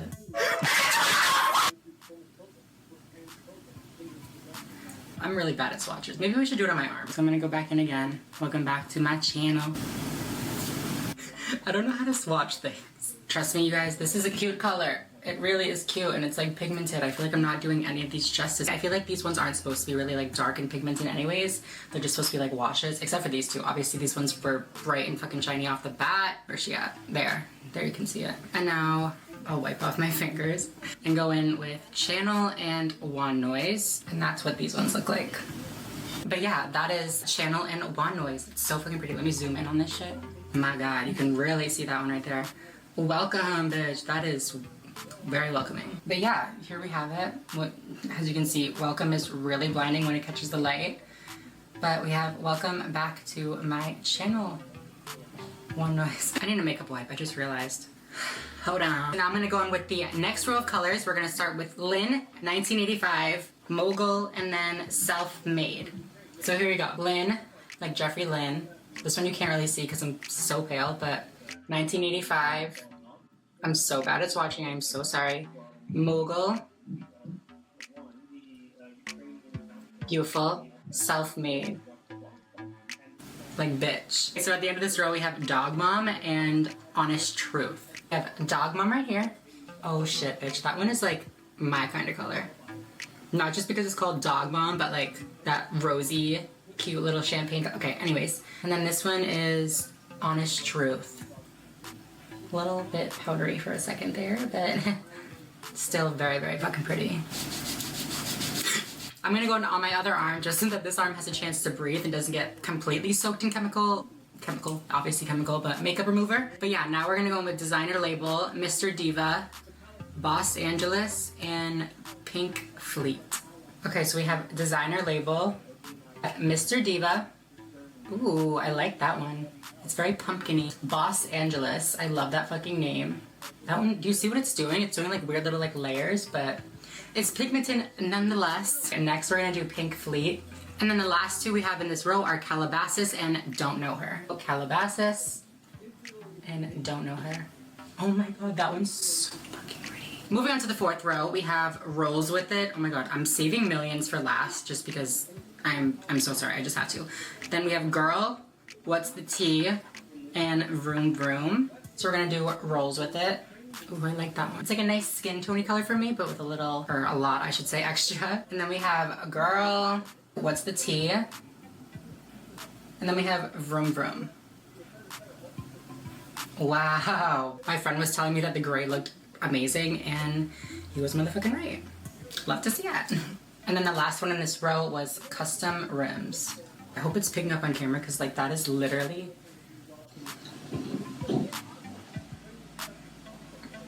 Holy fuck, bitch. Okay, so we're finally on the last row. Let's get into it. We have Glam Rapids, Wake and Bake, Nate, and Drive Through. I love all of these like stony baloney colors. Glam Rapids, Wake and Bake, that literally is the perfect weedy color. I need more of it though.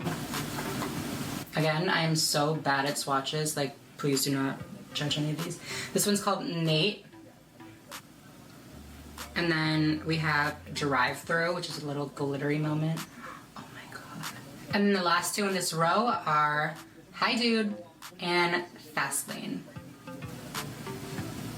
Okay guys, that is 29 of the 30 shades swatched. Now I want to get into the most magical, beautiful color in this entire palette and probably the world, which is this pressed glitter, if I'm correct. Shade, color, magic stuff. And it's called Millions. Oh my god, that's so weird feeling. It's literally like, I don't know how to describe it. It doesn't feel like the other eyeshadows at all. It feels almost a tiny, tiny, tiny bit sticky, but also not at all sticky. I don't know. I'm just gonna swatch it. This arm is like nasty though. This arm is nasty. I'm so sorry, but it's just gonna go right here. So this is the shade Millions.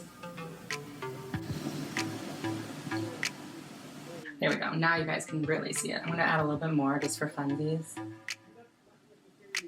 Oh yeah, when you're dragging it out like that, you really start to feel how sticky it is, so it's probably not the best for swatching. I feel like I'm literally like a gold-plated bracelet. Okay guys, so that is all 30 shades swatched on my body. Hopefully, I mean, I was gonna say hopefully you guys learned something, but hopefully you guys liked the colors. I don't fucking know. Now we are going to move on to the more fun part. I'm going to start putting some of these on my actual eyeballs, which is probably what y'all came here to see. But yeah, to get started, I'm just going to grab some of the Milani eyeshadow primer. I'm just going to mix it between my fingers and put it on my eyelids. I, of course, also had foundation and concealer on before I put on this primer, but this is just going to not only prevent creasing, but just act as a sticky, fresh base for the eyeshadow to stick to. We have all of these effing colors to pick from, and it's just a little bit overwhelming, to be real. My first instinct is obviously to reach for Millions and just put it all over my body, but I feel like I can probably do like different looks on each eye just to get more stuff in, you know? The first thing that I'm gonna do is grab a little bit of this color called Chanel. I was gonna be like, is this one, it's not even Chanel, it's Channel. I'm literally such a fucking dumb bitch. I was gonna be like, I almost said Channel like an idiot. But it is. So I'm just gonna take that and put it on. Oh my god, this is so much more orangey than I thought it was gonna be. I'm just gonna go ahead and start putting this on my outer corner, and then just slowly start blending it up into the crease and out. So first impressions, obviously, I feel like I'm not qualified to be like a reviewer or anything, but my first impressions are, it's nice. I'm really used to Morphe eyeshadows. I use them almost like, what's the word? I don't know. I use mostly Morphe palettes, I'll just say it like that. Like usually I would have to pack on a color with this brush and then go back in with like a clean brush, clean brush and then blend it out with that. But I'm honestly not having any problem at all just blending it out with the same brush, which is dope. I need to fix my eyebrow though. I like wiped it off a little. Next I'm gonna go in with a little bit of this color called Boss Angeles and just darken up this outer crease, if you know what I mean. Slowly start to blend it up into the crease and into this other color. I'm honestly just using the mirror that's in the palette. It's so good. So just going back in with a little bit more of Channel. And I am going to be cutting the crease, so I'm not really too worried about this down here. Next, I'm gonna add a little bit of Hi Dude. They should have made this H-I-G-H because it's in like the weed row. Wake and Bake. I guess that's the only one weed related, but I feel like Nate, I just think of weed just because, I don't know, it's green and Nate smokes a lot of weed. And then Drive Through, it literally looks like a nug, so. And you can't go to the Drive Through not stoned, let's be real. Okay, this one is like real pigmented. I did not expect it to be this dark. I am going to take this other brush, which is nice and clean, or cleaner, and just blend it out. I wish I had a Jeffree Star eyeshadow palette to compare this one to. Unfortunately, I do not, so I can't like compare the formulas, but I do have some Jeffree Star stuff. I have this tie-dye green sweatshirt, and I also have the red star mirror. I have a green grinder too that my boyfriend got me. I was gonna wear the sweatshirt, but it's hot as balls in here, so I can't. I'm just gonna go in right out here.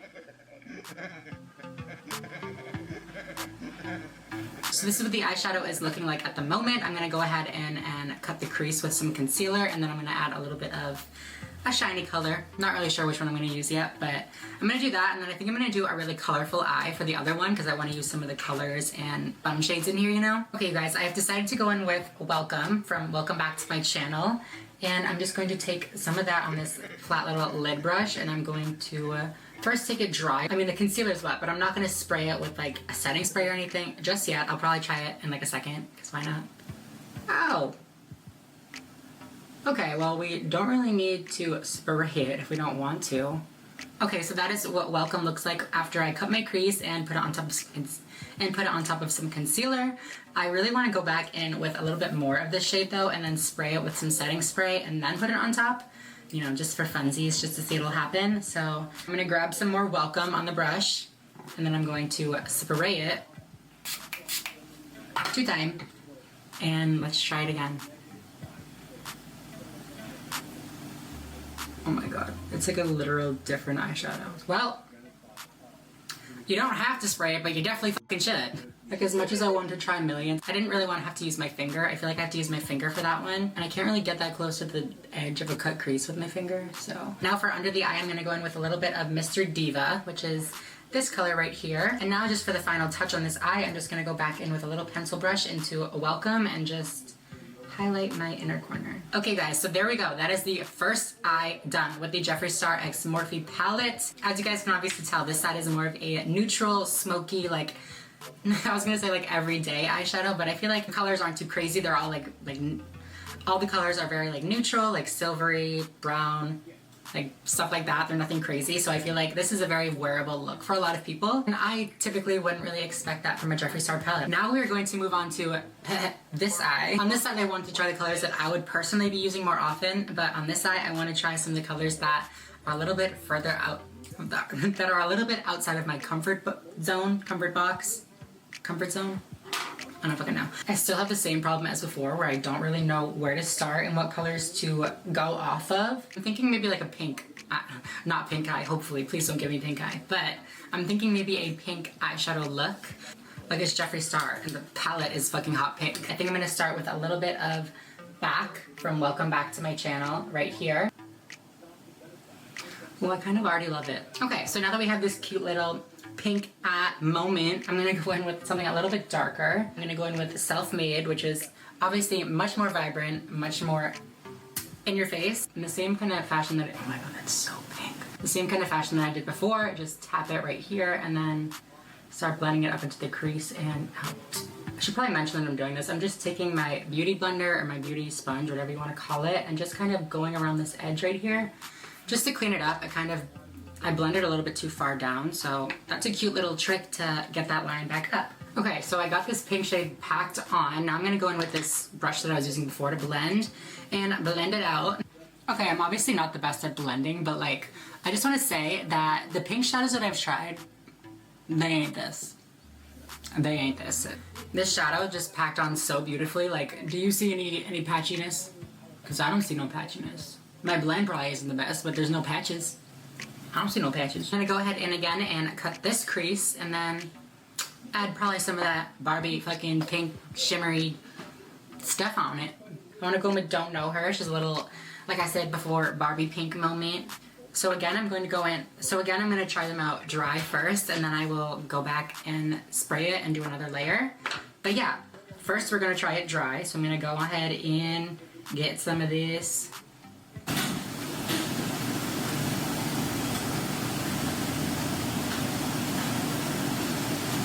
So this is what Don't Know Her looks like dry on top of concealer.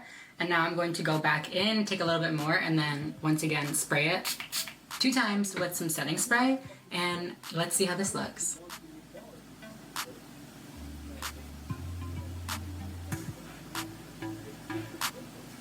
So there we go. I feel like there definitely wasn't as big of a difference as there was with this like lighter shade, but it definitely gave it a little something extra when I sprayed it, so that's good to know. So I'm gonna again go into Self-Made, but I'm also gonna dip a little bit into Calabasas, which is that little burgundy shade. I just want to deepen it a little tiny bit, but I also want to make it like stay on the same tone. Okay, okay. Now I'm just gonna take a little bit of that Self-Made shade again and go under my eye. Okay, and there we go. That is both eyeshadow looks complete. We have two very, very different styles going on here, but I just wanted to show you guys how versatile this palette really is. You can definitely get more, I wouldn't call it natural, but you can definitely get more neutral colors out of this palette if you are more comfortable with those. But you can also step out of your comfort zone and use some of the colors in the palette to get really bright, colorful looks like this one. I'm just gonna pop on some lashes, some final touches, and I'll be right back to let you guys know my final thoughts. Okay guys, so this is the finished look using the Morphe X Jeffree Star eyeshadow palette. Overall, I really, really love this palette. I also love the size of it. Like, I expected it to be bigger. Just for reference, this is the old 35W palette. I got this a long, long time ago. I think this is like my first ever Morphe palette. As you can see, it's a lot more narrow. It's like half a centimeter taller. If you compare it to the James Charles palette, it's a lot smaller, which I actually really, really like.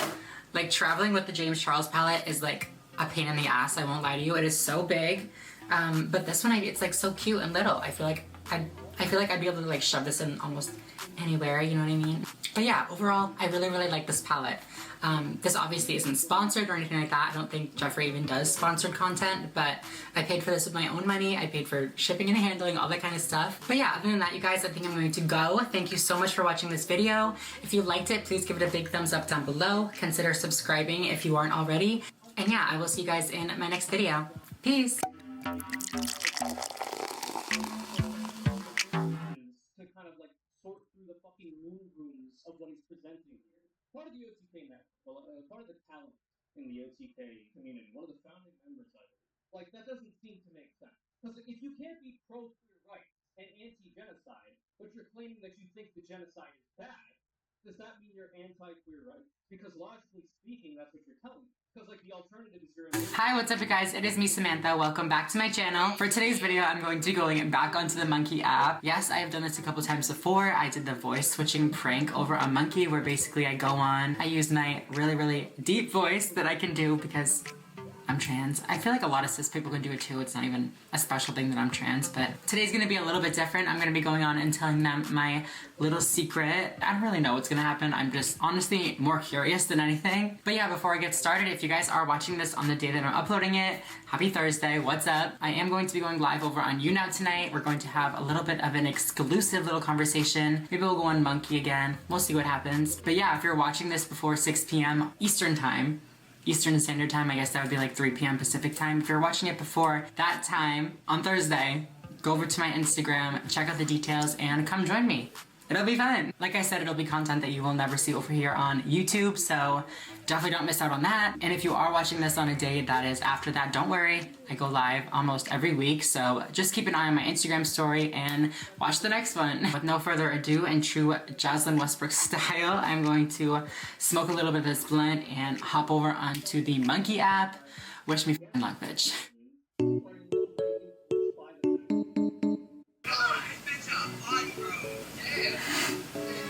Thanks. She added time. Yo, Dylan, this girl's mad hot. What is up? It's really stoned. I can tell. Yo, add it snap. Okay, I gotta tell you a secret though.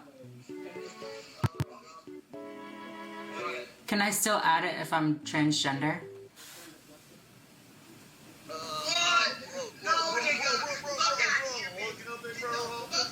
You could tell they all paused for a second. They were like, how are we gonna react to this? And then that one motherfucker was like, I can't remember it.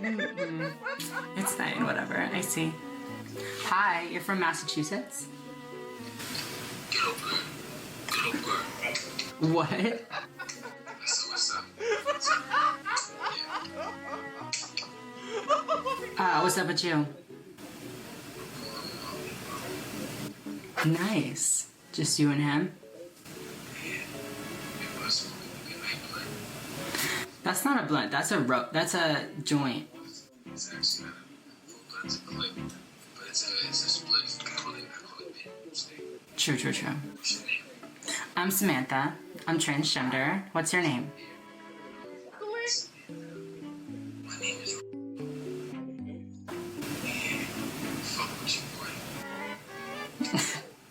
That's nice. I had a bong one time and I named it because all the ladies loved him. Isn't that funny? I'm from Massachusetts. We talked about that. Bye. You can't just forget where I'm from. Are you outside? Are you in the wilderness? Hello, hello. I'm from Massachusetts. Where are you from? I can't see you. Where are you? Oh, there you are. Oh, hey. I'm doing good. I got a secret that I want to tell you. I'm transgender. How you feel about that? Hi. I'm trying to curb you. I just want to let you know. Yeah, bro, you can pause the game. I'm like, why don't you? Which one?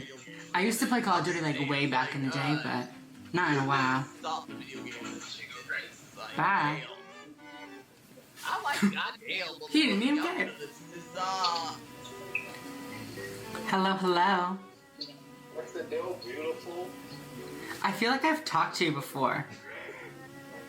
Bro, hold one more time. I got a serious question. Like, I'm not trying to be funny. I don't know. I would answer your question. Okay. Are you a nigga?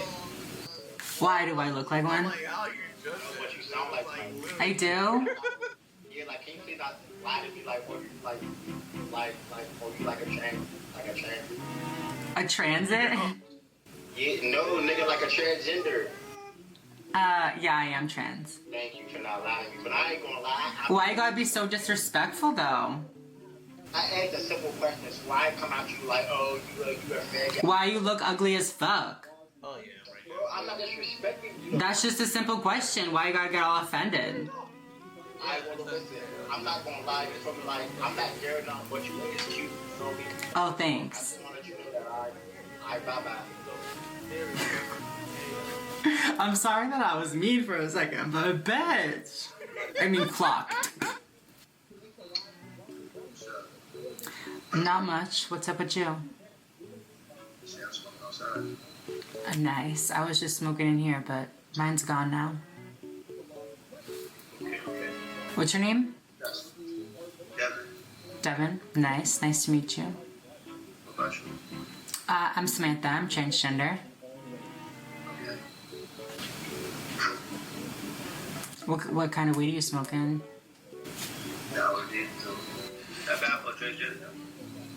Thanks. I was gonna say, did you even hear that part? You didn't even, like, react. Yeah. You don't care? I mean, there's no reason to, yeah. I feel like a lot of the time, guys react so crazy when they're with all their friends and stuff, but then when they're alone, they don't care.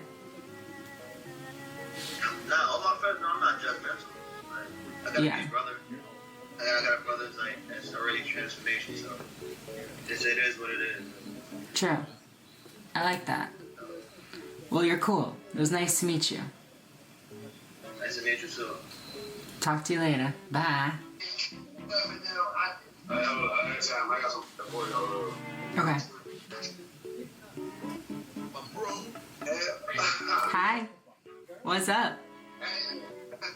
Hey, what's up? What's up with you? What's your name? Hey, you a dude? Am I a dude? Why? Because you sound like one. I sound like a dude. No, I'm not a dude. Alright, so what you got to sex change you with a female or? I'm transgender. Oh, okay, alright, bet that's all you had to say. Alright, I'll let you have it. I just got clocked so bad. Oh, I know you. You a YouTuber. You know me? Yeah, you know video? I am doing a video. What's up? You want to be in the video? Yeah. What's up? transgender, right? I am. Oh yeah, okay, I see. Samantha Lux. We I'm from Massachusetts. okay. Nice to meet you. Nice to meet you. I'll see you around. Bye. What are you rolling? Rolling up this potato joint, put in the blunt. Sounds good. Yeah, what you doing? Not too much, just hanging out. I was gonna go out, but then my friends canceled, so not anymore. Oh, that's the worst, fucking laggard. Right, literally. The worst. I like your tattoos though. Oh, thank you, motherfuckers hurt. I bet, yeah. You don't got no tattoos? I got a couple little ones, but nothing crazy. Nothing crazy, I'm good either. What was your name? Trent. Trent, nice to meet you. I'm Samantha, I'm transgender. Oh yeah, no problem with me. Oh, that's real cool. Oh, I didn't even notice the Superman part in the middle. That's dope. Took about an hour and a half of excruciating pain. Yeah, I bet. Yeah, that motherfucker was not a fun time. No fun. What you be doing for fun, Samantha? Not too much, just hanging out. I mean, I don't really know. I never know what to say when people ask me that. I'm like, hang out. You see each other and most of these motherfuckers on here, they're some weirdos. Just stand 10 feet from the fucking phone, fully whole naked, jacked off. Literally. Like 5 seconds in, show me that fucking dick right now, let me see it. I'll be like, Do what? You want me to do what now?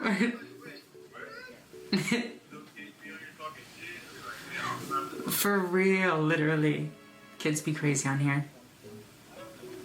It was nice to meet you though. I followed you back, so I'll talk to you soon. Bye. Hello. Not much. What's up with you? Hanging out. Sounds good. What was your name? Dan. Nice to meet you, Dan. I have a secret to tell you. What if I told you I was transgender? How would you feel? Man, I'm not really into it, but you. Oh, that was a very nice answer. Nice to meet you. Thanks for being nice. Hello, how are you? I'm doing good. What was your name?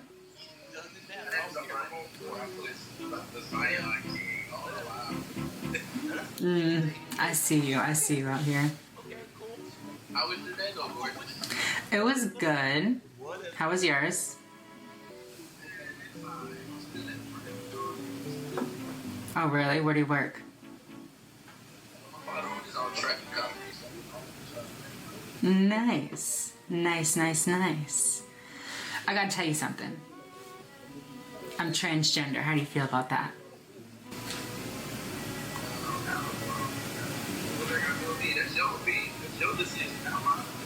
I appreciate that. That's true. I feel like a lot of the times guys like freak out around their friends and stuff, but then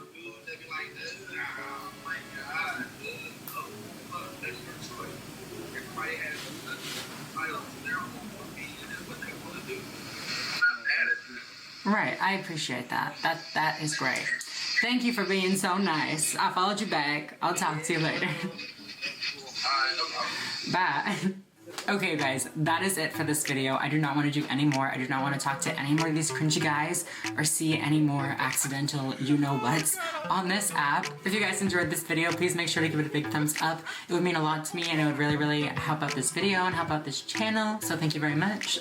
Make sure to subscribe if you are not already, and don't forget that I'm going to be live streaming tonight, Thursday night at 6 p.m. So make sure that you check my Instagram story, whatever it's called, to get the detail on that. But yeah, other than that, I think I'm going to go. So thank you guys so much for watching, and I will see you in the next one. Bye guys. Same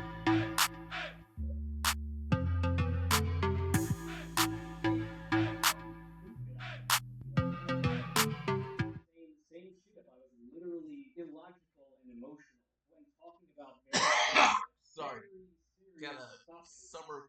cold or something. No, probably need to get a shot or something. I don't know. I'm all for it, but it's like, Oh man, gotta oh wait man. It's for gotta that be go shit. through. It's been a long running game about how the man's Hi hoes, welcome back to my channel. It is me, Samantha. As you can tell by the fact that you are now blind, I have no makeup on yet. I decided that I wanted to film a little bit of a more chill video with you guys. Just sit down, do our makeup together, and give you guys some of my favorite tips, and in my opinion, the most important techniques and advice and products and stuff like that to keep your makeup looking as perfect as possible for as long as possible. Before we do that, I just want to remind you guys to subscribe right down below if you haven't already. If you like this video at any point, if it makes you laugh, if you like my tips, if you are a nice person, just give this video a big thumbs up. It really does help out my channel a lot. And also I just want to give a quick little reminder that I go live on YouNow every Thursday, and you can check my Instagram story every Thursday for the details on that. So yeah, now that that is all out of the way, I'm going to tie back my hair and we are going to get started. Okay guys, so now that my hair is tied back, we can go ahead and start the process. So of course, like everything else, there is a science to doing makeup. I'm not gonna sit here and pretend that I know the science or anything like that, but I think that I have gotten a little formula down pretty well over my years of using makeup. And it pretty much comes down to one basic rule. It's really, really simple. A lot of you probably already do this and know what I'm gonna say, but when you are using a wet product, you have to set it with a dry product, and then when you are setting a dry product, you have to set it with a wet product. It sounds kind of silly, but this is actually really, really important to getting your makeup to stay on as long as possible. For example, I went in with the Anastasia Dip Brow Pomade on my brow, and while it does set a little bit on its own, I went in with the translucent powder over top just to go ahead and further set the liquid brow pomade and make sure that it doesn't slip or slide anywhere around. But yeah, we're pretty much just gonna keep that little formula, if you will, in the back of our mind throughout the entire makeup process. I'm gonna refer back to it a couple different times. So yeah, that's important. Before I started wearing makeup before my transition, my skin was very, very dry. I didn't moisturize it, anything like that. I only just like washed it in the shower. My makeup would crack, it would flake off, all that kind of stuff within like 2 or 3 hours of applying it. It was for a couple reasons. Oh my god. For a couple reasons, but it was mostly due to the fact that my skin was so dry that it was sucking all of the moisture out of my foundation and concealer, all the liquid products that I had on, and it was shriveling up on my face and separating and cracking. So that is why my second tip is to make sure that your skin is already very, very moisturized and that it's not going to suck the moisture out of any of the products that you apply. I moisturize off camera, just trust me. So after you moisturize, you're gonna go into the third tip, which is to prime your face. Everybody knows that you have to prime your face, but I don't think that everybody knows why you prime your face. And there's a few different reasons for why you would prime your face. There are primers that fill in your pores to give you a more smooth finish. There are primers that are more long-lasting primers that are very, very tacky and get your makeup to stick really, really well to your face. So you really just kind of have to balance out what you prefer and what you need. For me, I like to use something like this, which is a liquid that fills in the pores, but also once it starts to dry, it gets a little bit tacky. While it doesn't fill in my pores as much as like a putty or something like that would do, it is pretty good, and I get like that nice balance between the two, like the best of both worlds. Before we talk about the next step, I'm going to go ahead, grab my Dragon Beauty Skin Perfecting Potion, just apply it on some of these darker areas that I have around my face. Boom, and then I'm just gonna blend it out and let it set by itself. This step is not one of my 10 tips to getting your makeup to look perfect, but it definitely helps when you have some some darker, shadowy areas. We won't talk about why they're there, but if you got them, this shit helps. So the next little tip that I have for you guys is using a full coverage product. So a full coverage product is going to help your makeup last the longest for a couple reasons. Firstly, full coverage products tend to last a little bit longer just because of the way that they're made. And secondly, your makeup is never going to stay the way that you apply it perfectly all day long. So using a full coverage product will ensure that you get the most coverage and most pigment out of your product for the most amount of time, if that makes sense. So yeah, I'm just gonna take a couple pumps of the Maybelline, what is this one? Of the Maybelline Super Stay Foundation. This is in the shade 112, not that it matters. And I'm just gonna start to dot this around my face.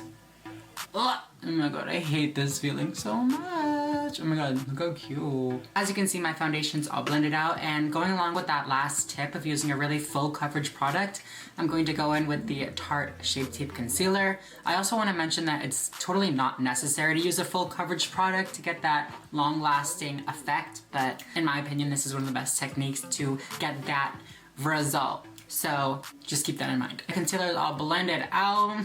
Well, as blended as I'm gonna get it, let's be real. My next tip, number 4, number 5, I've kind of lost count already, is to wait like a minute or two after you apply your liquid products. So if you're gonna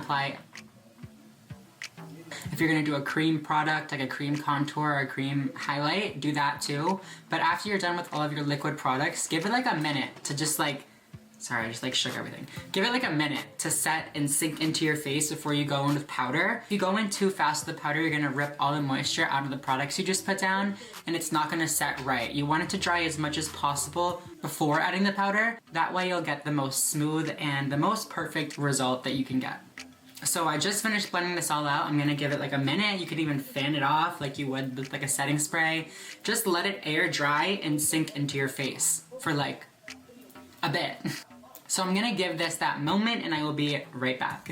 All right, hi y'all, I'm back. My makeup has been drying or self-setting, if you will, for a minute or two now, not too long. I'm starting to get some creasing under my eye, so that's when you know it's time to go in and use the translucent powder. So what I'm gonna do is just take some powder in here. This one's not completely translucent. I really wish it was. That's the best kind of powder to use. Just like a really, really actually translucent powder. A lot of times brands will say that it's translucent, but it's not like that. So what I'm gonna do first is smooth out any of the creases that may have already formed under my eye, just with that same beauty blender that I used to blend out the concealer and foundation in the first place. And then I'm gonna grab a different dry sponge. You don't have to grab a different one, use whatever you want, but I'm gonna grab this and just apply like a really thin amount of powder right underneath my eyes. This is gonna combat any creasing that you're gonna get, and it's also gonna stop any shadows from forming under your eye. So once I have that in place, I'm just gonna take a regular powder brush and go in and just set the rest of set the rest of my face. I'm not too crazy careful with this because when you let the foundation and concealer sink into your face, you can see it's already so smooth and so like textureless, if you will. So this is just really another protective layer to just dry up that other product, not in a bad way, but just, you know, really set and lock it in. And also it's gonna provide a little bit of a blurring effect to your foundation. You wanna make sure to set your nose with a lot of powder. Make sure it's really well set. Try not to disrupt any of the foundation or concealer underneath, but you wanna make sure that it's all really, really set because your nose is the first place that's gonna slide. Trust me. So I really don't want this powder to sit on my face very long, so once I am done blending out the powder around my face, I'm just going to go ahead and wipe off any excess powder from underneath my eyes or anywhere around my face. And at this time you can see that I look really, really flawless, really flat, but I also look a little bit ashy, so I'm gonna go ahead in and take just the tiniest bit of setting spray, like 1 or 2 sprays maybe from like a distance, just to go ahead and melt that powder into your face. It's really, really important here to make sure that you don't have too much powder on your face because it can get like chunky and like clumpy, not cute. So make sure that your face is really, really smooth, and then go ahead in with just like that. Boom. So we're gonna move on to the eyeshadow, and my tip for the eyeshadow is to obviously use an eyeshadow primer, but furthermore to not set the eyeshadow primer with a translucent powder or anything, but rather just the eyeshadow itself. So going off that little formula that I talked about earlier, when you use a wet eyeshadow base on your eyelid and then go in with the dry eyeshadow, you're setting that base with the actual product. So wherever you're putting that product, it's gonna stick and not really move that much. So that is the way to get the best color payoff, whatever you want to say. That's the way to get the best color payoff from your eyeshadow for the longest period of time. If you want to go over with a translucent powder or like a light eyeshadow beforehand, the colors will blend a lot easier, but they'll also be a lot quicker to just slide off or move around or blow away because there isn't anything sticky for it to hold on to. Does that make any sense? Am I talking too fast? I'm high. I'm sorry. I don't have a good eyeshadow primer right now, so I'm just gonna take some concealer that I used earlier, and this is gonna work fine because it's full coverage and it's also pretty thick to the point where it will fully saturate my eyelid and also provide a nice moist base for the eyeshadow to stick to. So now before that eyeshadow primer dries, I'm gonna go in with my Jeffree Star X Morphe, or my Morphe X Jeffree Star eyeshadow palette, and I'm going to grab some of the shade, probably Channel. Yeah, I'm gonna dip into Channel and Mr. Diva and just go ahead and fill in my crease. And you can see that immediately it's really, really clinging to the eyeshadow base. which is a good thing. You want to be careful. You don't want to go in with too much because, again, it's gonna really cling and it'll be not the easiest to blend out, but that's a good thing for making it last a long time. I'm just gonna keep grabbing slightly darker shades of brown and adding to the dimension of this eye, just getting further and further into the crease and blending it out less and less. And now that all these browns are blended out, I'm gonna go into this shade, what is it? Lynn, from that Morphe X Jeffree Star eyeshadow palette and put that all over my lid. Okay, so this is how the finished eyeshadow look came out. I just blended out all the browns. I added some of Lynn from the Morphe X Jeffree Star palette, and then I just added a little bit of eyeliner. My next tip actually has to do with that, eyeliner. In order to get your eyeliner to not run or bleed or smudge or anything like that, while it's still wet on your eye, yes, we're going in with this wet and dry theory of mine. While it's still wet on your eye, you're gonna wanna go in with a black eyeshadow and a little pencil or detail brush and just kind of press it onto the liner, and it's just going to fully lock in that eyeliner. My eyeliner today is pretty thin and it's honestly really bad, so I don't want to focus on it too much. But yeah, that is the next tip. If you have problems with your eyeliner smudging or bleeding, or you know, your eyes water and it messes up, try some black eyeshadow over top of your eyeliner and I promise it should help. 99% of the time, it sometimes works. So my next tip isn't until the end of the makeup, so I'm going to go ahead and rush through, finish my makeup, and I will be right back. Hi guys, so it's actually been about 2 hours since that last clip. I went and had some dinner. I obviously put on a wig. I finished putting on my makeup. This is how the eyeshadow came out. I'm wearing lashes by Caked and Baked Lashes. I'll put their Instagram in the description. They're really, really cool. I'm so high right now trying to describe this, but like, basically all of the packaging is inspired by like dispensary weed. So there are little RX stickers all over it and they look like little like bags of weed. Obviously. It's very, very cute. So I'll put their description down below. Go check them out if you haven't heard of them. They're pretty small, so go support them. They're lit. Also, just in case you're wondering, the wig I'm wearing is Gabrielle by Uniwigs. I will put the link for this in the description as well. But yeah, I have 2 more tips to show you guys. The first is a long-lasting setting spray. Going off of what we were talking about before, all of the dry products in my face, like the powders, contour, blush, highlight, all that kind of stuff, needs to be set and locked into place with a liquid product. So we're going to be taking the Sports Fix by Makeup Revolution and literally drenching our faces with it. It just helps really melt all the products you have on your face together, including all the like blushes, the highlights, all that kind of stuff. I can always tell when I forget setting spray, and I'm always so mad about it because my face looks dusty, musty, crusty, and like cakey by like 2 hours in. Setting spray really, really helps to get rid of that caked look. After all of this stuff, usually what I will do is I will inspect my face and see where I have any pores or any texture that I still don't like. And I'll take a translucent powder and I'll just take some in my hand like that. And then I will take the wet sponge that I used earlier and I'll take it on the damp side. And I'll take like a tiny, tiny, tiny bit. And as you can see, I have like, let me zoom you guys in. As you can see, I have a little bit of pores right here. So what I'm gonna do is take this powder and just pack it into the pores. I love this trick because not only does it get rid of all the texture and the pores and stuff like that, but it really, really helps to keep everything super bright and super creaseless. This is also a great trick if you notice that you have creasing throughout the day. You can take it on even a dry sponge and just go underneath your eye or wherever you have a crease and just kind of smooth out those creases. Just like that.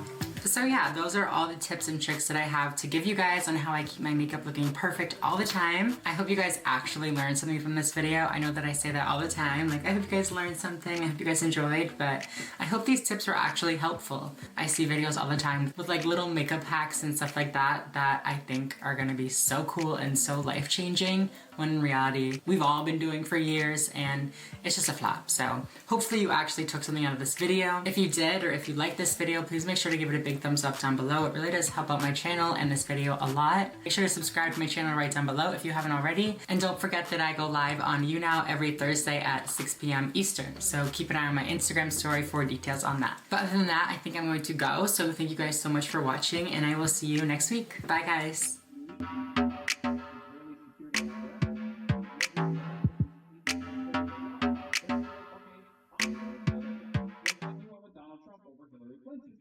So, but it doesn't share. Most of those people that fucking voted for Hamas are dead. So, has anybody seen this whole clip? Like the whole conversation? Does Asmongold ever like walk back justifying a genocide or not? I wouldn't expect him to because he's already operating from an emotional state, so it's rare that people who are operating from that state don't double down. Yeah, it might be. Hi everybody, welcome back to my channel. As you can tell from the title, I have somebody very, very special that I've been trying to get on my channel for a while now. He's very dear to my heart and I really just want to share him with you guys. So with no further ado, I'm gonna scoot over and let you guys meet my boyfriend. Come on in, bitch. Hello. Hello. I can't. I'm done. I quit. I can't. Hello. So with no further ado, this is Kyle. Hi Kyle, say hi to everybody. Hello. Kyle is gonna do my makeup, but I feel like we look too similar to pull off that you're my fucking boyfriend. This is actually my cousin. He's my best friend. And the things that I said are true. I've been trying to get him on my channel for a long time. He is very dear to my heart sometimes and sometimes. Yeah, but I'm very excited to have him on my channel today. He's very excited as well. He's very, very nervous to be on camera. So be very nice to him. We love Kyle. We stand Kyle. So now we are going to get started with the makeup. You've done makeup a little bit before, right? I mean, a long time ago in like middle school. So like... And I was super emo, so...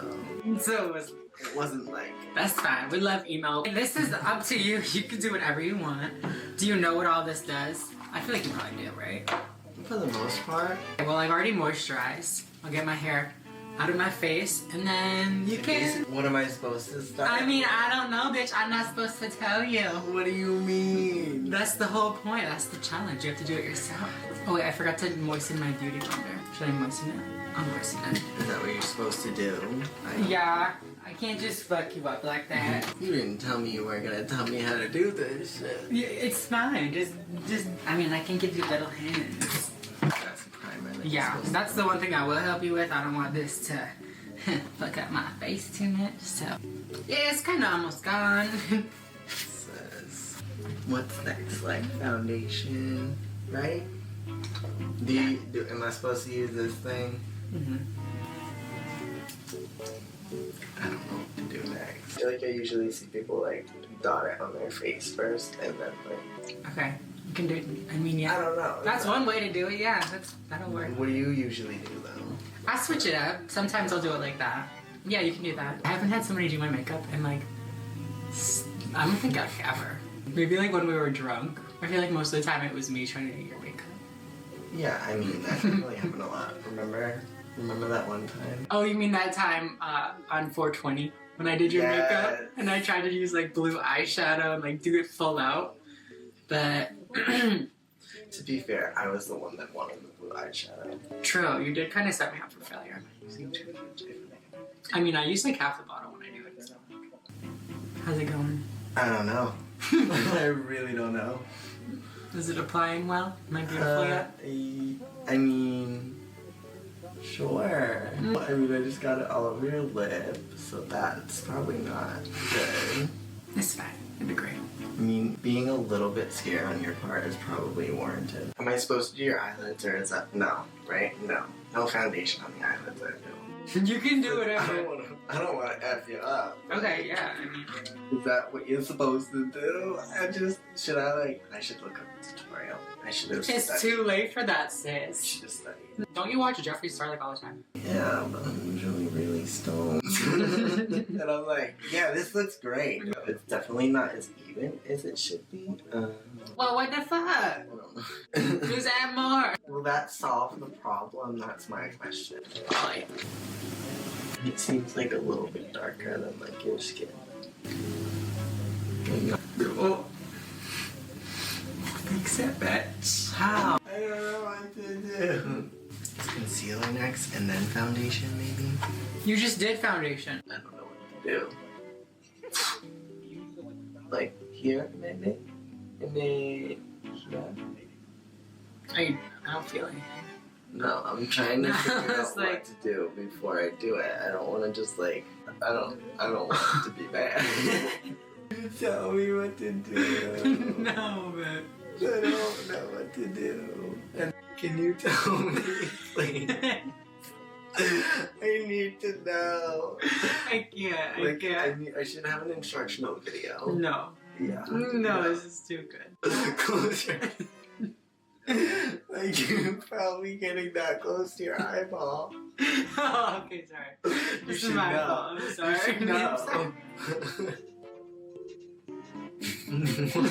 Stop laughing. I'm not laughing.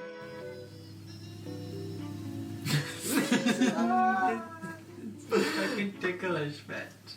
You're making me think that I'm doing everything wrong. Oh no, you're good. That's not my fault. Whose fault is it? Why do I need it here? To lighten up the foundation down here. Oh, okay. I thought you were gonna say I had the neck beard. Is that it? Like, is that what I'm supposed to do? I mean, yeah. Why you button down, I guess. Okay, what next? That's up to you. What do you want? I can give you something if you like know what you want and you just can't like find it. Is this when contour happens? I mean... Or wait, is this when you bake your face? You could bake. Nobody taught me how to do this. You're like, I need to learn. I need a high school course of making face. Oh wait, you put it in. I see. Okay, I know I've seen you do this before, right? That was like pretty neutral, right? It's like, right? That could, yeah. Mm-hmm. I just don't want to have fun when your brush is like. I appreciate that. It'll be fine.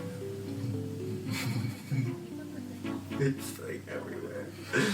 Keep your eyes closed. I don't want to hurt you. That's such a scary thing to say when you're doing someone's makeup. I just don't want it to like go in your eyeball. It's getting all over you. Oh my god. It's fine. Just keep going. Okay, this is not working. This is not what you use. That's what I use. Then how do you do it so well?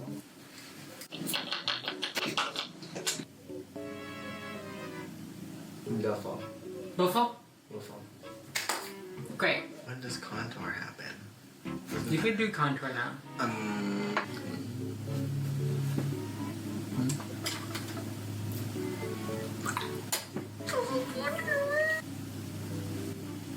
That looks pretty like...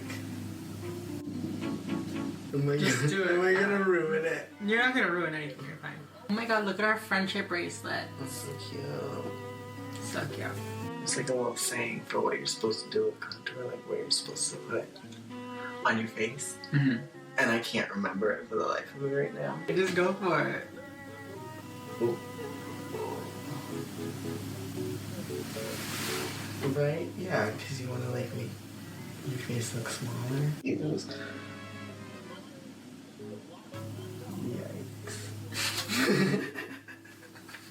I'm just imagining you as like a makeup artist, like doing so much contour, you're like, yikes! And then just keep going. I'm just gonna go for it. Whatever. Like that.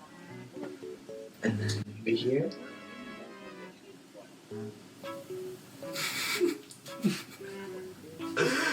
And then how do I blow this out? So I'm just gonna go. Oh, yeah. What happened? Nothing. I think I just put like a little bit too much on that side, and now it's not blending out as well as I wanted it to. What's next? How?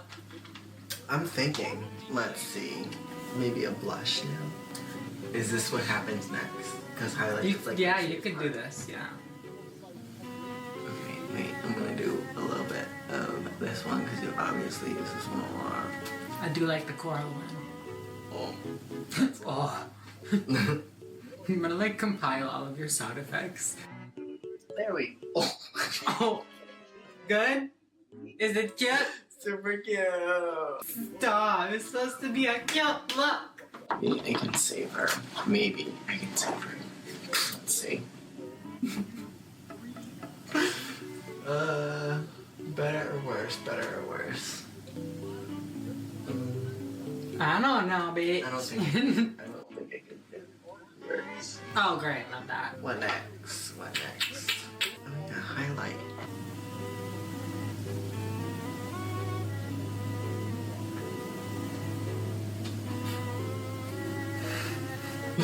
Yikes. Am I sparkly?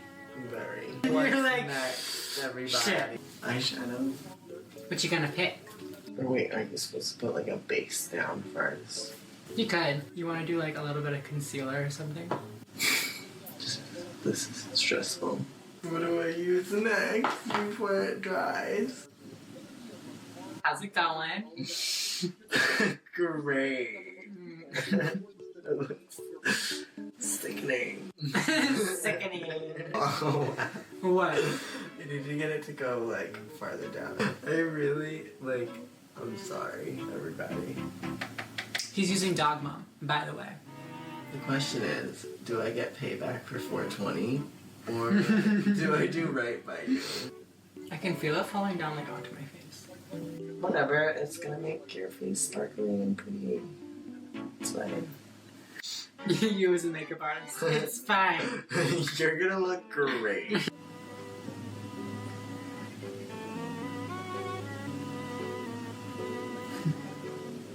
How's it going? It's going. You're like, she's going on. It's things are happening. Oh. What? What did you do? It fell down below a little bit. A little Onto your bit. cheek. Is it helping? Beautiful. Is that a new necklace? It's very cute. Thank you. It's a new necklace, as a matter of fact. I got it from this new brand that I just heard of. It's Ana Luisa. It's super cute. I got this ring from them too. You like it? It's like a little eye. Is that real Look at- gold? Yeah, bitch. It's real gold, but it's like fucking recycled gold. Can this focus? It's recycled gold, so the company's like very sustainable and like good for the. Okay, bitch, come on. There's like a little eye on it. Do you see it? Right. Remember, I used to like draw eyes all the time too. I used to be obsessed with like drawing eyes and like editing eyes on Photoshop. Remember, I used to like edit eyelashes on and like make them really bright and crazy looking. Yeah, so I saw this one and I was like, bitch, I want that one. I also got this necklace though, and this necklace, I don't know if it's an eye or not, but it's just like this cute little gold, like coin looking thing with a black little gem in the middle. And then it's on like a little beaded chain almost. It's super cute. Oh my god, I need it. It's real like dainty and cute. And again, this is made out of the recycled gold too. So we love when things are good for the environment. Sorry, bitch. I had to inform them of the beautiful jewelry from Ana Luisa. I know. I mean, I do love it. I really do. Use code LUX10 for 10% off. Oh, what color are you using? Channel from Welcome Back. Oh, you're still okay. Cool. Out of my way. I'm sorry, bitch. Yeah, eyeshadow usually looks a little crazy before you pull it all together at the end, you know? Just like, what is this random ass color? Right, let's hope so. This doesn't sound very promising. I'm sorry, honey. Like, I don't know what you want from me. I said, yes, I'll be in a video and I'll do your makeup. I never said I would do it well. Fair enough. Maybe even a gray, maybe the gray would look good with that. It's like an orange and gray. That'd be cute. You think so? Or maybe, ooh, maybe girl. Oh, that was the one you had suggested, right? No, I said that one. I like But that girl one's cute better. too. I'm going for a different look, so. You're just switching it up. Yep. Okay, fair. I like it. I like your style. Not horrible. Ooh, okay. That's where I needed to fix. I don't know what to do next. You should do eyeliner. I think that'd be fun. I'll use the liquid eyeliner at least. Okay. Okay, so where do I stop? That's the question. You stop wherever you think it's cute. No. Just do it. It's fine. You just look so scared when you look at that. Like, It's just makeup. Just don't blind me. I'll try my best. Oh shit, we're just going for it. Okay. What do you mean? No, What do I do? I'm just kidding. No. No, I'm just kidding. It's going good. It's going good. What am I supposed to do? You're supposed to just put it. Like right on the like. Yeah, close to my lash line. Let me zoom them in a little bit, just so they can see what's really happening up here. It's not the worst thing ever. Is it cute, everyone? Is it good? I mean, it's bumpy. Do you want to fix it or do you want to move on to this one? You're gonna have lashes on too, so if it's bumpy, it's not. I mean, Okay, we'll just move on. Okay. Wonderful. Yeah. Yeah. Wait, even? Yeah, evenly horrible. Great. You get to go out in public after this too. No. Is this like long wear? I'm taking this shit off. I hope it's indestructible. Permanent makeup. I mean, I feel like you should probably do some brows if you're gonna do lashes, huh? Yeah, probably. Oops. I'm scared. It's fine. It'll be great. I want you to be prepared. Yeah. Yeah. Oh my gosh, okay. Okay, so you can... Do you need to like... Do you want to like... Okay, what do you want to do next? Eyelashes, right? Eyelashes? Okay. So we have some lashes from Caked and Baked Lashes. Ooh. Right? Love that. Love that, bro. Any of these pairs, or do you want like some of these bigger ones? I wanna like go big. Those ones. The biggest pair? Okay, sounds good. You do. No, it's fine. You live your dream. Okay, if you guys are wondering, these are the lashes that he picked out. This shit is nice. Like, it locks on your face real well, but... I'm just gonna get my face out there. That's all. Look at these fucking lashes. Aren't they so pretty? So, here you go. I'm terrified. I'm honestly terrified. What do you mean you're terrified? Do you want me to close, open? I don't know. Close, I guess. Uh-oh. What do you mean, uh-oh? I feel like... Is it on? Good? Beautiful. Alright, here's the other one. I mean, it's not the worst thing I've ever seen. It took like my nose. So I need to trim them, you guys, or what? Right, we'll just see at the end. How do I do this? It's just a pencil. Here we go. I'm gonna try my best. Okay. What is that face I you're don't know if making? it's supposed to look like this. Like, Are my lips dry? yeah, a little bit. Alright, is my lip gloss popping? Yeah, you got like.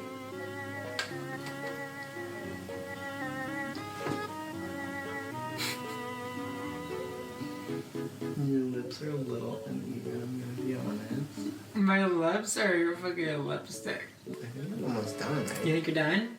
Anything else? This stuff, right? Yeah, do it. I'll just do hydrating and plumping. Okay. We don't want too much hold. No, please don't. It's so strange when somebody else does it because you're like not expecting it. No, it's not. Alright, I'm about to look for the first time. Here we go. The reveal. The reveal, yes. Oh my god, these lashes are crazy, first of all. I think I kind of fucked you up with the lashes. Yeah. To be real, they might need to be trimmed a little bit. The contour is fucking cute. I didn't know, how did you get it to be like that? I mean, actually the more I look at it, it's kind of bad, but... It's kind of bad. I mean, it's there. Like, I thought it'd be like a literal stripe. Because you used a little tiny brush. Usually, I use like a big fluffy brush like this. Oh. And you literally used an eyeshadow brush. But I mean, See, it came out... Oh, this side is a little... I told you about that. We know about it, okay? I feel like you didn't even do my eyebrow. Did you just put it where the hair was? You didn't shape them at all? No, I didn't know what to do. It's okay. I mean, it's a nice, natural, bushy brow. You didn't blend that fucking foundation onto my ear. It's fine. The lips are kind of cute. They look real small because usually I overline the shit out of them, but they're not bad. I didn't want to do that because... You're a little uneven. Oh yeah, I forgot you did eyeshadow too. Oh my god, these lashes. Yeah, you can't really see it, but it's not bad. Let me zoom them in. I just want them to like get a full vision of this. Hi everyone, welcome back to my channel. I feel like You look very cute. I actually feel like these lashes could be cute if I like trim them down a bit, but they're a bit much. I kind of like, I feel bad for like letting you use these crazy ones. I feel like it would have been okay. And the contour is there, the blush is nice, the highlight is, I mean it's everywhere, but it's shiny. Did you contour my nose? I don't think you did you? No, I forgot. You're supposed to do that. I don't know why you contoured right here. Come in a little. I don't wanna. I don't know what was this supposed to do? I don't know. It looks like a honestly, dent. Come in the frame, bitch. I don't know what it was supposed to be. I honestly, you make me feel like I'm like attesting for some crimes that I did. Like, here I am. I want to take the lashes off and see like the work underneath. This is the final result after I cut the lashes appropriately. I put this lash on. I feel like I probably didn't do the best job either, but he kind of fucked up the lash line if I'm being real. And then he did this one and he thinks that it's better. Sorry. Like, how is this the end of my eyeball? I stand by my work. You said what? Stand by my work. T. Okay, guys, I think that is it for this week's video. Thank you guys so much for watching, Kyle. Thank you for being in this video. It really means a lot to me. I know he was nervous. He was very shy at first, but I feel like he warmed up a bit. You got a little bit more comfortable. Un poco. If you like this video, please make sure to give it a big thumbs up down below. Subscribe if you haven't already. Make sure to ring the little bell, because YouTube doesn't like to notify people when I post. Shady. Yeah, other than that, we're gonna go, and we will see you next time. Bye, everybody. Bye, guys. For real, though, you fucked this lash up real bad. Yep. Made specifically for prom. Yep. That's kind of weird, right? Like, these comic books are just prime edition comic books. There doesn't need to be Or any other people's voices. You're doing it to give back to the community so that people who are part of the community of LGBTQI+ will have something to look forward to during Pride Month. They can pick up a comic book and see. Hi everyone, welcome back to my channel. It is me, Samantha. I don't know what to say, Peter. You're making me awkward. I'm sorry, I'll look away. I feel like I've started every single intro off talking about how I have no makeup on, but as you can tell, I'm looking a little bit flat today. That is because we have the new... Is that going to be backwards in the video? I really hope it isn't, but we have the brand new Dragon Beauty DB2 release to play with today. So I'm really excited, and that's why I'm not contoured. That's why I have no blush, no highlight on, anything like that. First of all, she already had little pubes escaping, which was cute. Love to see it. But the first thing you see when you open it, if you're curious, is this beautiful package covered in weave. Here's the palette. Oh, girl. As you can see, my ring light is showing beautifully in the reflection. I'm gonna take it out of that plastic in a second, but this is what the box looks like. There's a little informational card in here talking about all the powders. There's some hair, which is iconic. It's very Nikita, I feel. Oh my god, this is so fun. And then underneath that, you have, again, the picture of Nikita, the little animation thing. Also, we gotta ignore my nails. That's gotta be a thing. Stop looking at me. But yeah, here she is. Here is the face palette by Dragon Beauty. I'm gonna pop it out of this little plastic packaging. As you can see, it's very 3D, like the reflection bouncing off of it shows how circular it is. You can see that depth. Love to see it. Okay, now, for the first time, I'm gonna go in. Actually, let me like zoom you guys in so you get a full little experience. So when you open it up, this is what it looks like. I think that this was originally down here. It got stuck, but you have that dust cover, and then you have one up here, I think. I can see it, but I can't really like... Oh. Love to see it. Yeah, there she is. You have all 6 shades. Femme, Surge, T-Girl, BB Girl, Fantasy, and Silicone. They're all looking mighty fine. Super beautiful. And also, let me just say, these palette, or what is it called? Also, let me just say, these pan sizes are fucking huge. Like, I need something to compare it to. Okay, so I feel like this is a pretty universal size. This is a dry beauty blender. So it's before it got... So obviously it gets bigger when it gets wet, but this is it beforehand, so that's the size. And you can see it's like easily the same size as a fucking beauty blender. These ones are like the same size as, well, they're like a little bit bigger than this way, but they're real big. I'm excited. Also, I feel like they're pretty thick and pretty like, there's a lot in there. This is also so fun to play with. I'm so sorry, Nikita, if you see me like popping your face in and out, but it's too fun to not. Okay, so now we're going to get into the colors. I'm real excited. I feel like I'm looking really flat, so we're gonna get some fucking depth up in here. First, I'm just gonna grab a little contouring brush just like this. I'm gonna clean it off. Get it all nice and clean. Make sure that there's nothing in there. And now I'm going to dip into Femme. I'm gonna dip in like 3 times, maybe like a little bit more. And then I'm just gonna go right in here. Okay, bitch. All right, I see you. First impressions is it's going on really easily. Usually I use the Too Faced Chocolate Soleil bronzer to contour, and that takes like a while to build up, I won't lie, but this one is like pretty easy to get on there. Like already, I'm like, you see that? I'm gonna keep going, let's see what happens. Y'all can talk, you don't have to be silent. I could. You can't eat chips though, that's a no-no. Kyle, get the fuck over here. No. Get over here. Say hello. Come say hello. You're like, no, I'm ugly. Come say hello. Pierre, come say hello. No. Come tell these bitches to back off your boyfriend. Do it! Fine, they're gonna steal your mans then. Nah. Okay. Nah. You're like, bitch, try it. I really like the color of this too. Like, I feel like it's the perfect shade. Not to just like suck Nikita's ass, but it is. I'm gonna go up on my hairline and just, as you go, I don't know if you guys noticed, but I'm doing this side of my face first, just so you guys get like a nice comparison, a nice little transformation moment. Okay, that is Femme applied to my right or left, or whatever, this side of my face. I don't know what side it's gonna translate to, but this side of my face, obviously. As you can tell, that's a really nice contour. Like, that color is perfect. It's like blended in so nicely, and we'll continue. We'll just continue. That's it. I'm gonna dip into Surge, the darker contour shade. Really? Oh my god! Oh my fucking god. Okay, she's fine. Everything is good. It's fine. That was a literal. I'm too high for this shit, bitch. Okay, I'm just gonna dip in again because I feel like it all fell off and I almost died.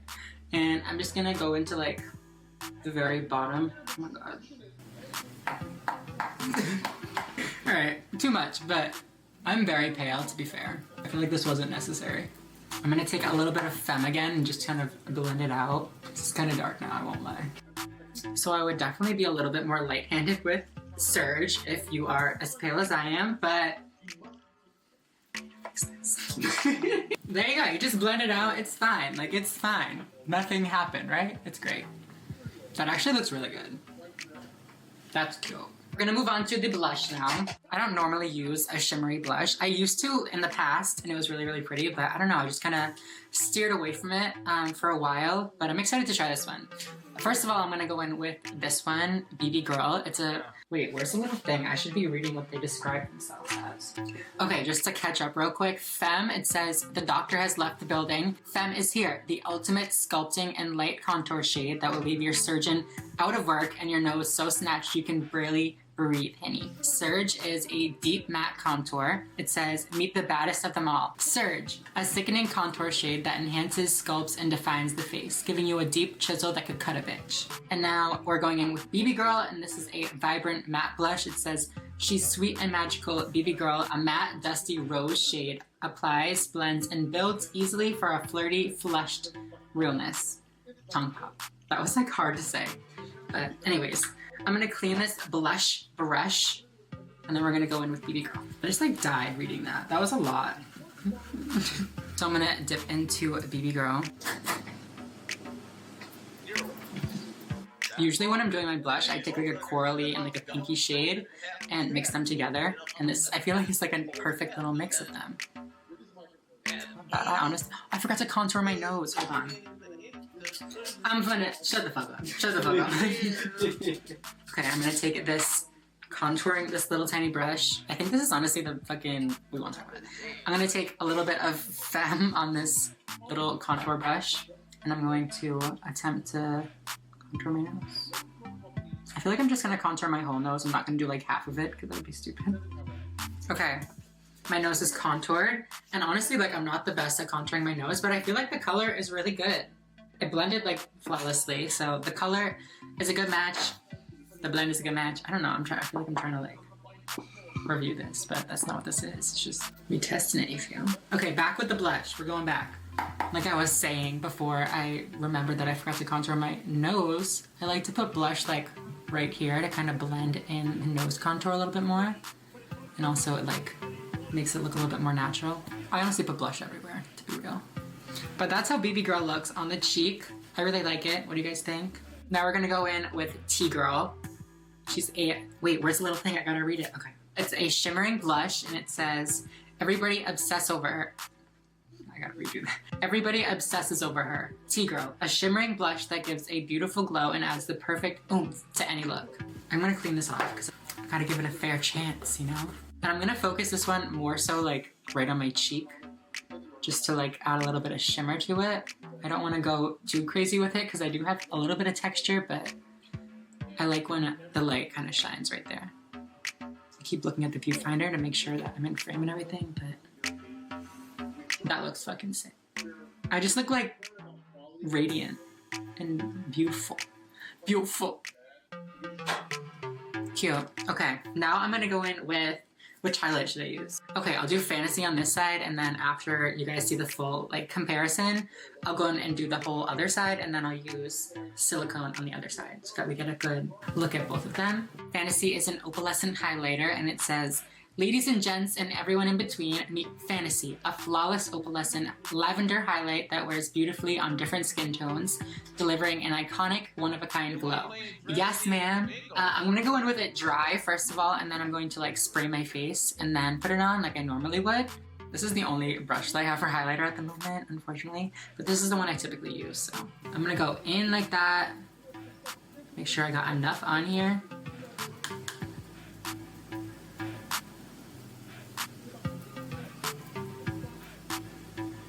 Bitch, that looks so good. But I like how it's kind of a more buildable, it's not like sheer, but it's a little bit less intense than other highlighters, so it gives you a chance to build it up and get it more smooth looking, which I really, really like. As you can tell, this one is more pink and definitely opalescent, so that's what Fantasy looks like. I said pink, it's purple, sorry, it's purple. Peter corrected me. Sorry. Okay, so I've used all of the colors except for this one. Like I said, I'm gonna use that one on this side after I do everything else, but these are all the different products on my face. So yeah, you can really see the full transformation here. I think it looks really, really good. Like I said before, this side only has foundation, concealer, and some powder on it. And then this one has both contours, both blushes, and then the Fantasy highlight. Cute. I can just edit it, to be honest. Now I'm gonna go in on this side, finish all the stuff, and I'll be right back to put on silicone. Put on some silicone, sick. Okay, I am back. I just put everything on this side except for the highlighter. So now I'm going to go back into the palette and I'm going to grab some silicone. I'm really excited. It sounds so funny saying, I'm just gonna grab some silicone just casually. Make sure that I get enough on this brush, tap it off, and then shut the fuck up over there.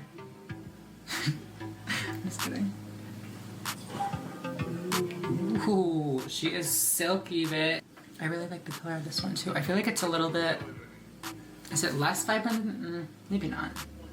So yeah, that's what silicone, oh wait, I forgot to read the little thing. Silicone is an illuminating highlighter and it says, the realest queen with the fakest name. She's a mesmerizing gold champagne highlighter. You can't throw shade at her because she's shining so bright. These are like kind of a mouthful to say, but yeah, that's what silicone looks like. Now I want to like spray my face a little bit and then apply the highlights again just to see how crazy we can get them to be. I'm gonna wait for it to like almost dry and then I'm going to go back in with Fantasy and silicone. First I'm gonna dip into silicone.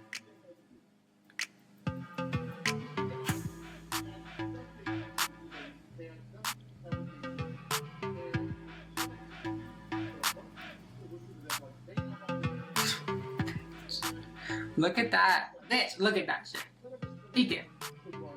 Oh, usually if you apply more and more highlight, the more you put it on, the like grosser it gets. There's like a very fine line, but like it's not getting like that at all. I feel like if anything, it's getting more smooth and like just prettier. So we're gonna go in on the other side again, go into Fantasy before the side dries and just, I feel like this one was already so bright, so this one's just gonna be crazy. But It's fine. They're both like super blinding, super pretty when you build them up. And yeah, that's what they look like. I want to go in and put it in like my inner corner and on my nose. I'm going to dip into silicone for that. And first I'm going to go here on my nose.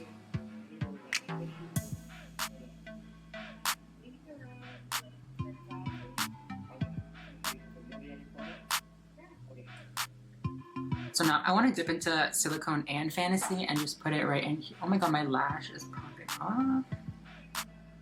No, bitches weren't even gonna tell me. I'm gonna go right into here.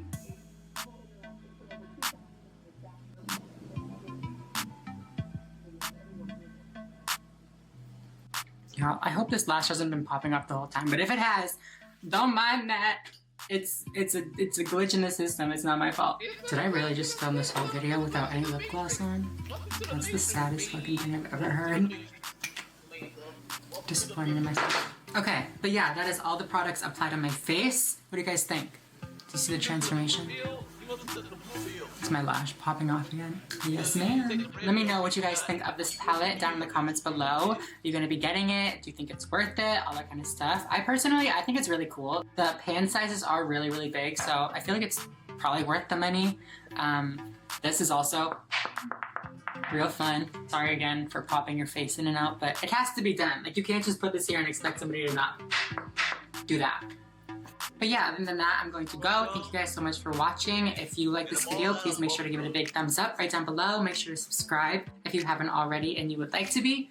And yeah, I will see you guys in the next video. Bye, guys.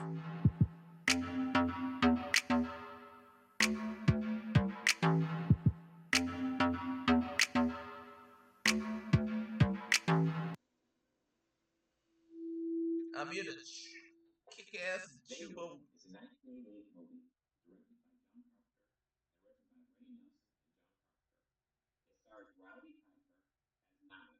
Homeless transient just looking for work.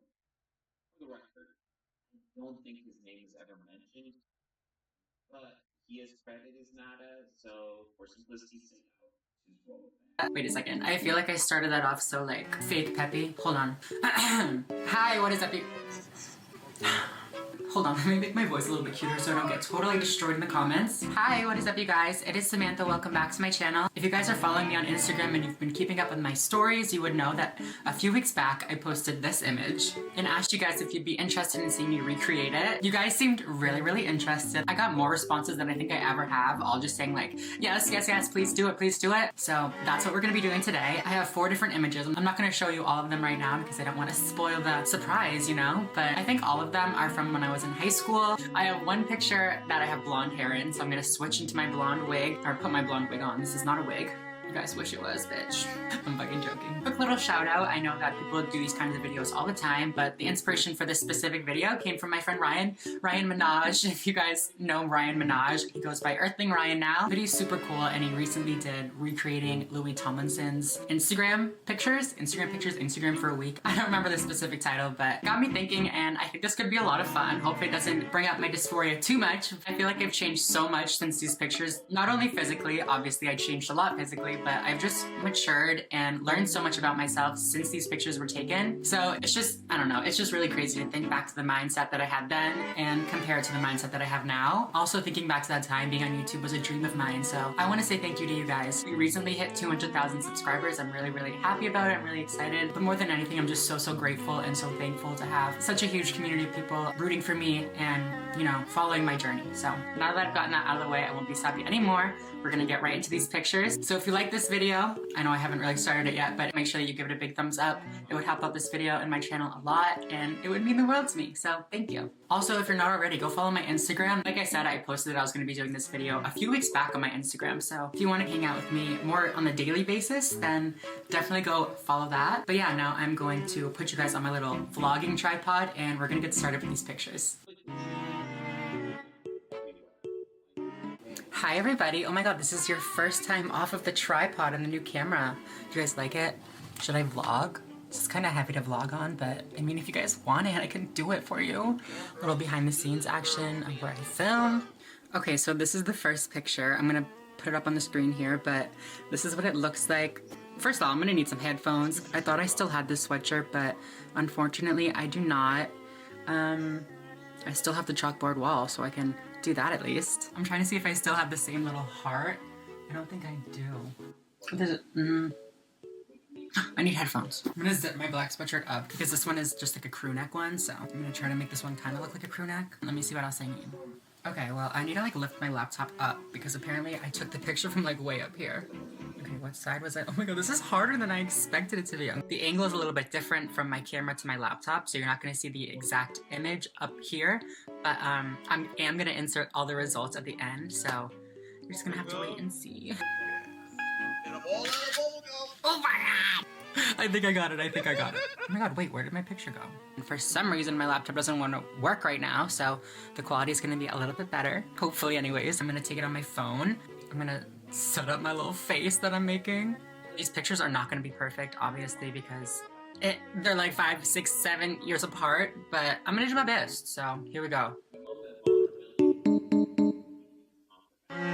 Okay, you guys, that picture was actually so much harder than oh my god, I still have my headphones in. That's so embarrassing. They're literally not even plugged into anything and I just forgot to take them out. That picture was actually really hard to do. Hopefully this one will be a little bit easier to take.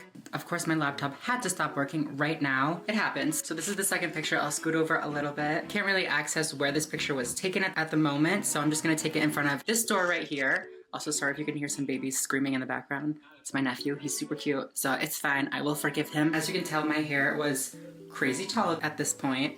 This was right after I started to experiment with my look. As you can kind of tell, not really, but I have blue contacts in. I had my hair all done. It took me like at least a half an hour to get it like that, but that is the picture that we are going to be recreating next. So let me literally sit on this fucking floor. I used to sit on my floor all the time in high school. I had this corner in my bedroom right in front of my closet door that I would literally just sit at for hours on end.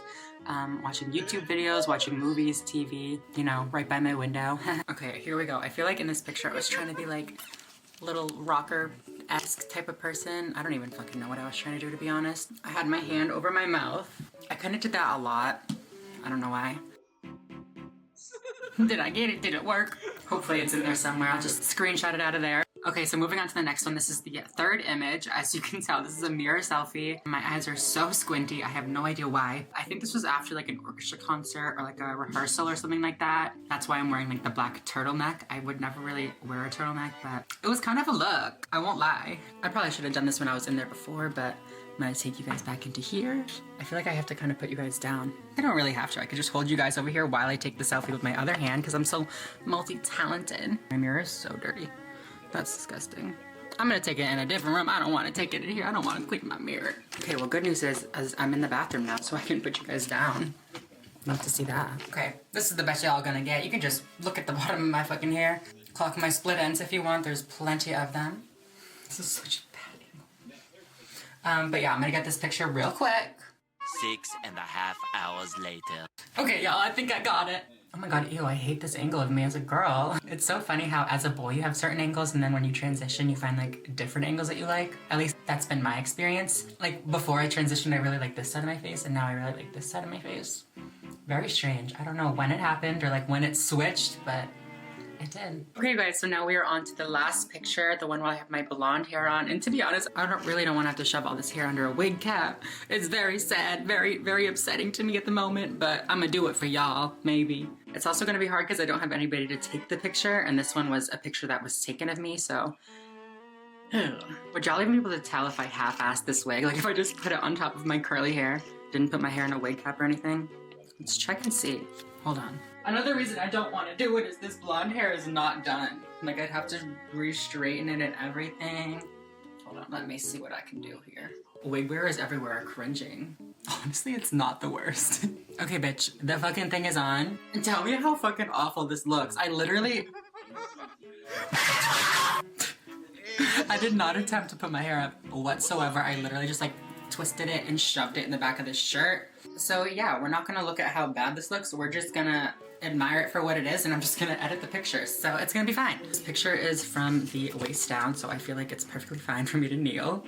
Let me get a little extra light in here so I can Photoshop it to make it look like I'm outside.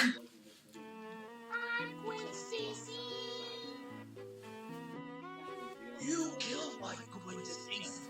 This picture honestly might just have to be cut from the lineup. She is not coming out. She is not looking good. Honestly, this one's gonna be so bad. Oh my god, you guys, that's as good as it's gonna get. I am so sorry, but I mean, she kind of. I was gonna say she's kind of cute, but she's not at all. I'm sorry, you guys. Okay, you guys, I think I got the best version of this picture that I'm going to get. So we're all done. Now it's time to look at the reveal and see the comparison of all the pictures. Let's go. Welcome back to the normal studio setup. We have all 4 pictures in. I've retouched them to get them to look as close to the original as possible. Here we go. Let's talk about it.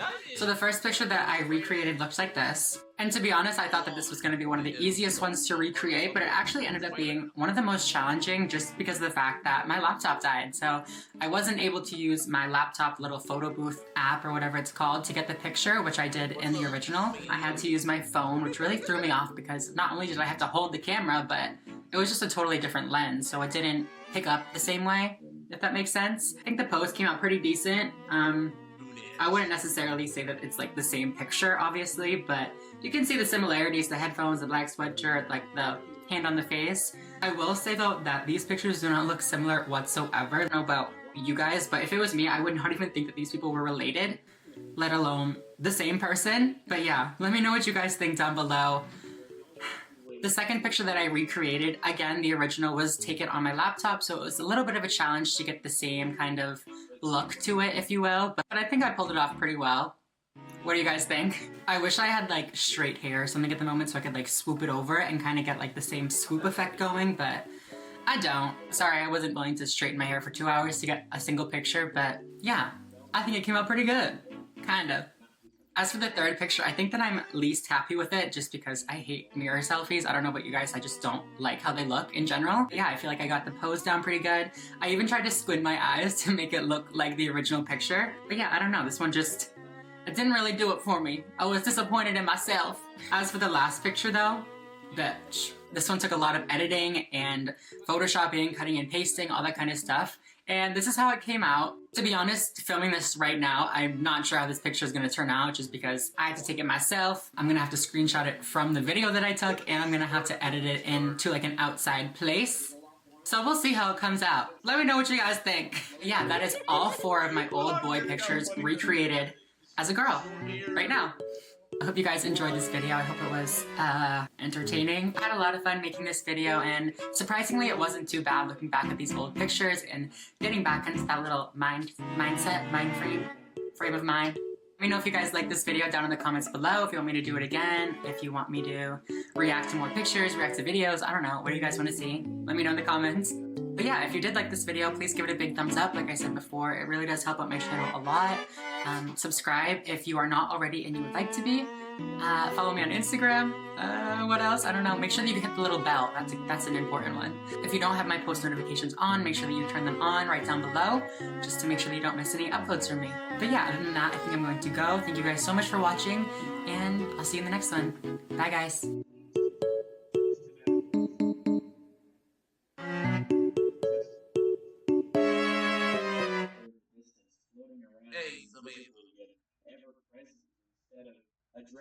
Hi everyone, welcome back to my channel. So I see a lot of As part of a new credentialing body for teachers, we will promote positive education about the nuclear family, the roles of mothers and fathers, and celebrating rather than erasing the things that make men and women different and unique. No one's gonna do that. No one's doing that. Establishing that the only genders recognized by the United Hi everybody, welcome back to my channel. It is me, Samantha. As you guys can tell from the title, I'm going to be telling you guys the story of when my Domino's delivery driver tried to get a threesome from me. No, this is not clickbait. No, this is not an exaggeration. This is literally just like, that's just what happened. You guys have been asking for storytime videos nonstop, so here you go. I have tons of stories. I even have like more stories about delivery drivers that were creepy, but I'm going to save the scariest story because honestly, I'm still a little bit afraid of this guy. Like please, if you are watching this, don't come kill me. I'll let you. Before we get started, if you guys could do me a favor and go and follow me on Instagram, that would be amazing. If you like this video at any point, feel free to give it a big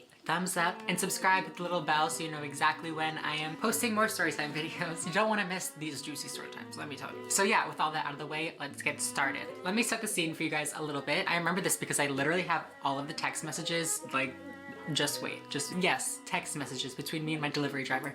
It's fine. It's April 2017. I'm a sophomore in college. I'm living in a dorm by myself, so I don't have a roommate, anything like that. I think it was like a Tuesday or Thursday or just sometime during the week. Then I decided to order a Domino's pizza. That is where this whole story starts. Obviously, it's about my delivery driver, so this was not out of the ordinary for me. I ordered from Domino's kind of an embarrassing amount of times. Like, I don't feel comfortable talking about the amount of free pizzas that I got. Like, you know how you order like 6 and you get a free pizza? I got a lot of free pizzas. We'll just say that. We're just gonna move on. But that being said, at this point, keywords, I had never had any problems with my delivery drivers. You know, it was just a casual, like, fucking, yeah, bitch, let's get a small pizza, some Cinna sticks, like, let's do it. So I placed the order and I'm like, you know, it's been a long day. I just finished all this schoolwork. I just wrote like a 10-page essay, like all this shit. I'm gonna smoke some weed. Pack a little bowl or pack a bong or roll a blunt, whatever I did, and get a little, you know, a little high on. Imagine if people said that, got a little high on. I'm sitting there and about 30 minutes later, my phone rings and I'm like spooked because I was fucking high. But then I'm like, oh yeah, I remember. I ordered pizza. So I pick up the phone and he's like, hey, your delivery's here or whatever. So I'm like, okay, I'll be right out. I scurry on out as fast as I can because like, I'm not gonna let my pizza get cold. So I had totally forgot to even like look in the mirror, like get some Visine, whatever I needed to do. My eyes were fucking, I was literally like, hi, thank you for my pizza. Like literally could not see out of my eyes because they were just so squinty and so red. He picked up on that. We'll get there. So I'm walking down to get the pizza and I get to the lobby where, you know, the guy should have been. I'm like, where's this motherfucking pizza guy? I'm not going on this motherfucking hunt. Like, I will cancel your tip, all this shit. Like, bitch, I did not get delivery to go on a hike. Like, I would have just gone and got it myself. That sounds so bitchy of me. I did go on the hike. I'm just saying that to be like, but I went on the hike. I'm thinking like, where could he be? Like, I'm looking outside the door, back and forth, you know, like all this shit that high people do, whatever. I look everywhere and eventually I'm like, okay, he's not out here. Where else could he be? After like a split second, maybe actually like 3 minutes, I don't know. I remember that my building has a back entrance like on the bottom floor. So I run down the 2 flights of stairs and I burst outside the door, and immediately upon bursting out of the doors, I hear somebody say, Samantha? I whip my fucking head over because I'm like, who the fuck is talking to me right now?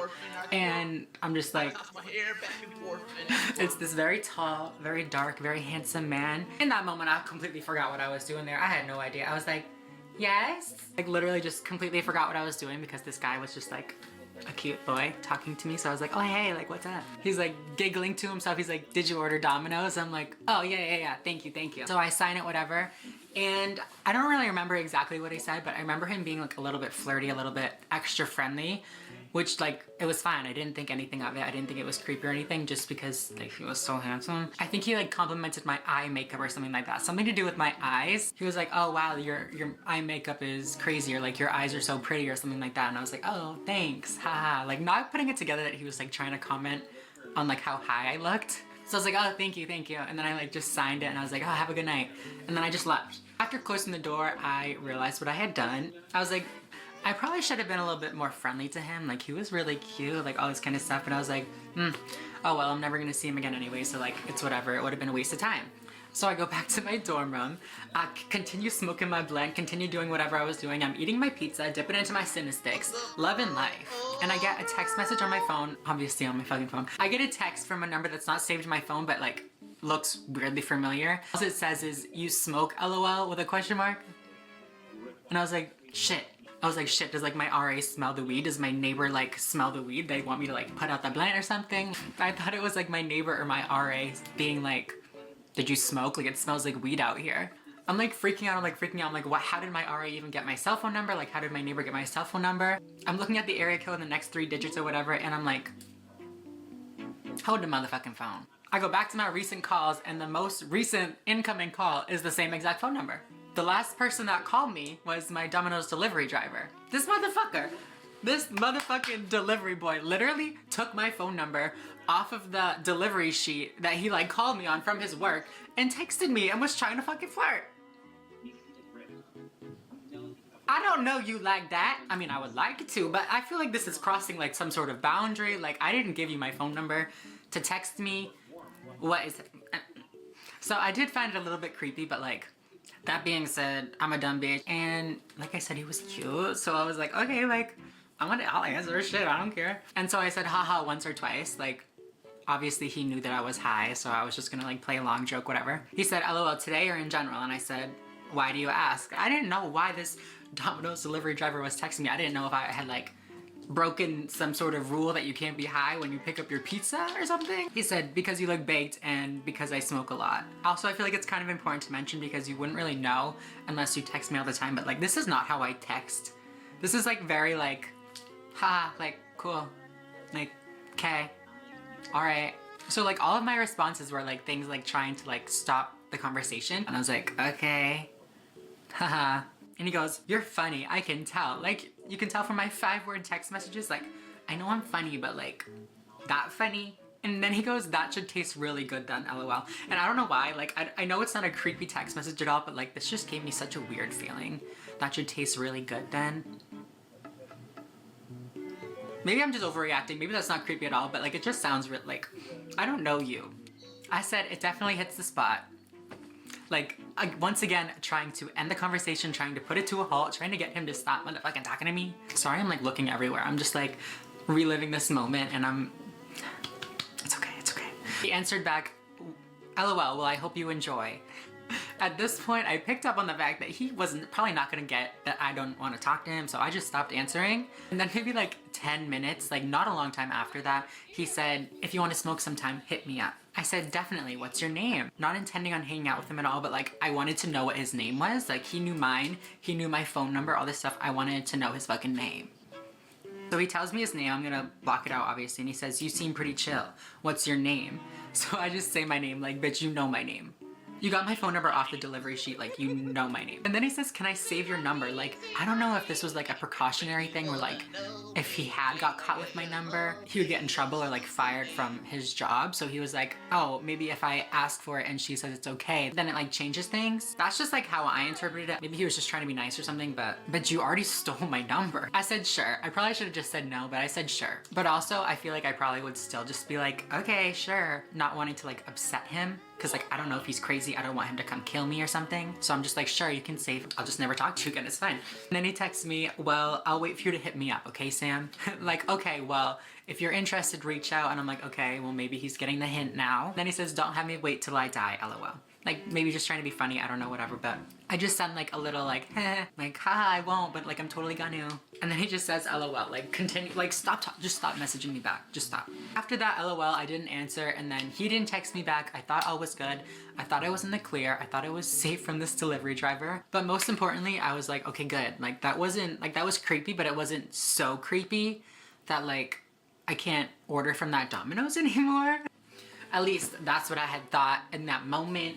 But alas, 2 days later, yes, a measly little 2 days later, he texts me again, doesn't wait for me to reach out to him like he said he was going to. Lying ass motherfucking bitch. But right off the bat, no hey, no hello, no what's up. He goes, can I ask you a personal question?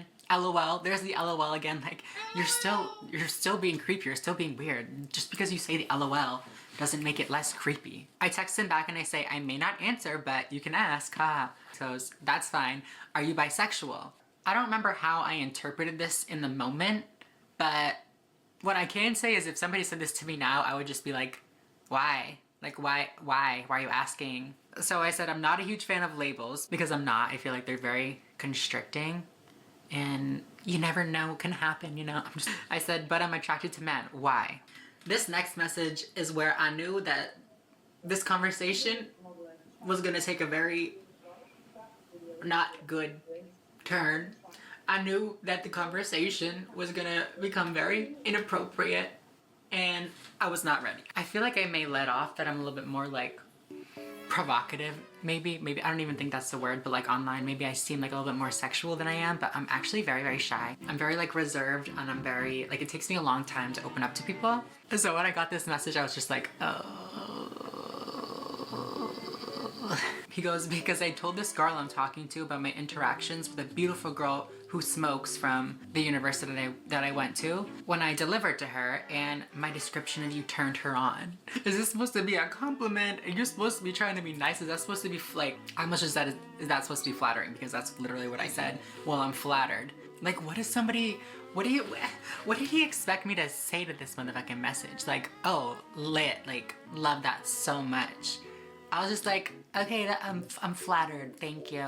And then he goes, that's good, she wants to chill. I got weed and liquor if we want to do that. You like snow bunnies? And then he follows it up with blonde and sexy, which I'm actually kind of grateful that he did that because I didn't know what a snow bunny was, to be honest. This man is trying to get me drunk and high to do dirty things. I just said, I'm not into threesomes or hookups really for that matter. Like, sir, sit down. He goes, I respect that, but not to hook up, just to smoke and chill. Like, oh, really? I said, yeah, maybe. Not too sure about it now, though. Like, what do you mean? You just said all that and now it's just like, oh, never mind. Never mind, we can just play a bit. We can just play Super Smash Bros. Like, bitch, you can't just take that back. Anyways. He goes, just for an hour. Like, who do you think I am? A prostitute? You're gonna pay me for an hour?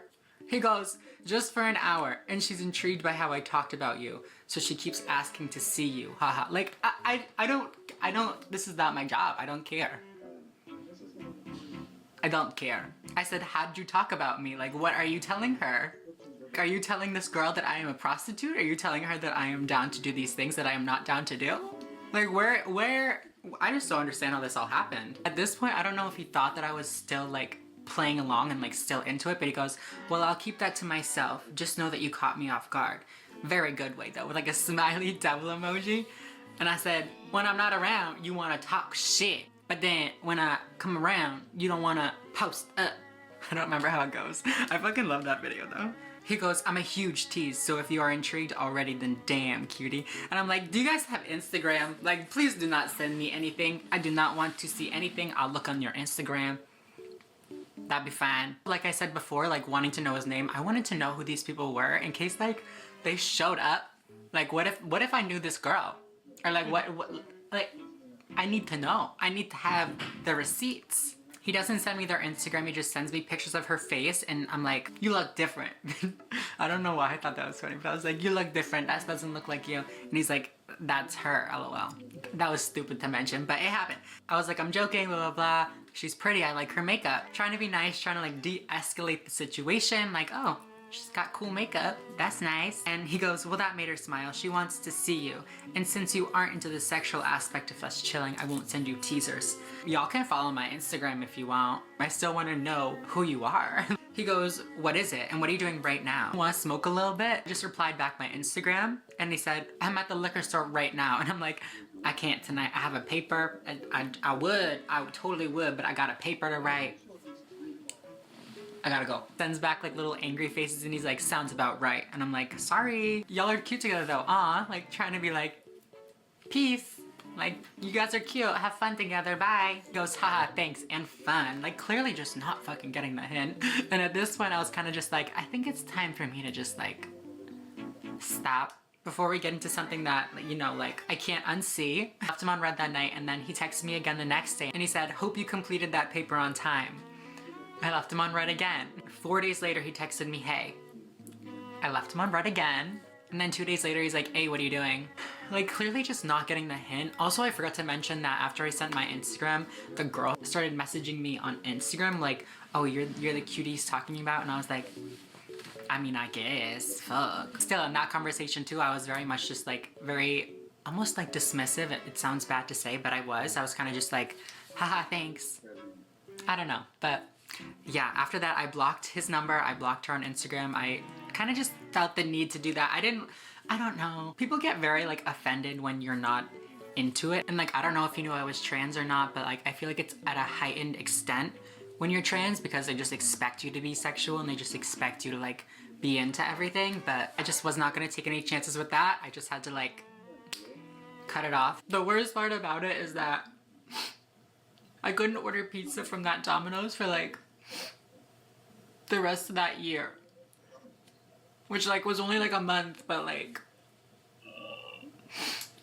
that was really hard for me. Okay guys, that is it. That is the story of the time that my Domino's delivery driver tried to have a threesome with me. I told you it wasn't clickbait. I told you it was real life. I had the text to prove it. I mean, I wish that he had like texted me like, Domino's here, but I promise you, you're just gonna have to trust me. He was my Domino's delivery driver. Like I said, I have a lot more story time videos, so if you guys like this video, definitely make sure to subscribe right down below and hit the little bell so that you guys know exactly when I post. Also, if you like this video, please make sure to give it a big thumbs up. It really does help me and my channel out a lot, so I really, really appreciate it. Make sure you follow me on Instagram. All the links and stuff are down in the description. I love you guys so much, and I will see you in the next video.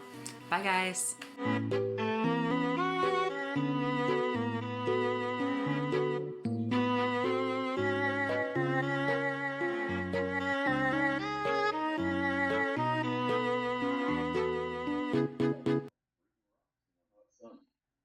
Superman fought the law. And the law won. Beating the hell out of wife abusers, ending the machinations of commerce, trouncing construction standards, breaking up racketeering, and weeding out corruption from a trade union. These were the early priorities for Superman. I broke the law, the law won. Hi, what's up you guys? It is me, Samantha. Welcome back to my channel. First of all, this video is going to be really interesting to try to film because I'm in my filming like studio, I guess you'd call it. I'm not in my bathroom, which is where I would obviously typically wash my face. I have like a bucket. I have a bucket of water here. Okay, so the first thing that I would do when I'm washing my face is obviously get my hair out of the way. Sorry if my armpits are hairy also. Now that that is done, I'm gonna go ahead and do the second step. Oh my god, this is so sad. I'm like, all the smoke and mirrors are going away. Obviously, I'm gonna take my lashes off. I'm not gonna wash my face with my lashes on. I'm not a crazy bitch. Now that they're off, I'm gonna be taking a very, very special, unique, probably never before seen tool, and I'm gonna be cleaning my face a little bit. And if I was by a sink, a little trick that I like to do is get the makeup wipe a little bit extra wet, just because sometimes they dry out in the package and they don't work as well, so I don't have my little faucet here, so I'm just gonna kind of dip it into this water, I guess. Just gonna wring that out a little bit. And then go in and start trying to get this makeup off. I already have makeup on my teeth. Oh my god. This video is not starting off on a good note. This is so fucking boring. I need to just hurry up because I know y'all probably don't care about this, so I'm gonna continue and just move on. Okay, so now that I have the bulk of this makeup off my face, you guys can clearly still see that there is hella left over on my skin. Even if I went in like with my hands and like a cleanser, I feel like this wouldn't, I feel like my face is just always caked in makeup just because I use so much and I just threw that on the floor. So as you guys can see, I still have makeup all over my face. I have it all over my eyes. The lipstick kind of stained. I still have foundation in my pores. My eyebrows are still dark. I'm a fucking mess, to say the least. And that, my friends, is where my actually secret tool, not another makeup wipe, I fucking promise, my real life secret weapon comes into play. Oh my god! My Duval spin brush. Yes, bitch, this video is sponsored, but I've been using these products for a good month and a half now, and bitch, my skin, well, this is not a good example, but my skin has been looking so smooth and so like plump and supple since I've been using the spin brush and the products that I'm going to be showing you guys. So the first thing that I do, well, I guess the second step that I do, the second thing that I do is I take my spin brush. As you guys can see, it's already a little bit dirty because it's clean. I promise I clean it every time, but I really do use this all the time, so it's hard to like get it clean, but you'll see how much more makeup is on it after I'm done cleaning my face today. Like, just you wait, just you wait. This is just the regular face cleaning brush. It has a super soft, of course I use the one nail that doesn't have anything. It has super soft bristles and it's small enough to get all in these little crevices of your nose, under your eyes, all up in your brow, all that kind of stuff. What I do is I take the Daily Sucrose Cleaner and I do like a generous amount on here. I'll splash my face a little bit just to get it wet. This is gonna be so weird because I'm, like I said, not in a bathroom. Turn this bitch on. And what I do is I just start to slowly go in, make sure that my hair doesn't get tangled up in it. And I just start to slowly move it around my face. You guys can probably hear it spinning right now. But yeah, you don't even have to like scrub it around your face. Literally all you do is just move it across your skin and it scrubs your face for you. I forgot to mention that it definitely recommends putting your hair up in like a headband or something, but I didn't do that. So yeah, we're gonna have to live with those consequences. As you guys can see from my face, look at this fucking brush too, it's caked in makeup. This thing literally, I was gonna try to show you how gross the water got, but I'm not gonna be able to pick up this bowl. Look at this. Let me rinse this off real quick. I forgot to get a towel. I wanna show you guys again how nasty this thing got. I had to look up a tutorial on how to clean this thing because it gets so caked in makeup. which is not a bad thing. Like, I'm fine with it. I'd rather be on the brush than in my pores, am I right? The brush also comes with another face brush. The bristles on this one are a little bit less soft, so it's gonna do a really good job at exfoliating your face. As you can see, it's the same size as the other one. Look at the difference in the color, first of all. I'm just gonna take a little bit of the cleanser on it, dip it into the water, and I'm gonna focus this on like the areas where I have a little bit more dry skin or, you know, problem areas. There we go. I'm just gonna gently put it right here. You don't have to go in hard with this thing just because it's so powerful. And I'm just gonna go around my nose. Whenever I use this thing, it reminds me of like one of those polishing tools, like a polisher that they would use on like stone. As you guys can see, my skin looks so smooth and so like almost glowy. If you don't already have a spin brush, I know a lot of people do, but if you don't, I would really recommend getting this one. It comes with the two face brushes that I showed you guys, but it also comes with a giant version of the exfoliating brush for your body, which I personally love to use when I'm like doing self-tanner or even just before and after I shave. It also comes with this little rough exfoliator thing, I think for like your feet. I don't really know. My feet are super soft, so I haven't used that yet, but it does come with it. So if you ever do have crusty feet, like you'll have it on hand. Duval was super sweet and offered me a 70% discount. So if you don't yet have one of these spin brushes, click on the link in the description and go pick one up.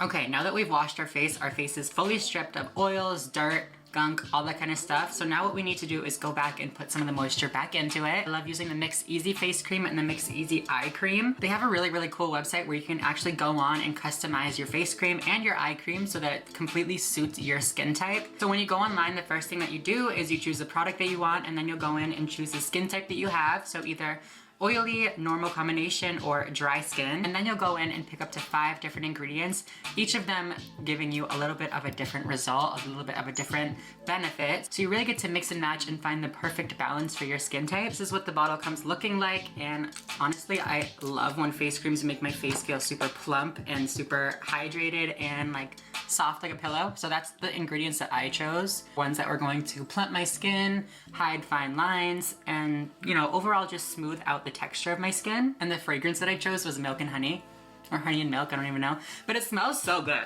I didn't know what to expect when I chose it, but I'm digging it. It's the same process for the eye cream. You get to go in, pick your skin type, your fragrance, and up to 5 different ingredients for your skin. I'm not gonna lie to you guys, before I got these products, I didn't really use an eye cream, but after I started using them, when I do my makeup underneath my eyes, the concealer doesn't crease, doesn't get like cakey at all, and I notice in the morning, I don't have dark circles like whatsoever. It's all just like filled in and plump and beautiful. If you guys are interested in getting any of these products, Duval actually gave me a coupon code for Mix Easy as well. So make sure you guys go check down in the description box below and get yourself some customized face cream. But yeah, that's about it for this video. That is about it on how I take care of my skin. Like I said, yes, this video is sponsored by Duval and Mix Easy, but I really love these products, and I wouldn't be showing them to you guys if I didn't actually really like them. So yeah, if you guys like this video, please make sure to give it a big thumbs up down below, like, subscribe, all that kind of stuff, and I will see you in the next video. Bye guys.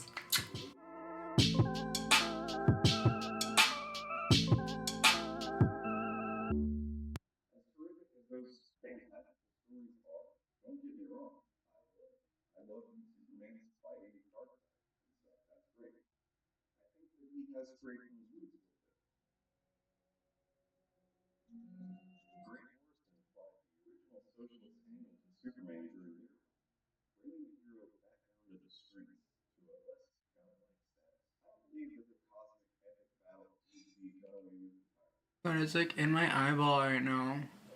It hurts. Oh. Why are you laughing? You fuck. Is that good? No, I'm like actually like really trying right now though.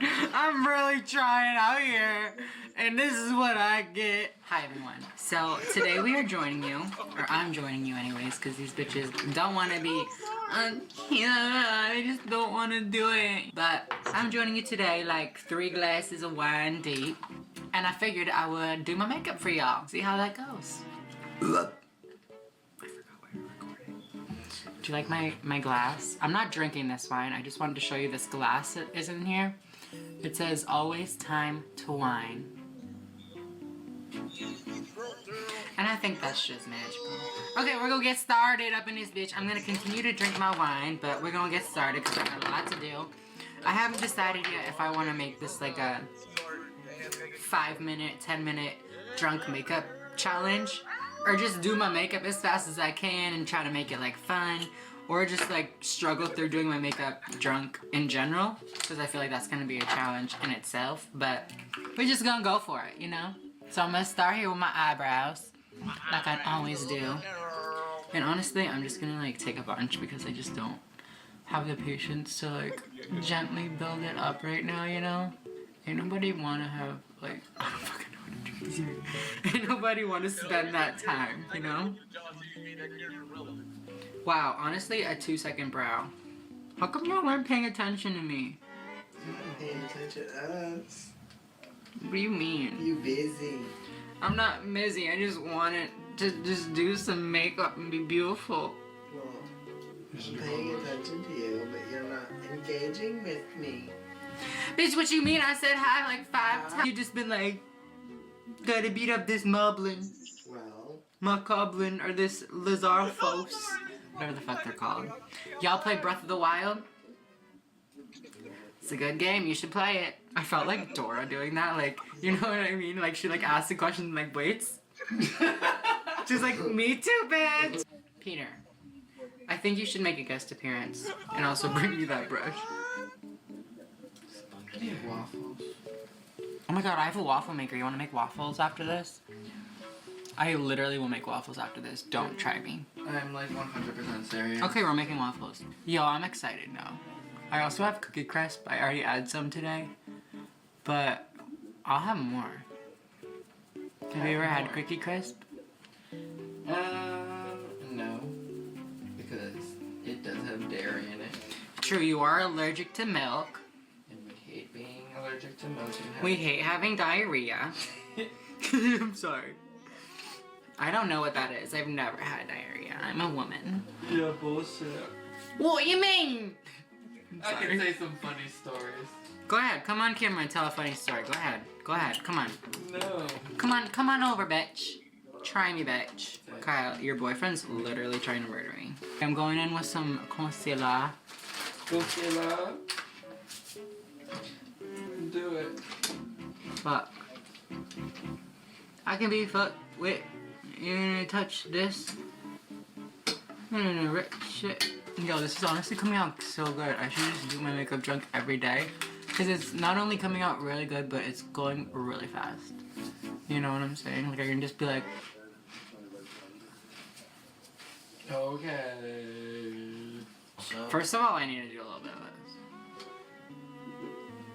I think for your health, it would be a better idea. It's just wine. They say a glass of wine a day keeps the doctor away. Is that not the expression? Yeah, man. What, you got a problem, man?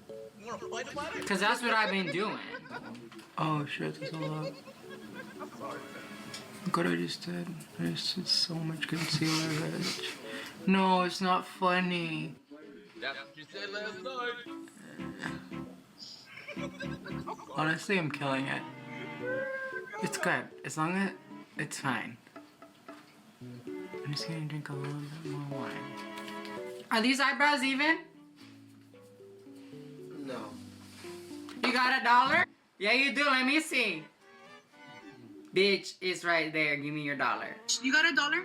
Have you seen that TikTok? No. Bitch, what the fuck? It's so good. You need to look it up. Bitch, you got $1? I just gotta show you. Hold on.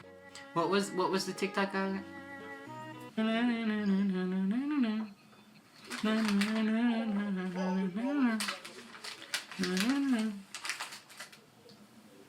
I can't find it right now, but y'all just Google it or some shit. I don't fucking know. My hand's got a little makeup on it. As I reach into the bag. Bitch, you got $1? Bitch, you got $1? We're getting on to the face part now. Here we go. We're gonna start with a little bit of jizz right on our hands, and then like, I'm just kidding. This isn't jizz, y'all. It's just a little pre. Well, I'm not gonna use full-on jizz. It's fucking gross, y'all. My friends Kyle and Peter got me this thing for Christmas, and you put it on top of wine, and look at this shit. I need an assistant. That's this button right here. Okay, put it up.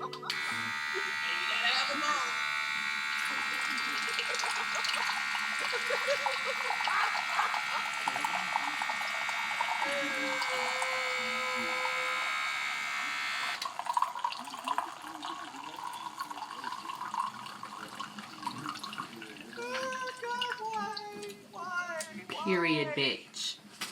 I'm gonna take a little primer real quick. I'm just gonna put it on my face. I'm gonna skip color correcting today because, bitch, I'm just finna take this off right after.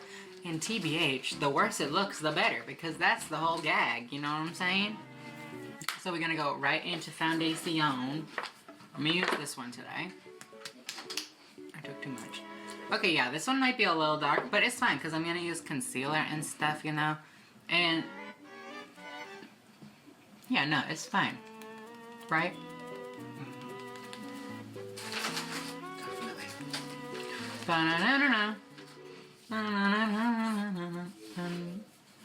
It's not good. What do you mean? Y'all both just said yes like 3 times. I said yes, and then I, like, really looked. It'll be fine. Hi everyone, it is future Samantha. I am sitting here editing this video, and I want to clear just a couple things up. First of all, obviously this foundation is way too dark for me. Like I said a minute before in the video, I was taking this makeup off right after I finished filming it, so I didn't really want to waste my good foundation, so I picked up a like random ass bottle on my makeup counter, and I used that one, not realizing that it was the one that I use when I self-tan, so yeah, that's why it looked a little bit too dark, but keep watching. It does, like, work itself out. I use a lot of concealer to brighten it up and everything like that. And also, I realized that I'm talking in this weird, like, country slash, like, ghetto accent, which obviously we don't generalize here on the Samantha Lux channel, but that's just something that I do with my friends, especially when I am a little bit intoxicated. I just kind of always talk in that accent. It's just like an inside joke type thing with my friends.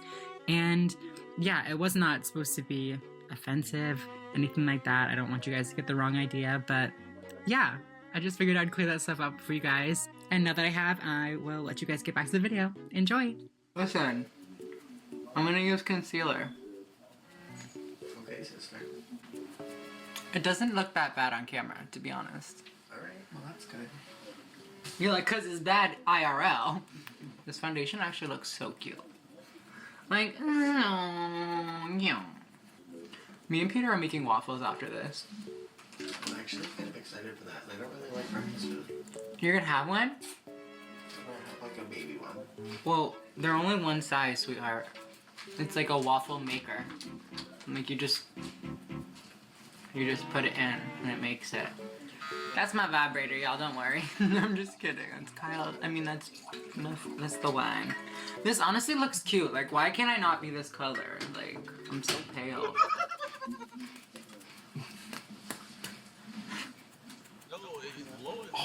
That's how you have to do it to get the full effect.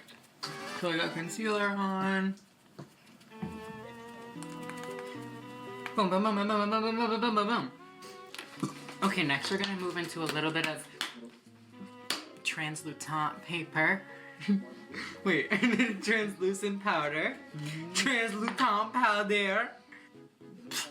I just inhaled so much of that. Like, powder is not supposed to go in the nose. You heard it here. No, it's not drugs. Oh my god. This is like hurting my face. Did you say nugs, not drugs? Mm-hmm. Like nugs, like chicken nugs? Yo, I got chicken nugs downstairs too, shit. Air fry 'em. Yo, chicken and waffles. Oh my god, stop. Yes.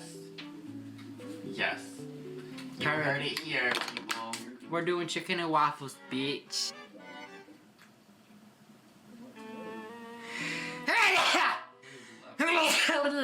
Yeah, okay, now I'm gonna do some contour. Today I'm using the Nikita Dragon face palette. I've already hit pan, that's how you know it's good, you know? I'm sick. That was my wine. But it's that good that I hit my wine for it, you know what I'm saying, bitch? So I'm just gonna quickly...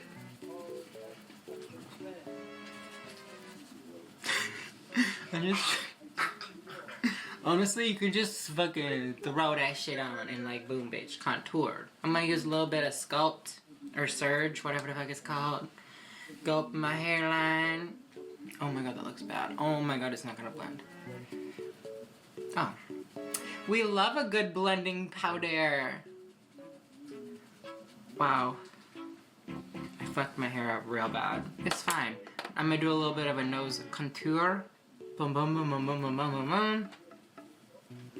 Boom, boom, boom, boom, boom, boom, boom, boom. Boom, boom, boom, boom, boom, boom, boom. Boom. Throw it in my mouth. No, in my mouth. I only have 3 left. That's so sad. I'm eating it. Kelly will eat anything. Kelly's my drunk alter ego. Oh my god, I look cute on camera, bitch. She's snatched, bitch. That was on the floor. A little extra crunch, you know what I'm talking about? Anyways, we're gonna take some pooter. Some pooter. Just bacon shake. Cute. Next, I think today we're gonna go for a smoky look. What color should I do? Should I use the Jeffree palette over the James palette? Sorry, sister. No. Well, TBH, I don't really know where the Jeffree palette is at the moment, so... Alright, I'm gonna use this one. Which color should I use? Purple. Purple to match my sweatshirt? No, cranberry. Doesn't he like the cranberry? Oh yeah, I forgot. Okay. So, this is purple. I'm gonna dip it into the darker, more purpley purple. And then just like... Wow, she's a drunk makeup artist. Is that good?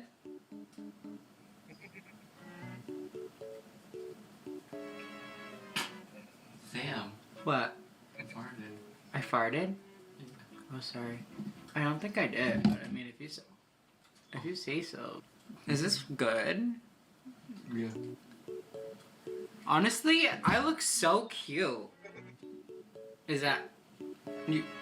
that look is concerning. No, it looks good. I feel like it looks okay. Wondering, what do we do now? So here's what I'm gonna do, y'all. I'm gonna take... Shut up. Concealer, put it on my lash line. Look. That's what I need to do.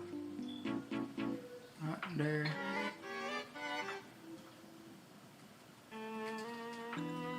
Boom.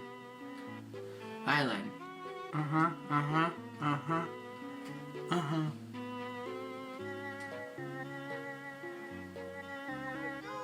Boom, bitch!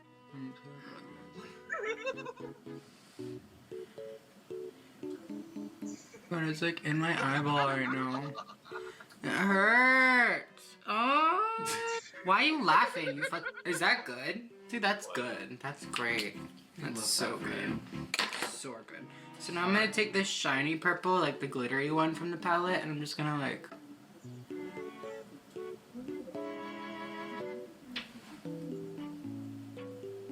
Why are you laughing? Listen, bitch, I did my fucking best. What color should I put on the bottom? I feel like I should do a different color, no? I'm gonna do green. No, I'm gonna do yellow. Yellow's good, right? Mm-hmm. Yellow and purple. Oh.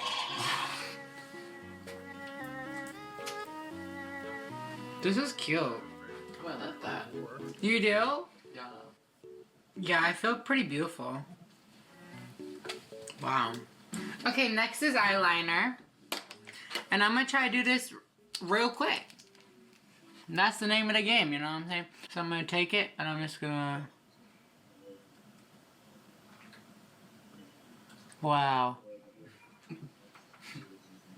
Why are you laughing? That looks good. Like, don't even try. Like, that looks good. And then a little like that, and then a little... Make sure I'm in frame for all my hoes.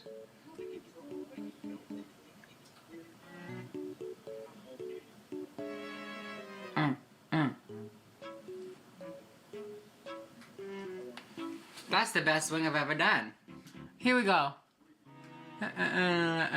Sing the clown song. Do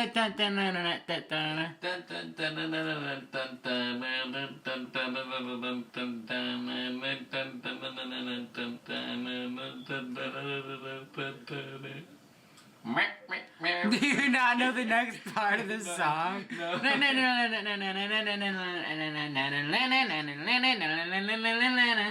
No. You don't know that? No.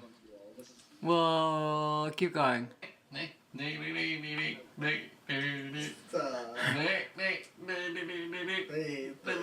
Kyle, help him. No. Kyle, help him. Oh my god, this one's not good.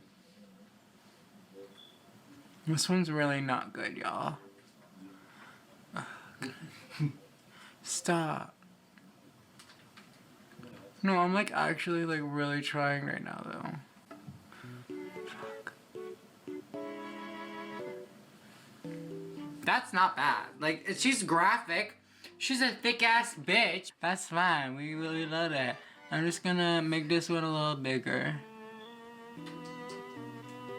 Maybe not that big.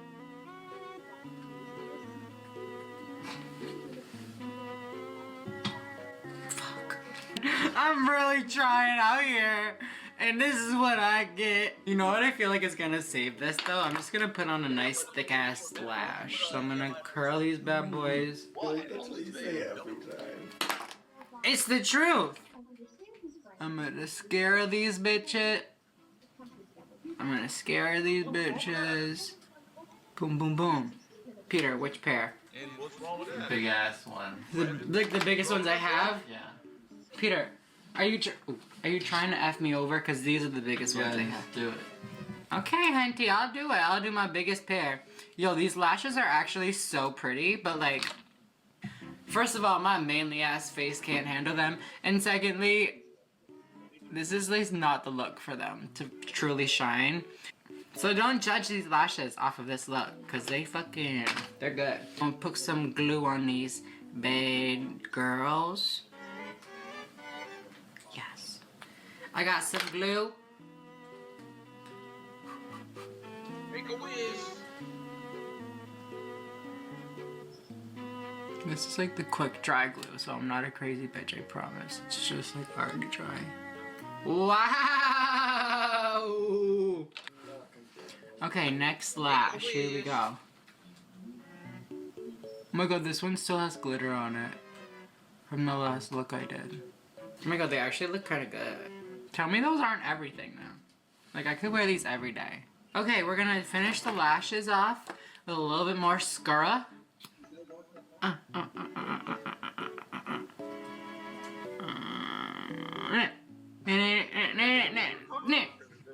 What's next? Blush. I'm gonna take my Makeup Revolution blush palette and I'm just gonna get a little tiny bit of blush. Like a little bit, like a little bit. Not a lot, you crazy bitch. And I'm just gonna give my face some stuff, some color. Next, I'm finna take my highlighting brush, maybe, if I can find her. Some highlight powder. I'm gonna spray this bad boy.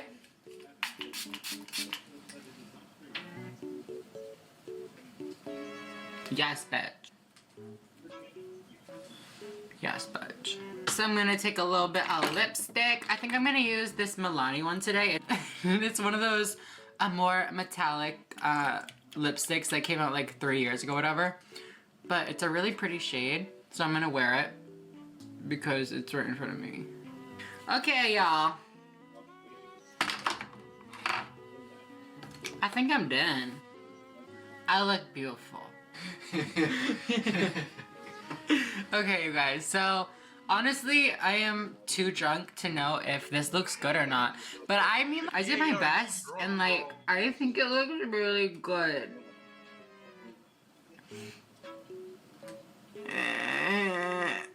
Okay. Peter, come over here.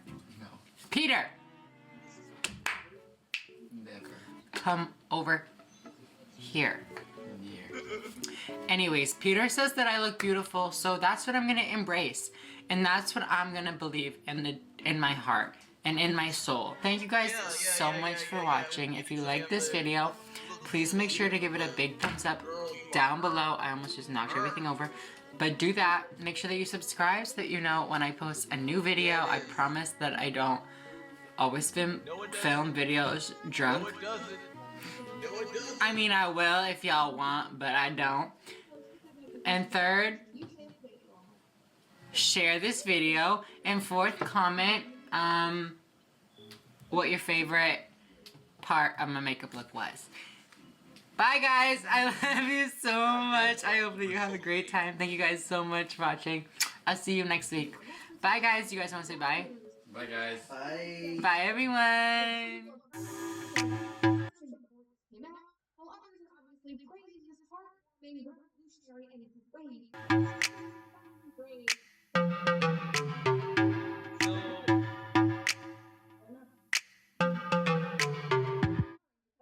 Why? Although it looks like one, it kind of feels like a long. This does. I mean, I'm not targeting the graph. I'm related. Yeah, but Brett, why is it bad? Why is it okay for Matt Walsh put out a Am I Racist movie? Hi everyone, welcome back to my channel. For this week's video, in honor of TikTok, in case it, you know. Forward to the Matt Walsh documentary, Am I Racist? Am I Racist movie. Sequel to the Stepfathers. We just become best friends, yep. But let's just get a taste of the trailer. Hi there, I'm Will Ferrell, one of the greatest actors in the world. So yeah, A long time ago, it's like back you're when I was at Saturday Night Live, I met a guy who's hired as a writer, the same week I was hired. He wrote a bunch no, of I'm just saying it's kind of a double standard for Brett Cooper to come out and say that and support a movie. Am I Racist? one of my closest friends. And then one day, I got this email. Hey, Will, something I need you to know. I'll be transitioning to live as a woman. And why? I doubt that Will is right for me. Okay, the fact that this is a drama. Three.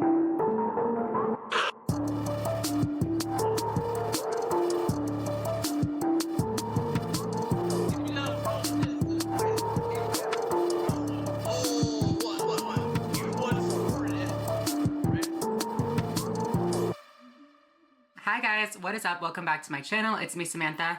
I'm sorry that I haven't posted in like a month and a half really, but I've been going through a lot of stuff with my family and with, you know, myself, and I really just needed some time to just get my life together really. I've been filming videos this whole time, but every time I film, I feel so dysphoric and so awful about myself that I just can't get myself to post it or even sometimes to like edit it. So yeah, hopefully this video will actually make it to my YouTube channel. I really hope it does, or else I'm gonna be wasting my time here again, but that's fine. It's fine. Anyways, for today's video, I'm just gonna be doing my everyday makeup routine for you guys. It's gonna be like a little chit chat, get ready with me. Someone's texting me. I haven't really shown you guys my most recent routine. Like I have new techniques and I have some new products actually that I want to try out today. The one I'm most excited about are these magnetic eyelashes.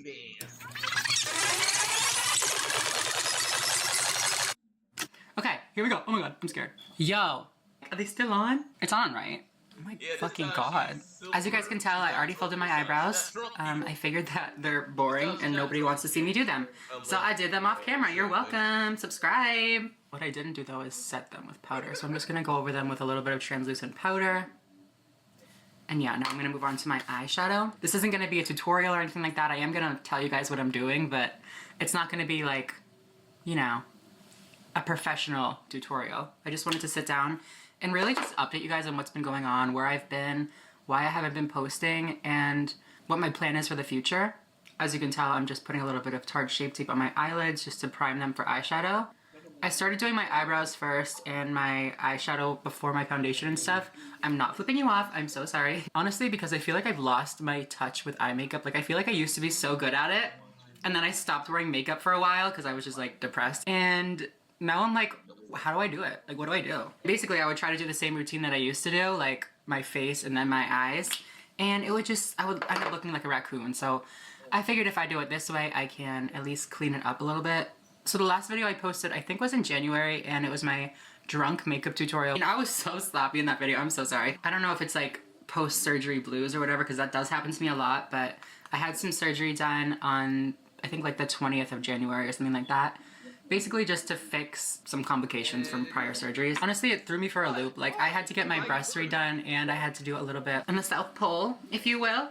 A little, you know, rejuvenation, a little tightening. Just kidding, that's not what it was. But I did have to have a little bit done, which I've never really done before. I've never done 2 surgeries at the same time. Like, I had my Adam's apple done, and then that was all I did. Oh my god, I look crazy in this fucking viewfinder.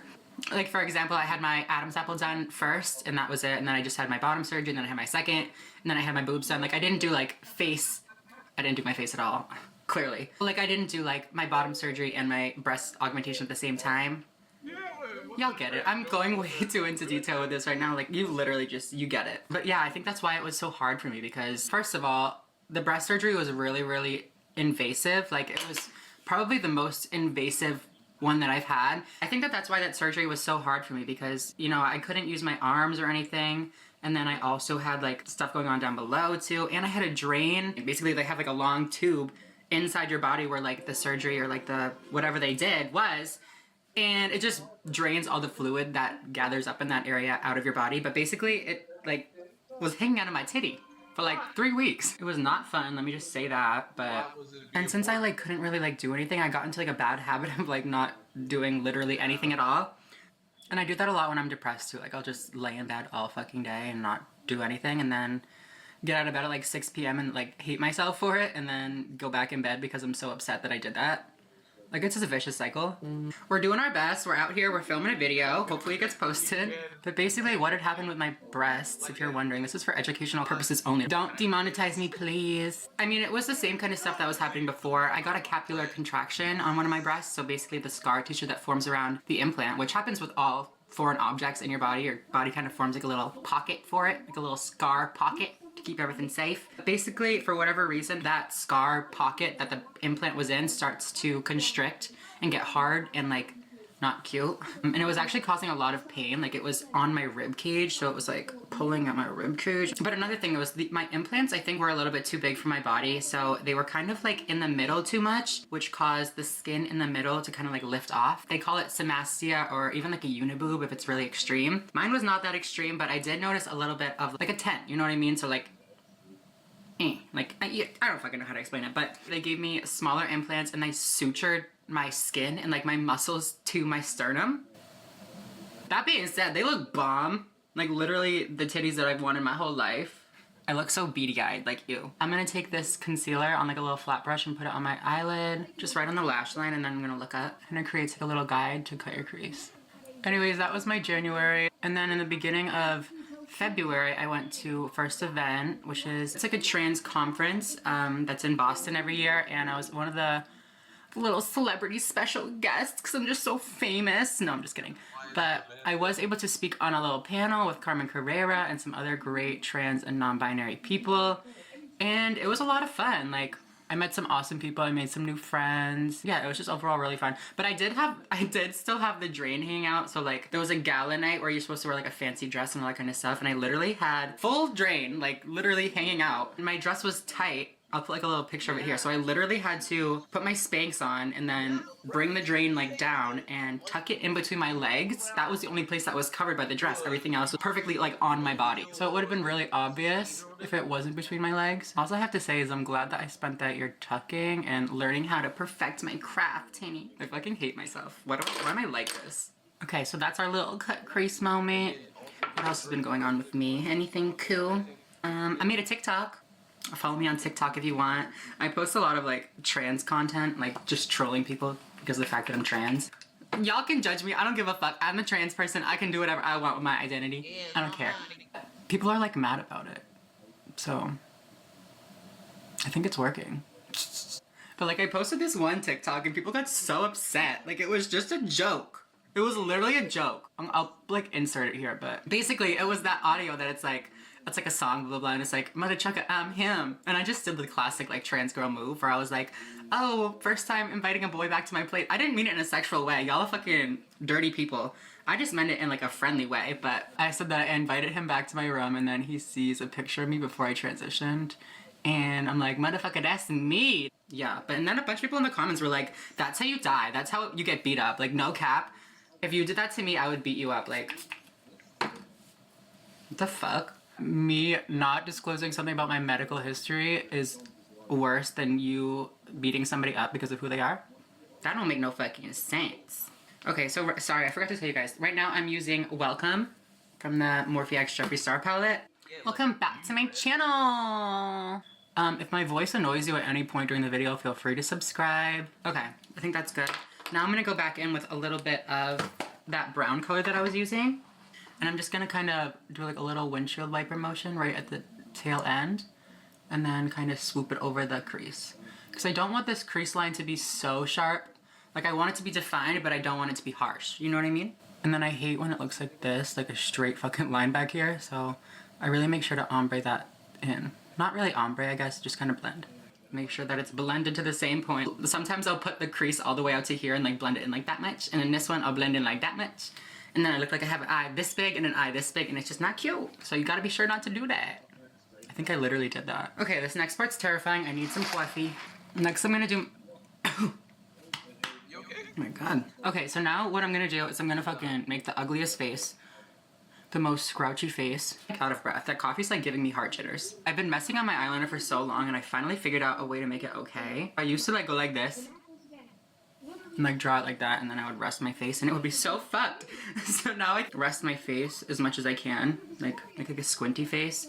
See how high up my lid goes? So like right over here, you see how it goes up that high? That's how high I know that I can bring my eyeliner without it looking weird. You'll see what I'm talking about. You'll see. I'm just gonna do a simple line across my lash line, and then we'll go from there. It's not that cute yet, but it's gonna get there. Now what I'm gonna do is I'm just going to, again, relax my face and try to just draw a cute little line. Now I'm gonna go back and connect it. After that, we panic and we run to the other room to look in a different mirror to try to make them even, because we suck at eyeliner. It's clearly not the best, but I mean, is it the worst? Yep, probably. Once we put a lash on this bitch, nobody's gonna be able to tell, so I don't really care. Next, I'm gonna take some moisturizer. This is the Dual Action Moisturizer from Clean and Clear, the one that literally like everybody uses. I feel like a lot of trans girls use this one, especially. Next, I'm gonna take my dirty, crusty, musty, dusty e.l.f. Poreless Putty Primer. Okay, now that that is on, I'm gonna go ahead and do some color correcting. Oh my god, my shoulders. Today I'm going to be using the Dragon Beauty Skin Perfecting Potion. I forgot to mention this strap right here, this one. This is from my surgery, so you know how I said that they had to suture down in between, like my titties? I have to wear this to just make sure that it stays super flat and it stays on my chest and the implants don't push too far together again. Yeah, but I have to wear it for 3 fucking months, so I hope y'all think it's cute. I could just wear like things that cover my body, but ew. Why would I do that? One time when I was at the orthodontist, the secretary like clocked me. This is before I transitioned too. Like I was wearing full foundation, full everything. She was like, when you do your foundation, make sure to bring it like onto your ear and like back here, because apparently there was like a line of like demarcation and like just a harsh line. And I was like so offended, but then I looked in the mirror and I was like, oh shit, you fucking right, girl, you right. Ooh, that's a lot. That's a lot. This is the like neutral or pink undertone. Like, why the hell is it so yellow? Am I really that pink? Goddamn. Anyways, that's enough foundation. I used to put this like everywhere. I still low-key do, but I used to use so much of this because I was like, I just want to be so bright and like flawless. Before I used to like really just put it everywhere that I wanted it, but now I just like to focus it right here and kind of blend it out into those places. When I do it the other way, like when I put it literally everywhere that needs to be concealed and then blend it out, I feel like it gets too far away from those areas and it just kind of ends up washing out my whole face. I really use concealer as more of a like highlighting technique than a way to cover up stuff. February was a really rough month for me. My family dog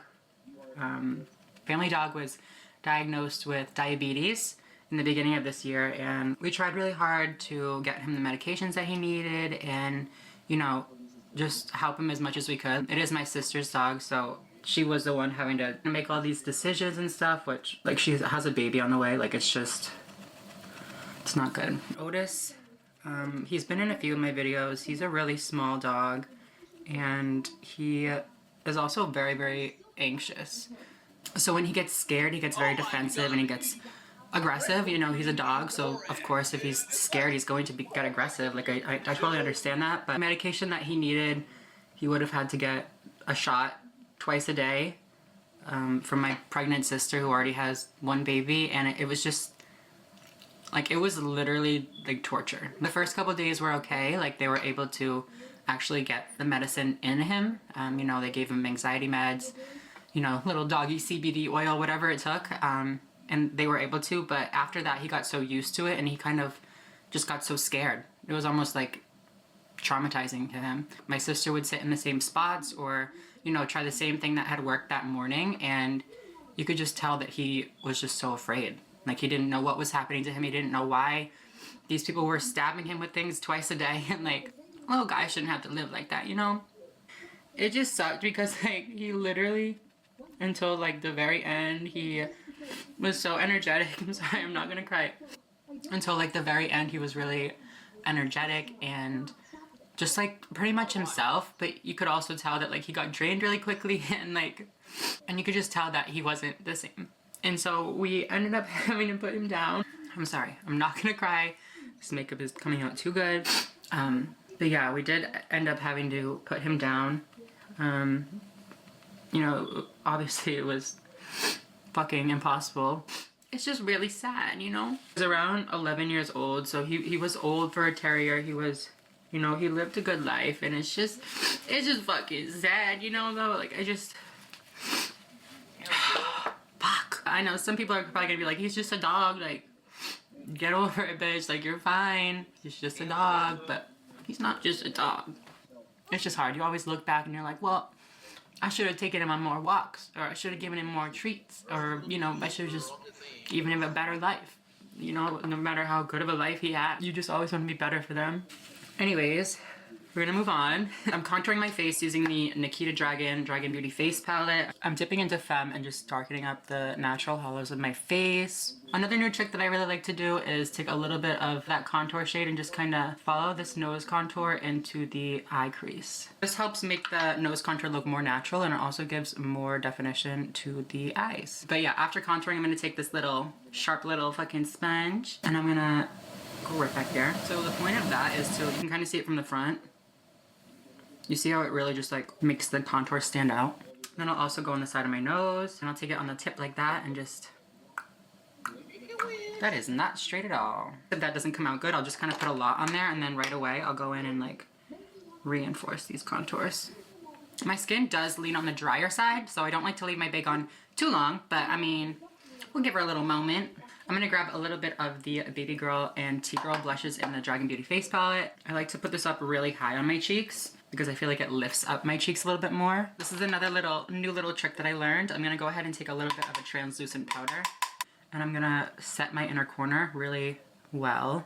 What I'm gonna do is I'm gonna go into my inner corner, and I'm just gonna kind of follow the top lash line down and then back onto the bottom. So watch how I do this. Let me get my little Jeffree Star mirror.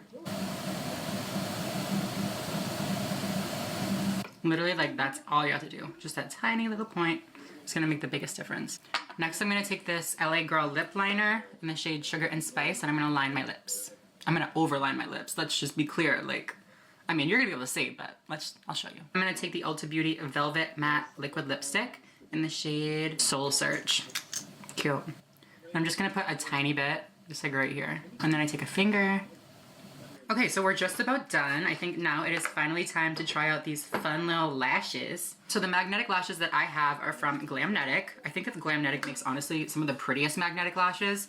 Some of them out there are not that cute, but like, look at how natural and like cute and wispy that is. Come on, bitch. Like, so cute. That one's like the naturally one. This one's called Lavish. This one is called Lecky. And you can see like the little magnets. It's so crazy. Like, you know how usually you have to like rip an eyelash off of these things? They literally just slide off. This is what the Lush looks like. The Lush lash. These ones are so long. Oh my god, don't look at my nails. That's so bad. They also sent me a bunch of their colorful lashes. Like, I thought that they only had like pink and like purple ones. And honestly, I thought they were a little bit gimmicky at first. But I think these ones look so cute. Especially with like a simple little look, or even like a rave look, honestly. They could work for a lot of different things, but if you wanted just like a little pop of color, you could do something like this. This one has green and purple lashes in it. We have these ones called Eagle. These ones are purple.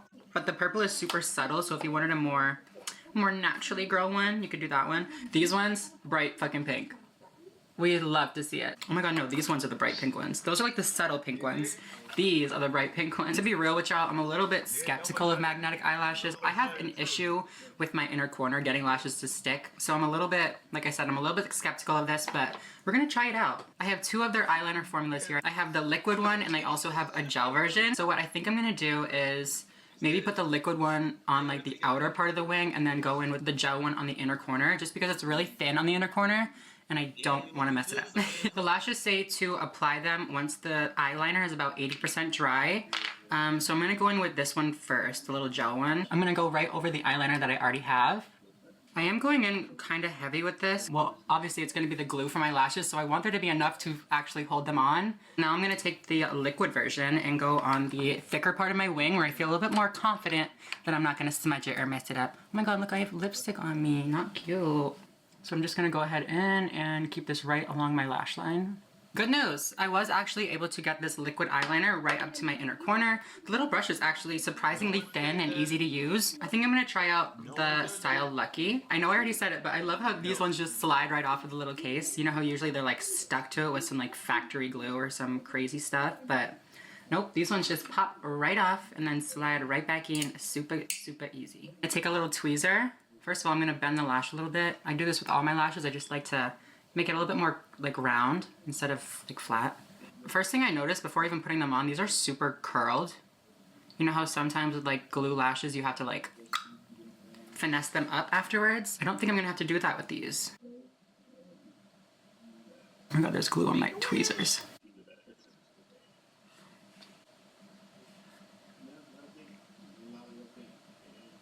Is it on? Tell me not that looks good. Doesn't it? It did jump on. I had to fix the corners of it, obviously, but bitch, you can't even tell. Okay, here we go. Other lash. I'm gonna try to do it with my finger because I feel like it's that easy. Oh my god, did you see that? It was stuck. So cute. Okay, wow. I'm like in love with these. You guys, I'm not over it. That was literally so easy. Like, y'all literally just watched me do that. And I didn't have to put no glue on there. Like, my eyelashes are so happy. And literally, like, look at my inner corners. Bitch. Honestly, they're like sticking down better than glue. Y'all weren't gonna tell me I had lip gloss on my face. A lot of people ask me how I do my freckles, and I just take this little eyeliner brush. I lick it or spray it with like some water or setting spray, and then I dip into like a dark brown, or like a medium brown even, and just go for it. Okay, that is it for the makeup look. I'm going to take my hair down, put my accessories on, and I will be right back. Okay guys, this is the final look. This is how my makeup came out. This is how my hair looks when it's not in a crazy braid. Thank you guys so much for watching, especially after being gone for so long. It really means a lot that you guys are still out there and still supporting me. So yeah, thank you guys. If you like this video, or you like my makeup or my hair, or you think that I'm ugly, press that thumbs up button, subscribe if you are not already and you would like to be, and leave a comment. I read all the comments, so say hi or something. But yeah, that is it for this week's video. I love you guys so, so, so much, and I will see you in the next one. Bye, guys. Let's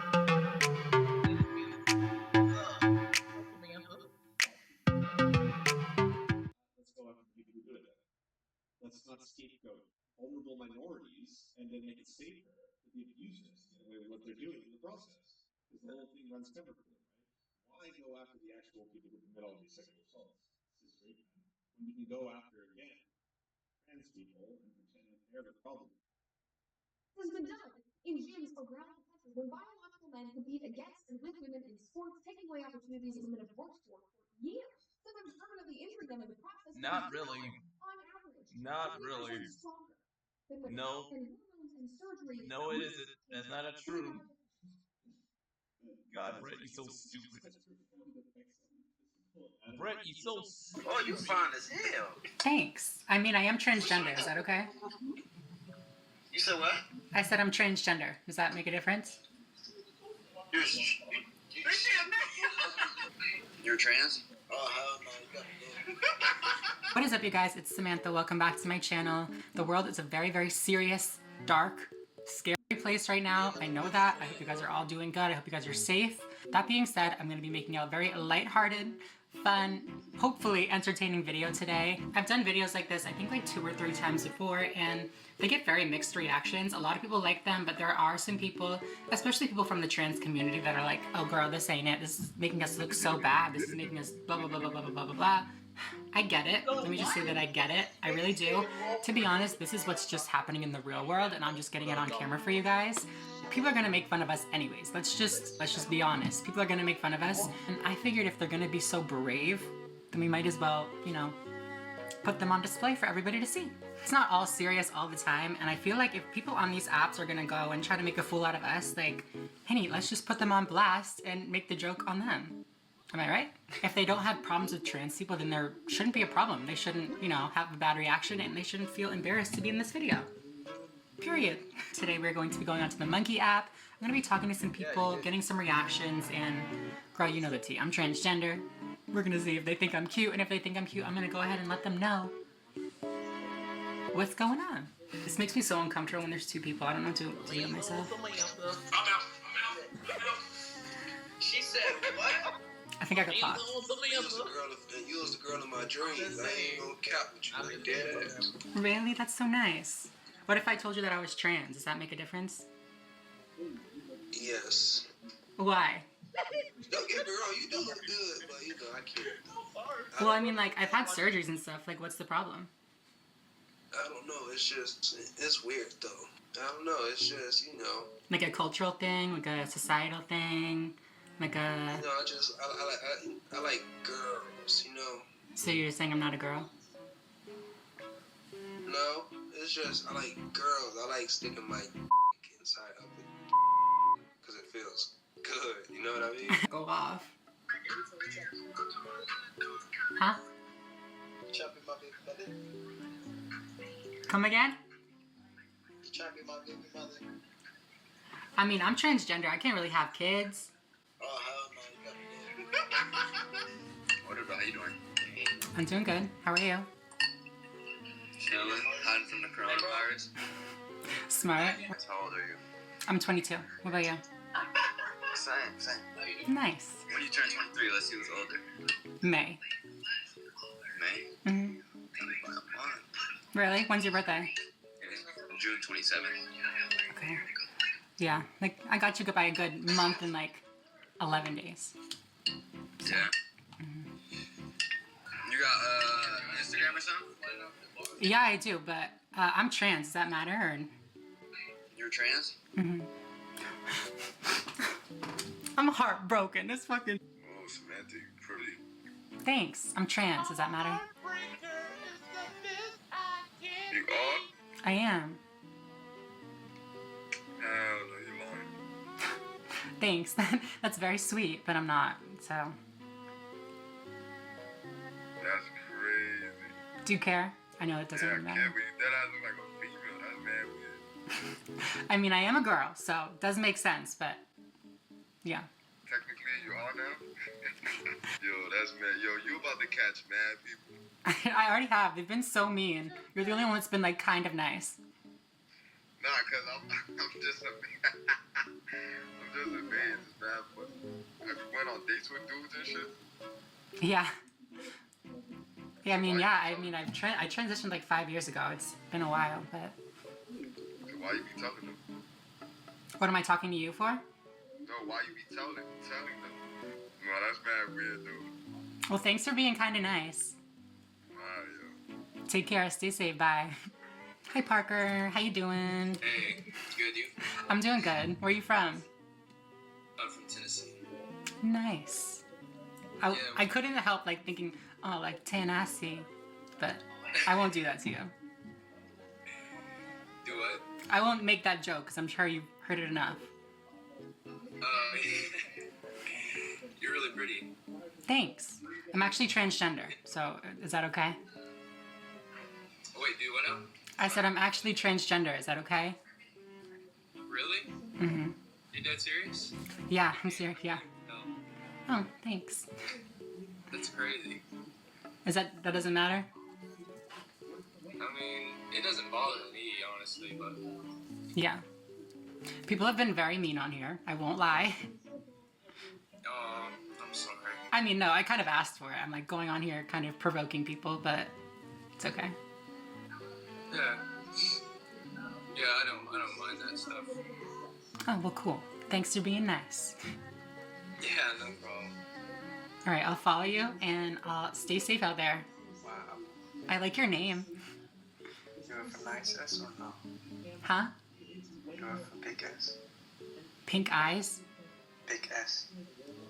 Big ass? Big boobs? I'm transgender. Is that cool? So what? I said I'm actually transgender. Just wanted to let you know that. Is that okay? Well, you gotta explain that one now. So I was born a boy, but then I realized that I'm a girl, and I did my little transition, and now I'm a girl. Oh my god. I must have knocked everything over. You can think about it. Take your time. I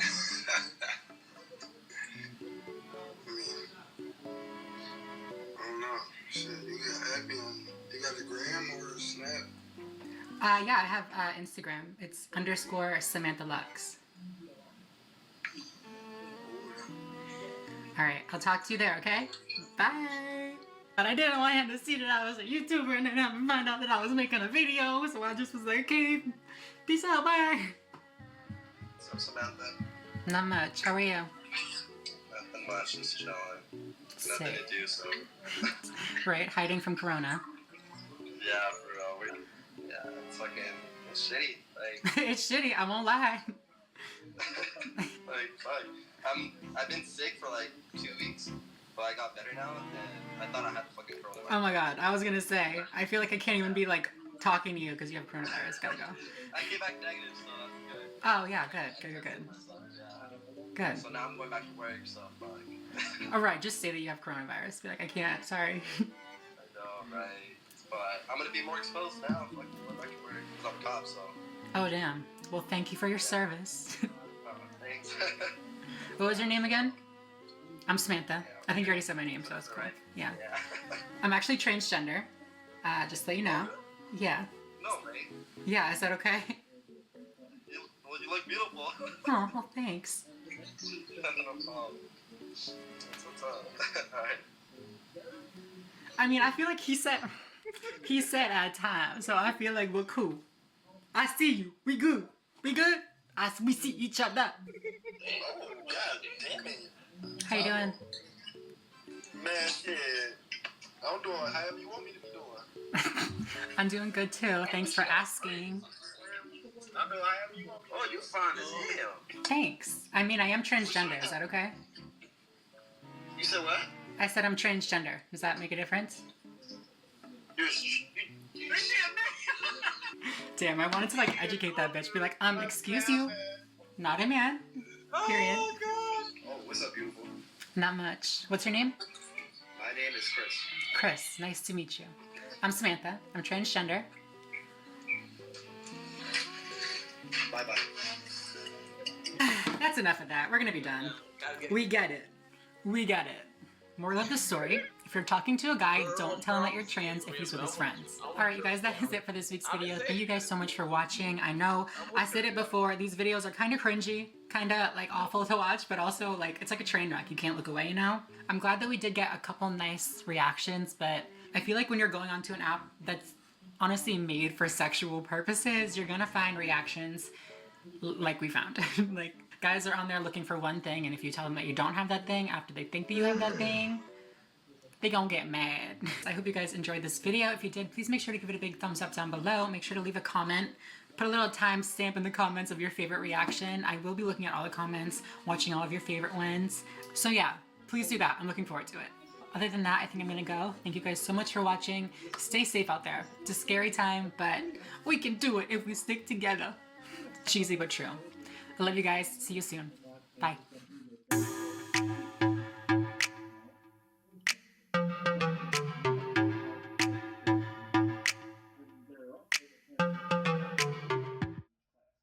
say if you're a rogue who likes to be close up, like me, you can lean into that with duelist abilities, or the duelist specialization. Or if you're more ranged, you can embrace that angle too. So it's of stuff we've technically seen before, and it does it all in a pretty normal, unpredictable, unsurprising way. The most intensely engaging systems, I don't know, but pretty fun at least. Hi everyone, it is me Samantha. Welcome back to my channel. Lately, I've kind of drifted away from my roots, which is fine and everything. I do want to explore other types of content and stuff like that, but I started my channel out as a way to kind of document my transition and give back to my community. When I started my transition, videos like this, talking about surgeries, talking about hormones, talking about literally anything, was so helpful to me because growing up, I never really saw any actual trans people. I just saw the people on Jerry Springer. I'm sure you guys know exactly what I'm talking about. We don't have to get into it, but for today's video, I kind of want to bring it back to my roots. What would you say? Back to basics.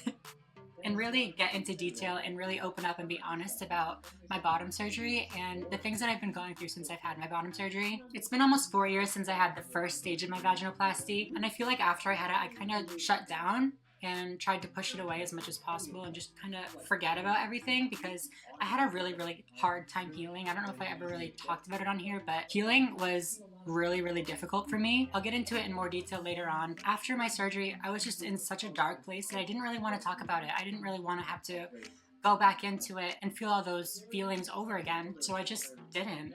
A little disclaimer before I get into everything, I did have some complications and I did have some, you know, concerns that not everybody deals with. That being said, I want to make it clear that these complications were not at all a result of the way that my surgeons did my surgery. I stand by my surgeons to this day. So the first day after surgery, you are on strict bed rest. You are not allowed to leave your bed at all. On the second day, they get you up, they get you moving around, and they start to build up your strength again. They start to get it so that you are able to walk around again. It's not until day 6 or 7, I think, that they take out the packing and you start dilating. If you don't know, dilating is when you take basically like a medical glass dildo and you put it inside of you and leave it in there for like 20 minutes. It's like an ear piercing. If you don't keep the earring in, it'll close and it'll like seal shut. And obviously you don't want that to happen, so you dilate 4 times a day for the first couple weeks, and then you go down to 3 times, and you go down to twice a day, and then you eventually wean off of it. Like a drug, you wean off it. Again, I talked about dilating before. I have vlogs and stuff from way back then when I was having the surgery done, where I went into more detail about, you know, the schedule that they had me on, how to dilate, all that kind of stuff. So if you're interested in more details about that kind of stuff, you can go watch the little video wherever it is gonna pop up. After 9 days, you are allowed to leave the hospital and you're allowed to go home. And at this point, I was feeling really good. I remember that I wasn't as healed as some of the other girls that were there, and that gave me a lot of, you know, worry, obviously. The nurses said it was fine and everything though, so I was like, okay, fine, shit, all right, sounds good. I do remember them saying though that I was experiencing a little bit of dehiscence, which is basically when you are so swollen that the sutures that they put down there to keep everything sewn together start to rip open, and basically you get like a hole in your body. It was as bad as it sounds, just to be perfectly real with you guys. So the night that I left the hospital, me and my mom were staying overnight in a hotel, and then we had a plane ride home the next day. Went to dilate again that night, and I think that I moved a stitch or something happened. I don't know what happened, but something happened and I was in excruciating pain. It felt like literally somebody had like shot me or stabbed me or burned me or something down there, and I could not escape the feeling. Up until that point, it was kind of like if I moved a certain way, I would feel like a pinch or a pull or something, and I could, you know, move back to where I was and it would kind of relax. After I got that sensation, it didn't go away. I could lay on my left, I could lay on my right, my back, my stomach, like upside down. It was not going away. We ended up calling my surgeon, who said that it was okay to take an extra like half of, you know, pain medicine to get me to go to sleep that night. And then the next day, she was actually like out of town at a conference, and she ended up coming directly to our hotel room off of her plane to see what was going on and to like help us. Immediately she was like disinfecting her hands, you know, getting out all of her equipment, and I don't know what she did, but she fixed it. I don't know if she like trimmed a stitch that was poking me or something, or I don't even know, but it went away. We ended up spending an extra day in Phoenix because I was so afraid to fly home. I didn't want to sit on a plane for 6 hours, you know, in excruciating pain. So we stayed an extra day, and by that point I was feeling good enough to go home, so we did. I don't know if that was a bad decision or if I maybe didn't get up enough on the plane or something, but I ended up getting a lot more swollen after that, and the dehiscence got a lot worse.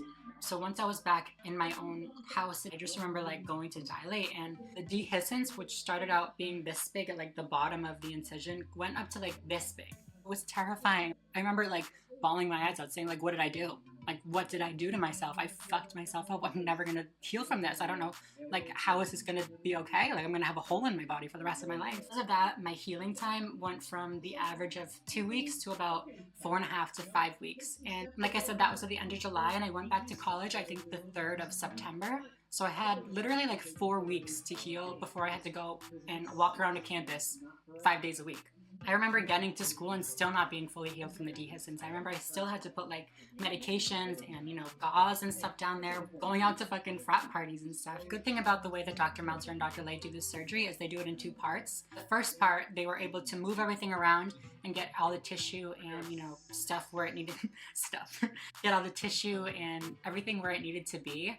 And then in the second part is when they go in and do all the details, and they go in and they like fine tune it, if you will. And I think that that was really, really necessary for me, because if I had gotten that swollen and all that dehiscence had happened, I don't know if things would like look good.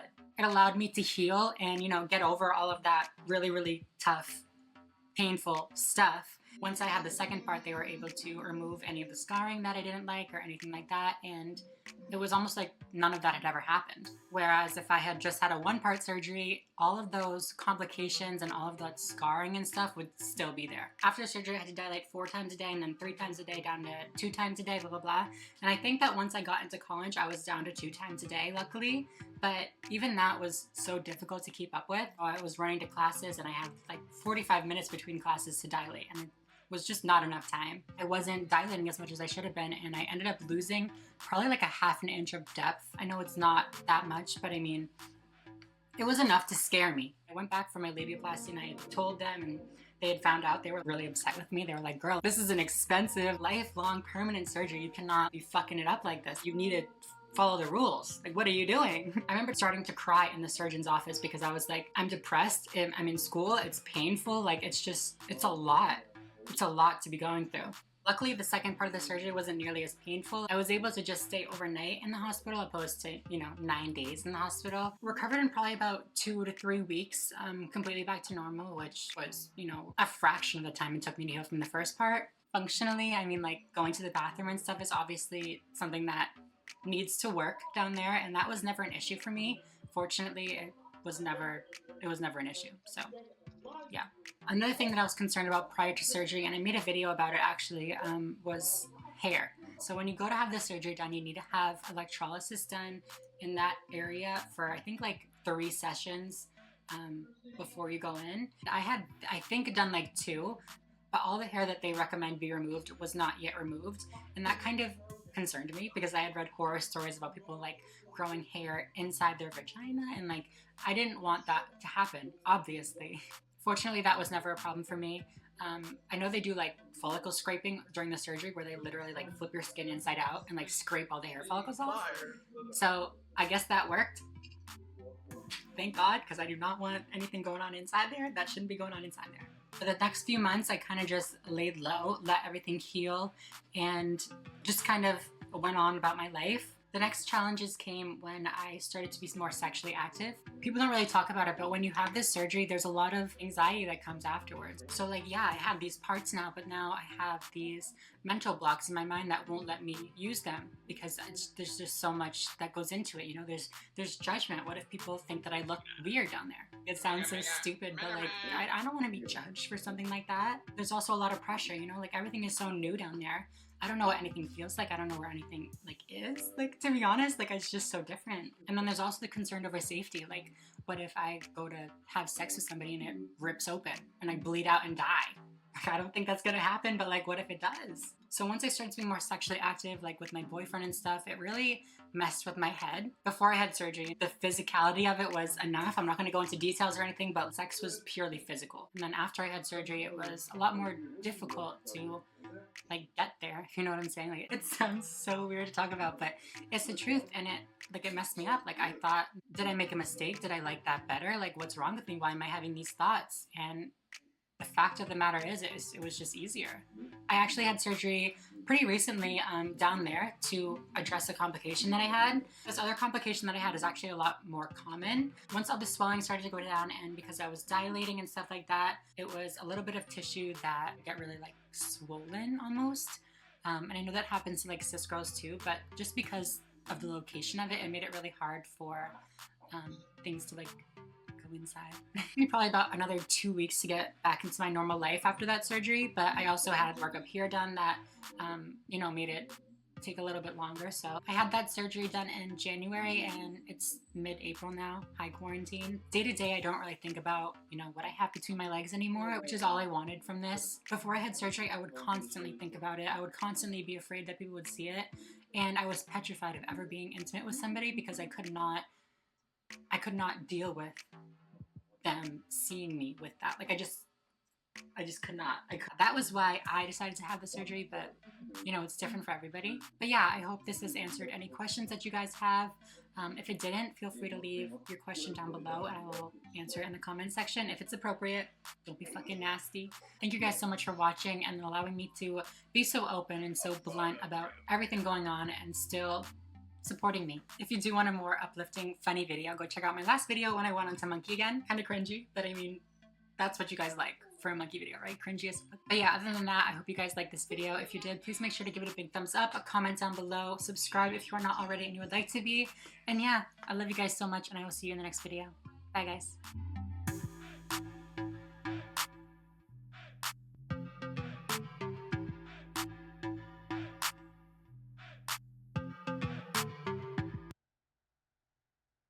Taco. I love taco. No, I love taco. I love taco.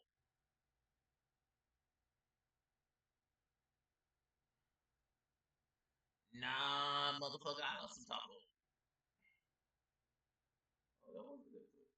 Quarantine is making me lose my mind. I will not lie to you guys. Hi everyone, welcome back to my channel. It may look like I'm fully glam right now. My makeup is done, my hair is done, all that kind of stuff, but don't be fooled. I am still in my pajamas. I'm in a tank top. It's not really my pajamas, but like, it's quarantine clothes. By the way, happy quarantine. I hope you guys are still doing good. I hope you guys are still safe and staying home. I don't know if it's because I'm a YouTuber and like I put my life online or if it's just because of the fact that I'm transgender, but I feel like people ask a lot of very, very inappropriate, strange, just not okay questions. Sorry, my voice is like dying. I don't know if you can tell, but like I'm like choking. Don't mind me.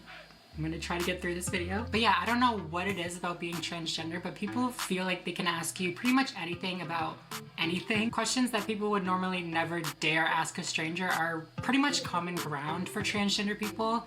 I get asked about my genitals, I get asked about sex, I get asked about the most personal, intimate details of my life from people without profile pictures, from people like with users 66694132222 on TikTok, you know what I mean? But you know me, I like to overshare my life on the internet all the time, so that's what we are going to be doing today. I'm going to be answering the questions that you cannot ask trans people. I mean, you can. You definitely can ask. Don't get me wrong. People have definitely tried. But these are the questions that you definitely should not be asking trans people. So with no further ado, the first question, I wrote them down in like a little note section because I'm so professional. For real though. I need to make a video about like my voice and like my throat and like all the issues that I'm having with it because I am fully struggling. And like that's one of the reasons that I don't post a lot is because I like hate my voice so much. I'll make a video. So the first question that I feel like people are afraid to ask, honestly, is how does the surgery work? There are a lot of videos online, like animated videos. I think there's videos of like the actual surgery happening, but that's all like very intense. I mean, I guess it'd probably be more intense for me to watch because like I went through it, but they're very intense. Viewer discretion is advised. To answer that question, there are a few different techniques that they do. The version that I had is called the penile inversion. I hate like talking about it. Penile inversion just sounds like such a weird thing to say. That's the one where basically they use like the tissue that you have and flip it inside out and readapt all the tissues and stuff so that it, you know, transforms and like and makes itself into an interior lining instead of an exterior lining. It's weird. I don't know how it really happens, but it happens. I don't know if everybody has this concern, but I was like nervous that it would feel like outside skin on the inside. It definitely doesn't. Let me just say that. Like it definitely doesn't, but everything like adapts. So like once you go through that surgery, your body almost like knows. Like it's like, oh, yep, we got it. Like we're adjusting, we're adapting. Like that's what's supposed to be there, blah, blah, blah, like blah, blah, blah. Like it knows. It knows. The next question is also about surgery and it is, does it look real? This question is so like, you know what? It's hard to answer. I mean, I think so. I haven't seen like too many vaginas in my day. I think I've shown it to some of my close friends, like when we were drunk, and they seemed like impressed, to be honest. I don't remember what they said. Like I said, I was drunk, but I remember they had a good reaction. And obviously I've had my boyfriend for like almost 3 years now, and he doesn't have any complaints.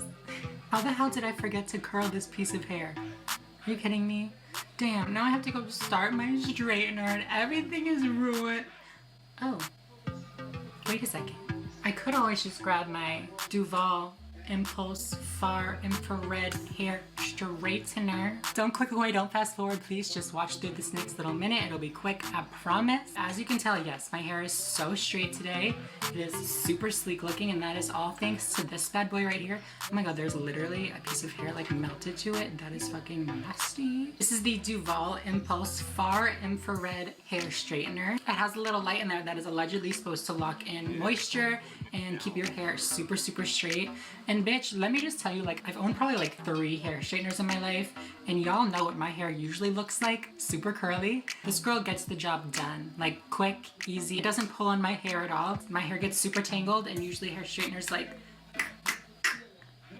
and I have to like rip it down, you know? The straightener also has tourmaline coated plates and something called extra negative ion generation, which also helps lock in that moisture and keep your hair super shiny and like sleek.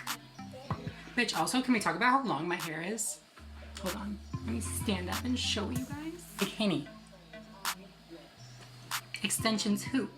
But yeah, if you guys are interested in this hair straightener, you can check the link in the description. And yeah, let's get back to the questions. Another question that I actually hear come up pretty often in the trans community is, what was your name before? Or like, what's your real name? I feel like I need to stop laughing at like these questions, but like, come on. Obviously, you are not going to ask somebody what their real name is or what their actual name is or what their name was before. First of all, it doesn't matter. Second of all, you asking that is brushing aside the name that I have now and like undermining it. So like, no. Stop. The next question you should only ask if you are also a trans person and like looking for advice. That is, how do trans women hide their like parts? To be honest with you, I don't have like a long explanation of why you shouldn't say this or like why you shouldn't ask this question, but just don't. The next question is, did you have your surgery, or when are you having your surgery? I already mentioned the problem with asking about genitalia and stuff, but asking about the surgery is a whole different problem. Not only are you making it seem like they have to have the surgery to fully transition, but you're also implying that there is a the surgery and there's a one-size-fits-all surgery for trans people, which there isn't. All trans people choose to go through different procedures and different surgeries. Some people don't even go through any surgeries. It all depends on the person. And when you ask questions like that, you're invalidating everybody that chooses not to have surgery and saying that they aren't as much of a woman as somebody that chooses to have surgery. So don't do that either. I don't know why, but I especially don't like when people ask questions about sex to trans people. Not only is it none of your business, inappropriate, blah, blah, blah, all the obvious stuff, but it turns the whole transition into a sexual thing, and that's not what it is at all. The trans community is already so fetishized and sexualized, just doesn't need any questions like that adding to the fuel.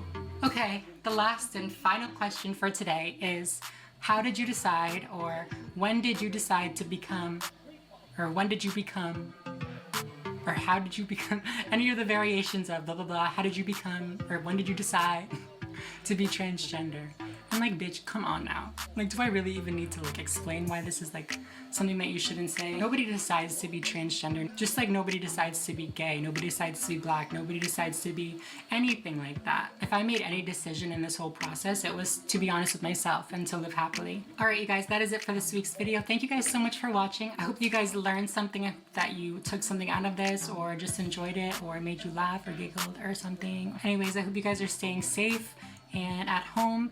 And yeah, if you like this video, please make sure to give it a big thumbs up, comment down below. I read all the comments, so say hi or whatever you want. Subscribe if you are not already and you would like to be, and yeah, I will see you guys in the next video. Bye guys!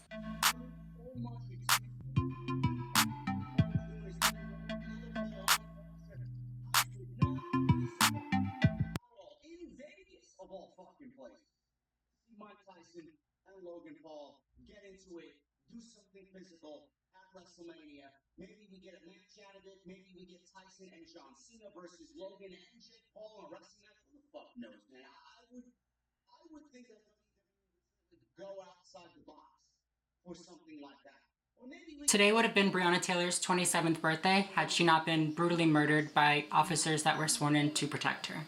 I'm making this video today to not only share my condolences to the families of Breonna Taylor, George Floyd, Tony McDade, and countless others, but also to motivate you to take action. The murders of these innocent people is a predictable outcome of the institutional racism embedded in our country over the last 400 years. That's not to say that every cop isn't explicitly racist, but it is to say that they exist in and serve a system that is fundamentally broken. A system that has, since the beginning, aimed to profit off of Black lives. Racism is still being perpetuated in justice systems, with cops penalizing Black people much more harshly than their white counterparts. I know that a lot of people like to argue that, but that's literally a fact. All of these sources, which are credible sources, will be listed down below. So if you want to argue any of the things that I'm saying, make sure that you check down the links down below and educate yourself first. Simple example of this unequal treatment is something that I'm sure a lot of my viewers can relate to, and it is the possession of marijuana. There are countless Black men still sitting in prison over the possession of a small amount of marijuana, while white people are creating cannabis empires, making millions and being celebrated for it. There are Black people being strangled in the streets, and it still took a nationwide protest to see even a shred of justice. There is change that needs to be made. No more ignoring the problem, no more hashtag all lives matter bullshit. White people need to fulfill their moral, humanitarian, and American responsibility to educate themselves on what is happening to Black people every single day in this country and why it's happening. Hopefully, you will see the reality that millions of Black Americans fear every single day.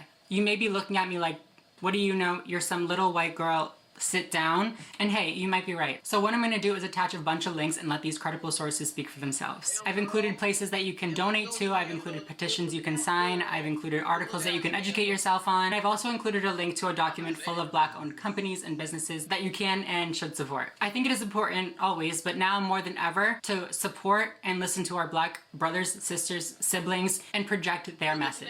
To my Black followers, I am so sorry that this is your reality. I will not only continue to stand with you, but I will continue to actively fight for your equality. I love you, please stay safe, and I'll see you soon.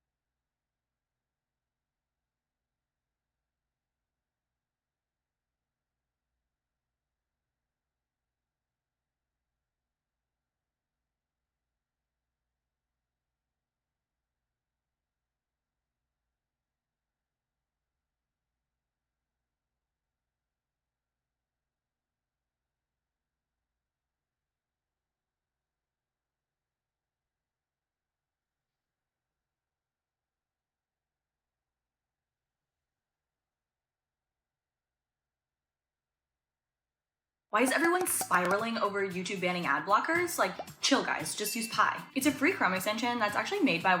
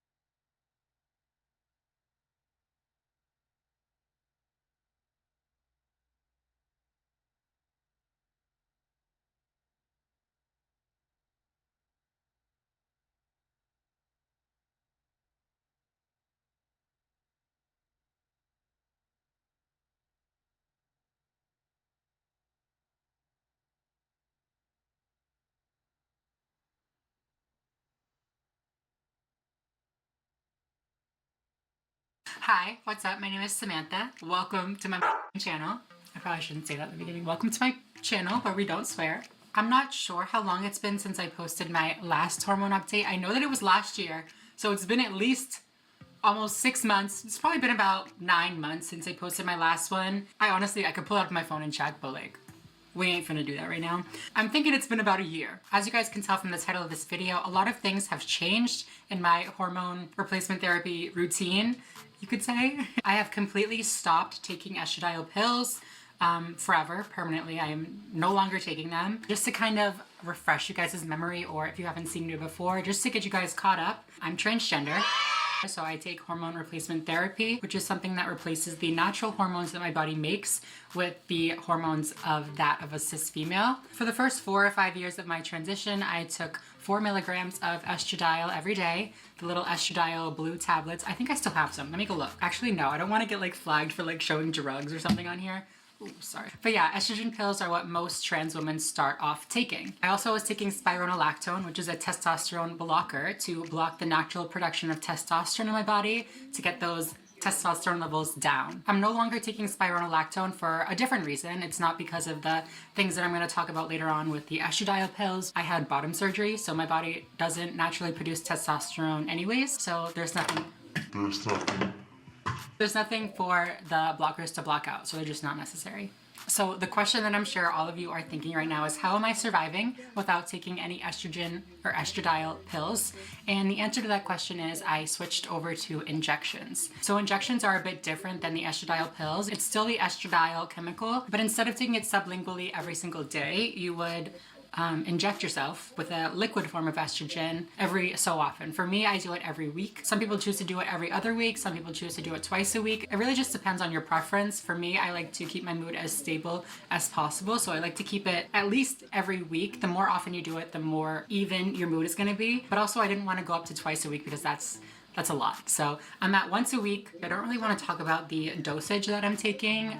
It is a little bit lower than it would be if you are, you know, pre-op, because obviously if you are pre-op, you are fighting against the testosterone in your body. Oh yeah, I should probably mention, usually when people do injections, they either take testosterone blockers with them, or they use a large enough amount of estrogen to naturally suppress the testosterone. Kind of confusing. I'm not a doctor. I don't know exactly how all this works. I'll link the studies that I read down below. Also, shout out to literally Sophie for teaching me all of this stuff. She got my hormone game in fucking check. So shout out to you, girl. Thank you. I know that you guys are probably gonna ask, so there are a few different sites that you can inject the estrogen into. The way that is described as the most effective is it's in your butt. I don't know the exact terminology for like the muscle or whatever you're trying to inject into, but when I went to my doctor, she was like, I don't really feel comfortable having you inject yourself there because there are a lot of like, I think it's the sciatic nerve that runs out of your butt area. And if you inject into that, you can do a lot of irreversible damage, which I was not trying to do. So she told me to just inject it into my hip. It is just a subcutaneous injection, meaning it just goes in like a ½ inch into like the fatty layer of my skin. I'm not injecting into like the muscle or anything like that, which I know that trans men have to do, which is scary to me. So yeah, thankfully I don't have to do that. The injection itself is pretty painless. I've never really been that big of like a needle person, you know what I mean? Like I don't like needles obviously, but I've never been like, I can't have a shot, like I hate needles, I have a phobia of needles. I'm not that kind of person. What else? I'm trying to like tell you guys all about my injections before I get into like the why of why I switched over. I think that's pretty much it. So let's go ahead and talk about the reasons why I switched over to injections. There are multiple reasons why I switched over to the injections. The first one, which is completely my own fault, is I am very, very inconsistent with my medications. Estradiol is one of those things that you don't have to take at the same time every single day, but it definitely helps if you do, but you do have to take it every single day for it to be as effective as possible. It's also probably important to mention about my doctor. I mentioned earlier that I wanted to talk a little bit about my first endocrinologist. If you are not sitting down, you might want to sit down because this shit is about to piss you off, because it pissed me off. I started going to this endocrinologist in the beginning of my transition, and she put me on, like I said, whatever doses that I was on.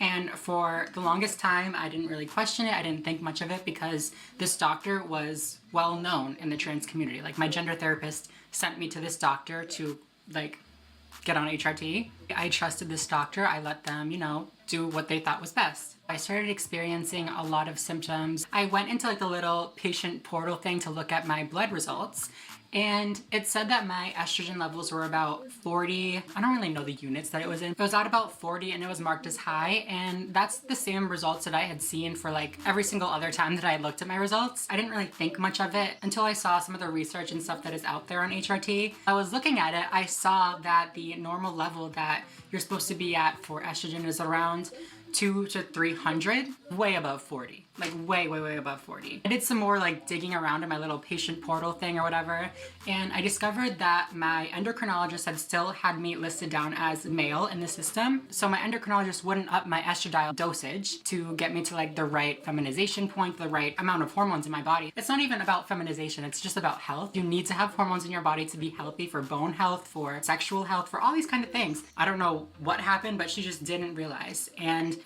this made me really upset, obviously, because these last 4 or 5 years I've trusted this doctor to give me the medicine that I needed, and she wasn't. Luckily, at this point in my life, I had just found a new primary care practitioner who specializes with transgender patients.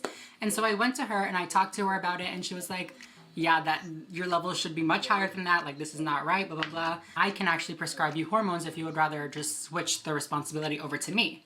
I trusted my primary care practitioner way more, and I said, okay, please do.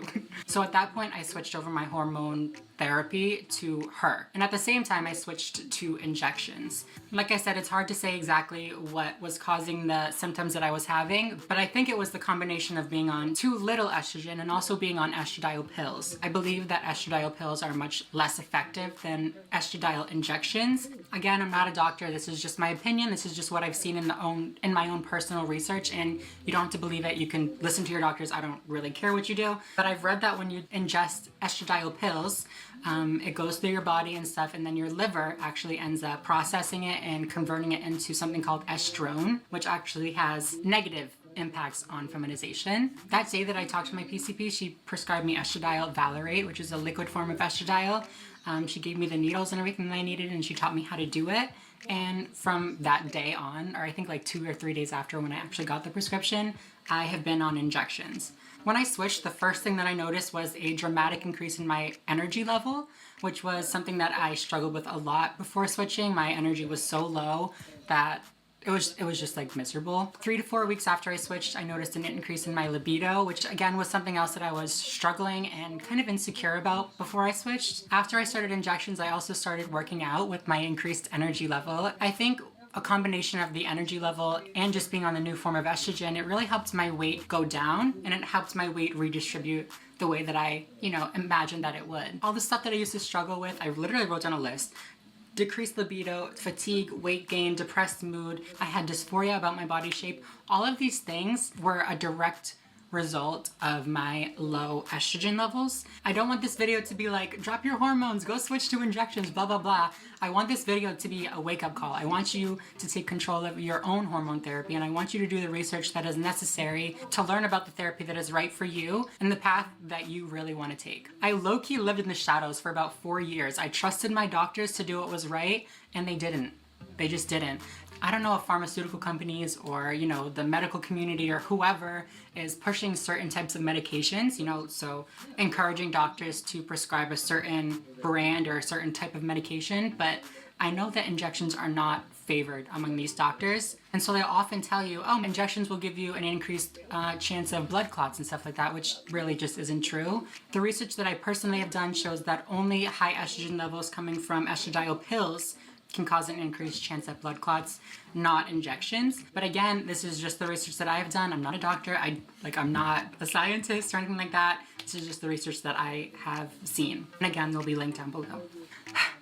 I'm like out of breath. I feel like I was talking so fast. I did drink a Red Bull before this to try to like gather my brain together so I could get everything out in this video for you guys, but I like need a breath. All right, you guys, that is it for this week's video. I hope you guys learned something. I hope I encouraged you to take control of your own hormone replacement therapy. But yeah, I love you guys so much. Be sure to read these links down below. You know, they're very informative and they're very, very important.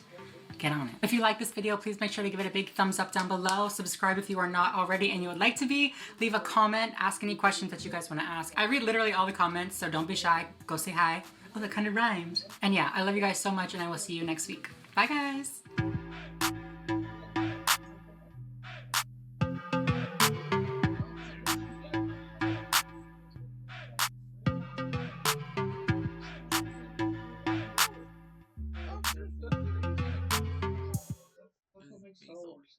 Maybe the character from Legends is Latil Sean, and like no matter how old it gets, no one's gonna replace her for me.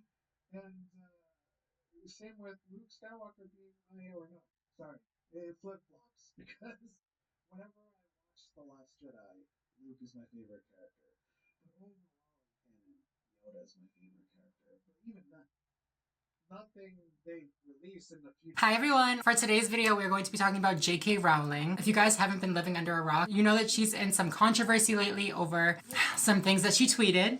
I'm going to be talking about her original tweet as well as her Turf Wars essay that she wrote, as well as the new tweets that she just recently came out with. And the timestamps for when each of those discussions start will be in the description below. I know a few other trans YouTubers are talking about this. I know that Sam Collins did a video. I watched a few minutes of it, but then I decided that I wanted to look into it and come up with my own theories, I guess you could say, my own analysis. If you guys are new here and you like this video, make sure that you hit the subscribe button right down below, as well as give this video a big thumbs up. So with no further ado, let's get into it.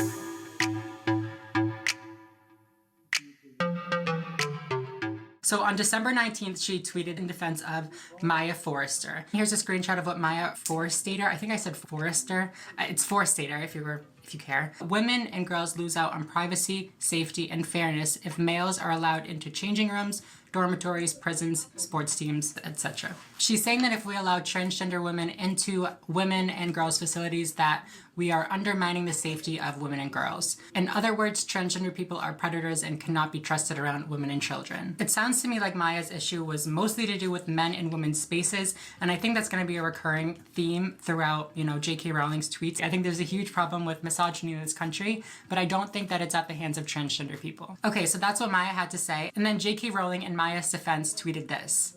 Dress however you please, call yourself whatever you like, sleep with any consenting adult who'll have you, live your best life in peace and security, but force women out of their jobs for stating that sex is real.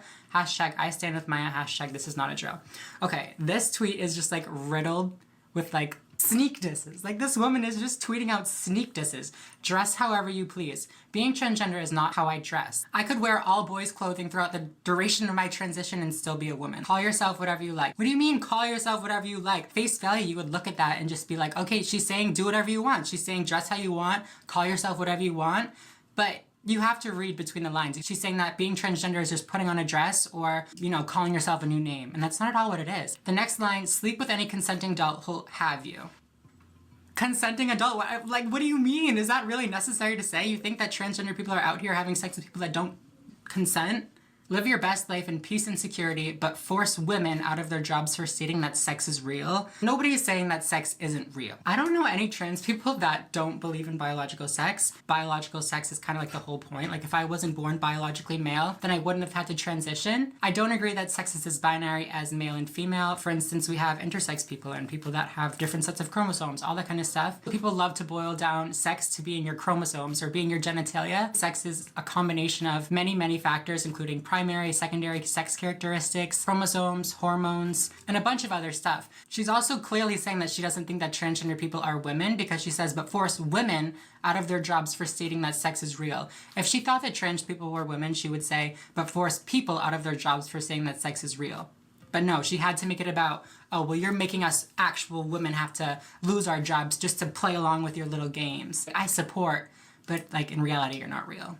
That's literally what she's saying. As I'm sure you can imagine, she got a lot of backlash for that tweet, and she was silent for a little while, but then she came out with this essay called Terf Wars, which is just so funny to me. Like, she really titled it Terf Wars.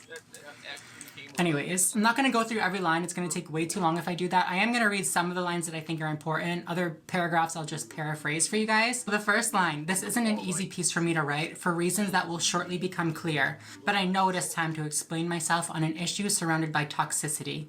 I write this without any desire to add to that toxicity. I call bullshit. We're gonna move on. The next paragraph, she's just setting the scene. She talks about her tweets and what got her into the controversy. The next paragraph, she claims that she's cared about trans issues for years and that she started to learn about transgender people for a book that she was writing, but then it developed into something much more personal. I'll let you know now that she talks about 5 different reasons for why she felt the need to upload this Terf Wars essay. We're gonna go through all of them. Just put your seatbelt on. She talks about how she accidentally liked a transphobic tweet to go back to it and look at it later, which, like, whatever, girl. Whatever you want to say, like, it's fine, whatever. She continues on to defend the fact that she followed somebody named Magdalene Burns on Twitter. I want to read to you what she had to say about Magdalene. She said, I compounded my accidental like crime by following Magdalene Burns on Twitter. Magdalene was an immensely brave young feminist and lesbian who was dying of an aggressive brain tumor. I followed her because I wanted to contact her directly, which I succeeded in doing. However, as Magdalene was a great believer in the importance of biological sex and didn't believe lesbians should be called bigots for not dating trans women with penises, dots were joined in the heads of Twitter trans activists and the level of social media abuse increased. By the way, as a trans woman, I agree with all that kind of stuff. 1, biological sex is real, and 2, having a genital preference is very, very valid. If you don't want to date somebody with a penis, you have every right to not date somebody with a penis. Nobody is saying that you have to. Nobody. The point when people start saying it's transphobic is when you say that you don't want to date a transgender person just because of the fact that they're transgender. For example, for me, I've had bottom surgery, so that physical barrier that somebody might feel about dating somebody that is pre-op, it isn't really there anymore. So now when I hear guys say, oh, I don't want to date you because you're trans, or I'm uncomfortable dating you because you're trans, that's literally just because I'm trans. Like, they just don't want to date somebody that's trans. I find it especially funny when guys will tell me that they're attracted to me, and then they find out just the fact that I'm trans, and then they're no longer interested. They're like, oh, I'm not into that. I'm like, not into what? Just the label? Just the name trans? Like, there's literally nothing different. Nothing changes at all. The reason that people got upset that Rowling followed Burns on Twitter was because that's not all that she talked about on her Twitter feed. She frequently explicitly stated that she did not believe that trans men were men or that trans women were women, as well as tweets similar to this one. You can read it. You can find out for yourself why that's kind of bad. Like, that's... I feel like I don't even have to explain that one. The next few paragraphs, she goes on to talk about how she expected the backlash and she was ready for that, but she wasn't expecting all the support that she received in her email. I'm just going to read it right from the thing so I don't mess it up. She said that they're also worried about the dangers to young people, gay people, and about the erosion of women's and girls' rights. Above all, they're worried about a climate of fear that serves nobody, least of all trans youth. I'm confused. I'm not sure what she's talking about when she said that we're trying to take away women and girls' rights. I think she's referring to, in that case, they wanted to have only assigned female at birth women in this certain place for this certain reason or treatment or whatever. And the judge was like, yeah, that's fine. That's fine. You can do that. But, like, that's not all you're doing. Like, that's not the reason that it's bad. That right is really not being infringed upon. The judge literally said that they have every right to do that. And, like, also as a trans person, like, if you need a space that doesn't have any trans people in it, I think you're kind of weird. I don't know what we did to you, girl, but have fun. She then goes on to talk about TERFs and like defining TERFs and saying how like toxic TERF culture is and like saying that people are afraid that they'll be canceled if they associate with her, blah, blah, blah. And then she goes on to say, so why am I talking about this? Am I speaking up? And she gives those 5 reasons that I was talking about. Firstly, I have a charitable trust that focuses on alleviating social deprivation in Scotland, with a particular emphasis on women and children. Beautiful. We love that. Among other things, my trust supports projects for female prisoners and for survivors of domestic and sexual abuse. Beautiful. We love that. I also fund medical research into MS, a disease that behaves very differently in men and women.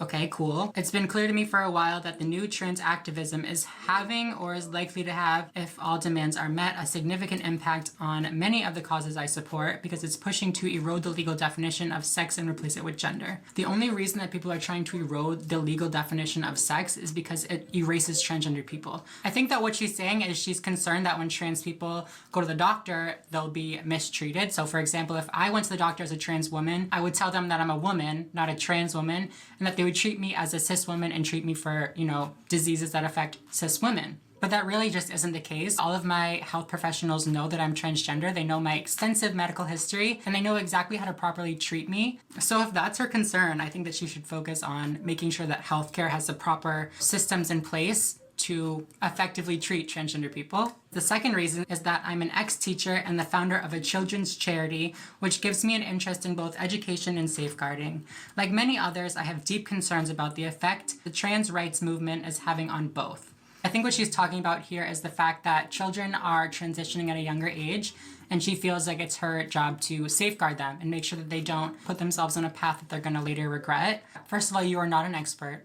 You do not have the qualifications to safeguard these children from the proper medical treatment that they need. If you are really concerned about the safety of these children, you should focus on making sure that trans care is adequate for trans children. I'm a very strong believer in making sure that the process of getting on hormones and the process of transitioning is all very thorough. When I was going to transition and I wanted to get on hormones, I went to my gender therapist and I was like, I need you to put me on hormones now. Like, I need them now, I need them now, I need them now.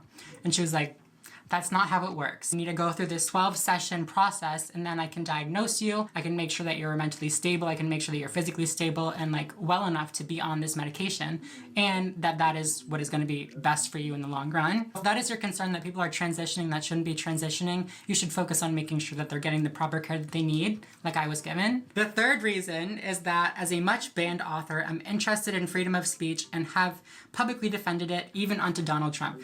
That's your reason? Is that you feel like you need to express your right to freedom of speech? Go for it, girl. Like, nobody cares. Really, nobody cares about your freedom of speech. Go for it. The fourth is where things start to get truly personal. I'm concerned about the huge explosion in young women wishing to transition, and also about the increasing numbers who seem to be detransitioning because they regret taking steps that have, in some cases, altered their bodies irrevocably and taken away their fertility. Some say they decided to transition after realizing they were same-sex attracted, and that transitioning was partly driven by homophobia in either society or in their families. Detransitioners. We all know some, we've all heard of some. They're out there. They're definitely out there. I think that that's definitely a valid concern. Like I just mentioned, I'm a huge advocate for making sure that you transition the right way. There's definitely places that will prescribe hormones, you know, your first session, and I don't think that's the safest method. Look it up on YouTube. There are people that transition. There are people that get on hormones because they convince their therapist that they need them right away, and their therapist is like, okay, if you need them, here you go, and then they realize later on that it's not right. That is real. That is something that does happen. Because of trauma, because of whatever reasons that it's happening, it happens. But I don't think the solution to that would be to do what J.K. Rowling is doing. I think, again, the solution would be to make sure that trans care is as good as it can be. She goes on to talk about somebody named Lisa Littman, who apparently in some interview was talking about transgender people, blah, blah, blah. Her career took a similar hit to that suffered by Maya Forstater. Lisa Littman had dared challenge one of the central tenets of trans activism, which is that a person's gender identity is innate, like sexual orientation. Nobody, the activist insisted, could ever be persuaded into being trans. That's true. That's completely true. Like I just said, there are definitely people that transition when they're not supposed to transition. It is very possible to persuade someone to transition, but you cannot persuade someone to be trans. Even if they transition, that doesn't make them trans. It just means that they persuaded into doing something that they shouldn't have done. The next sentence really just got me mad because, like, why even include this? In an article explaining why he resigned from the Tavistock Center, blah, blah, blah, psychiatrist Marcus Evans stated that claims that children will kill themselves if not permitted to transition do not align substantially with any robust data or studies in this area, nor do they align with cases I have encountered over decades as a psychotherapist. Oh my God. Well, this therapist said that his trans patients don't kill themselves, so you guys are wrong. I don't even know what to say to that. Like, are you serious? Suicidal ideation and actually committing suicide are two different things. That's all I'll say. That's all I'll say. And then she goes on to say, if I'd been born 30 years later, I too might have tried to transition. The allure of escaping womanhood would have been huge. I get what you're trying to say, but trust me, girl, there's no allure to being transgender. There's no allure to risk rejection from your family, from loved ones, from friends, from literally everybody. Risk being unemployed, risk being homeless, risk being murdered to escape womanhood. And then a few paragraphs later, she says, as I didn't have a realistic possibility of becoming a man back in the 1980s. Girl, what are you talking about? People transitioned in the 80s? What? And she's like, is this new fad that, you know, if I had been around when this fad was crazy, I probably would have transitioned too. Like, girl, people were transitioning back then. You could have transitioned if you were trans. You just aren't. She goes on to talk about how she's met trans people, she's met older trans people, younger trans people, blah, blah, blah. And then she says, the current explosion of trans activism is urging a removal of almost all the robust systems through which candidates for sex reassignment were once required to pass. Girl, I've had sex reassignment, and let me tell you, it's not easy to get there. And also, like I've said multiple times, I mean, I know that I don't speak for every trans person, but I think that most of us would agree that, you know, transitioning is not something that can be taken lightly. You need to go through the proper process to be properly diagnosed, to make sure that this is what is truly right for you. It's the same as if you have a disease that needs treatment or something like that. You have to go to the doctor and get properly diagnosed, and then they'll give you the medications. You can't just go in and be like, oh, I broke my arm, I need pain pills. And they'll be like, oh, you broke it? Oh, okay, cool, bet. They'll be like, no, okay, let me take an x-ray, make sure it's actually broken, make sure that, you know, like I don't even like know what they do, but that's just not how it works. Nobody's trying to get rid of that process. The next paragraph, she talks about how misogynistic our current climate is, which I agree with. Quote unquote, she says, from the leader of the free world's long history of sexual assault accusations and his proud boast of grabbing them by the pussy, talking about Trump and his misogynism, to the incel movement that rages against women who won't give them sex, talking about, you know, sexist men online that are like, fuck women, let's rape them all, to the trans activists who declare that TERFs need punching and re-educating. Men across the political system seem to agree. Let me get this right. She blames 3 groups of men for the misogynism that is in the country right now. She blames the president, she blames incels online, and she blames trans activists, who she called men. She then goes on to talk about her emails and how people are emailing her saying that, you know, it's not enough to be a trans ally. I have to admit that they're the same as me and I've been through all these struggles, blah, blah, blah. No trans woman is erasing the struggles of cis women. That's just not happening. It's really not happening. Secondly, trans women know that they're different from cisgender women. That's what makes us trans. We're not going around saying that we're cisgender because we're not. We're transgender. We were born physically male and then we transition to whatever we transition to. That's just how it works. We know that we're not cis women. We know there's a difference. We just want you to know that we're also women. There's this big umbrella of women. There's trans women, there's cis women. We're both just women. That's all we want you to know. We're different kinds of women, for sure, but we're both women. Thank you. Or finally, to the last reason that she gives us for why she's making this, all this commotion. I've been in the public eye for over 20 years and I've never publicly talked about being a domestic abuse and sexual assault survivor. This isn't because I'm ashamed of those things, but because they're traumatic to revisit, blah, blah, blah. She says I'm not doing this to gain sympathy, but she wants to stand in solidarity with women who have histories like hers, and she doesn't want to be called a bigot for not wanting trans people in same-sex only spaces. She goes on to say that if you can come inside my head and understand what I feel when I see a trans woman killed, you'll know that I have sympathy, blah, blah, blah. She says, so I want trans women to feel safe, but at the same time, I do not want to make natal girls and women less safe. When you throw open the doors of bathrooms and changing rooms to any man who believes or feels he's a woman, and as I've said, gender confirmation certificates may now be granted without any need for surgery or hormones, then you open the door to any and all men who wish to come inside. That is the simple truth. I'm getting so heated right now. Oh my God. She starts out strong. I want trans women to feel safe. Thanks. We appreciate that so much. And then she goes on to say, when you open the doors of bathrooms and changing rooms to men, who's the men? Who are the men? Who opened it to the men? Nobody did. I think they just opened it to trans women. Is that what they said? I think that's what the law was, no? Because if you're worried about men pretending to be women and going in women's restrooms to, you know, assault you, that's already very much illegal. The part that really grinded my gears though, gender confirmation certificates may now be granted without any need for surgery or hormones. I thought this, I'm sorry, am I wrong? This whole time she's been arguing about how women have been forced to feel like they're not girls because they don't want to align with the, you know, typical femininity, the normative femininity. But then she's also saying that if transgender women don't conform to that femininity, that they're not valid trans women. She's saying that if you don't alter your physical body to conform to what her idea of a woman is, then you're not a woman. You've been arguing about the dangers of fitting women into small little boxes. It just doesn't add up. She continues on with all this stuff saying like, well, all a man needs to do to say he's a woman is just say he's a woman. Why would a man say that he's a woman? It just don't make no sense. Like if a man's just trying to lie and go into a bathroom to assault you, that's already illegal. Like I already said 25 times, that's illegal. The rest of the essay, she's like, I don't want sympathy, blah, blah, blah. I'm doing this to protect my free speech and all this stuff and all those reasons. It doesn't matter. It literally just doesn't matter. This whole essay to me is just very, very manipulative. She's trying to paint this narrative of trans women being men underneath it all, and that trans women are inherently dangerous because of, you know, what they have or had between their legs. She seems to be using her experience with sexual assault to defend her position on trans rights, but it's kind of missing the mark in my opinion. We all agree that sexual assault is bad, don't get me wrong, and that's obviously tragic that it happened to you, but you cannot blame trans women for the problems that a man brought onto you. She talks about in this essay how she thinks that some people do legitimately need to transition and that is what's going to be best for them, but then she continuously refers to us as men. Anyways, let's move on to the tweets that she came out. Sorry, can you hear my nails clicking? Let's move on to the tweets that she tweeted out.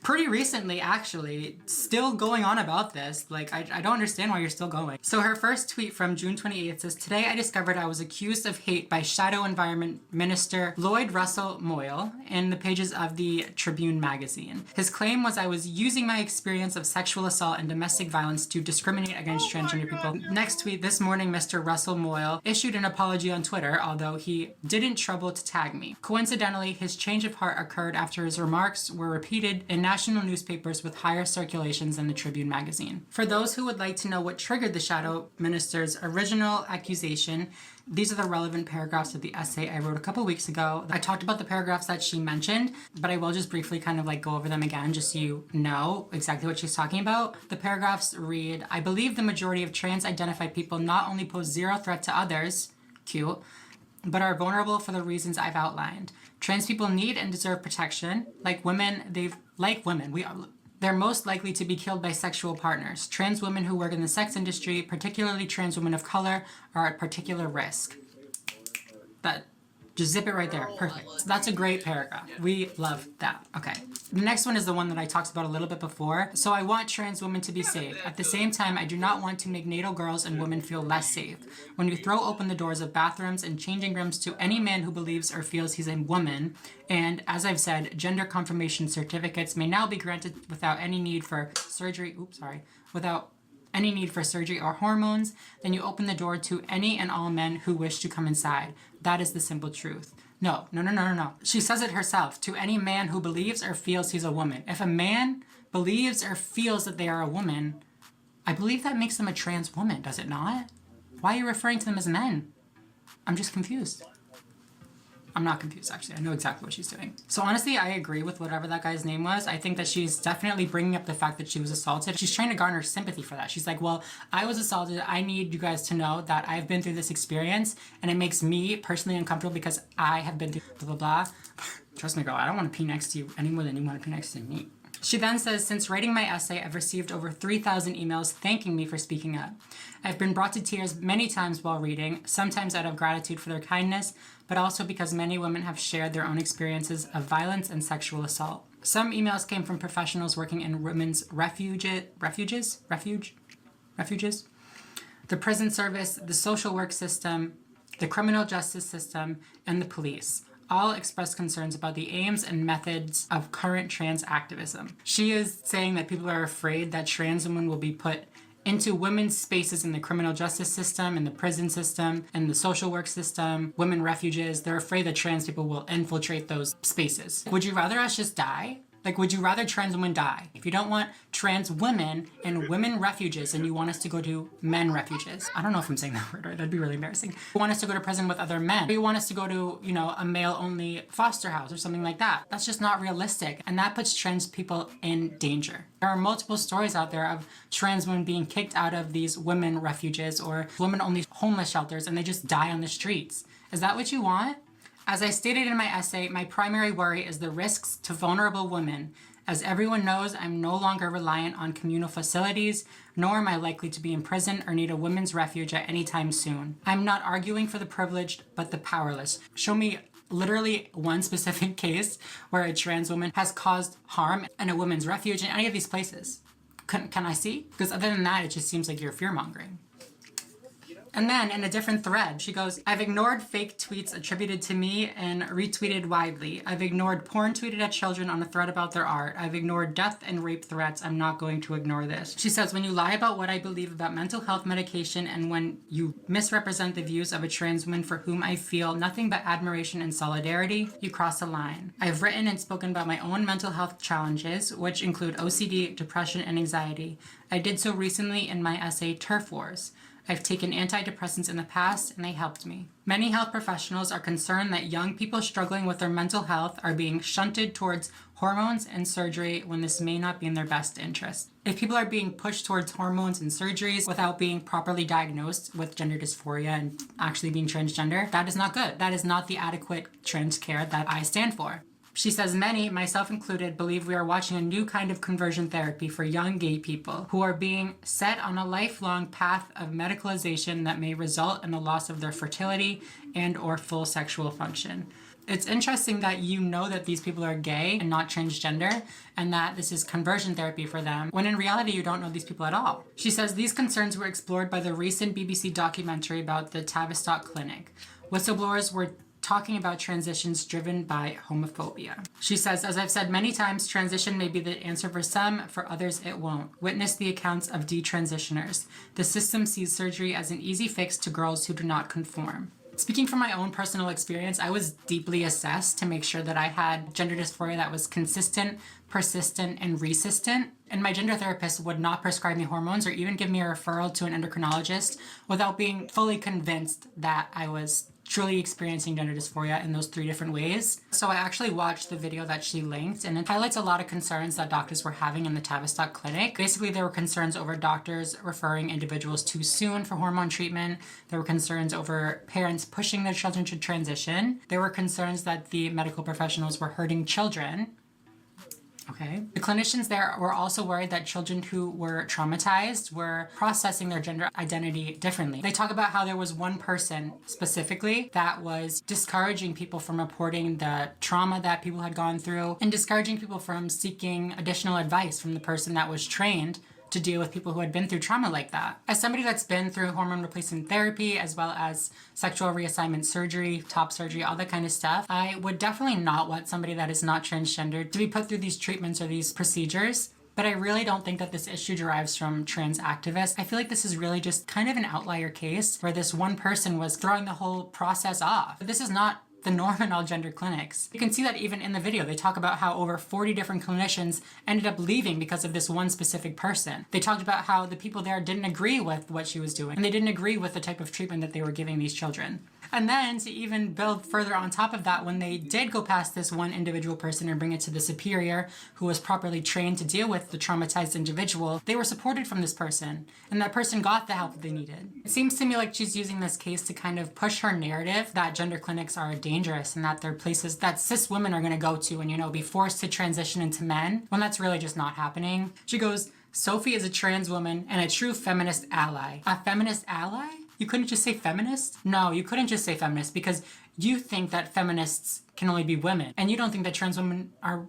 okay, got it. Thank you. She was making the point that antidepressants were overprescribed to teenagers in the past with serious consequences.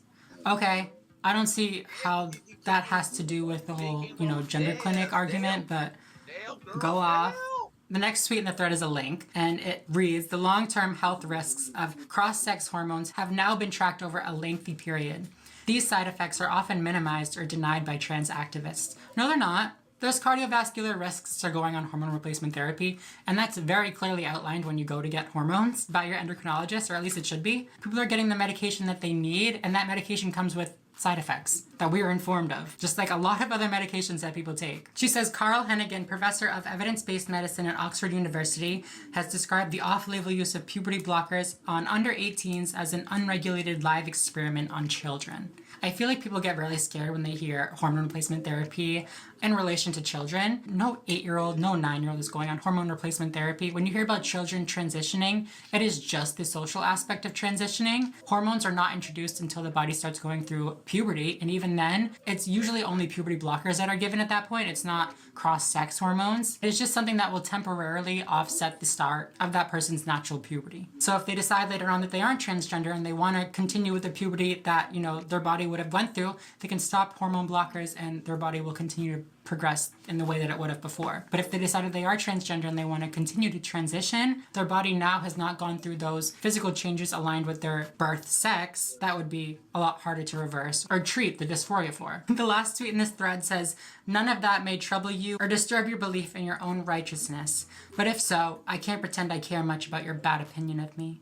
Anyways, we're gonna be done with that. In conclusion, trans people are not denying that biological sex is real. Number two, women and girls need protections. That is very, very right, but so do trans women, and so do trans men, and so do non-binary people. We all need protections, sis. It's not just you, okay? Okay, guys, I think that is going to be it for this week's video. I hope that you guys enjoyed this little commentary type video. If you did, please make sure to let me know down below. Other than that, if you guys like this video, please make sure to give it a big thumbs up down below. Subscribe if you are not already and you would like to be. Comment, like I said, share, notification bell, I don't know. I love you guys so, so, so much, and I will see you in the next video. Bye, guys.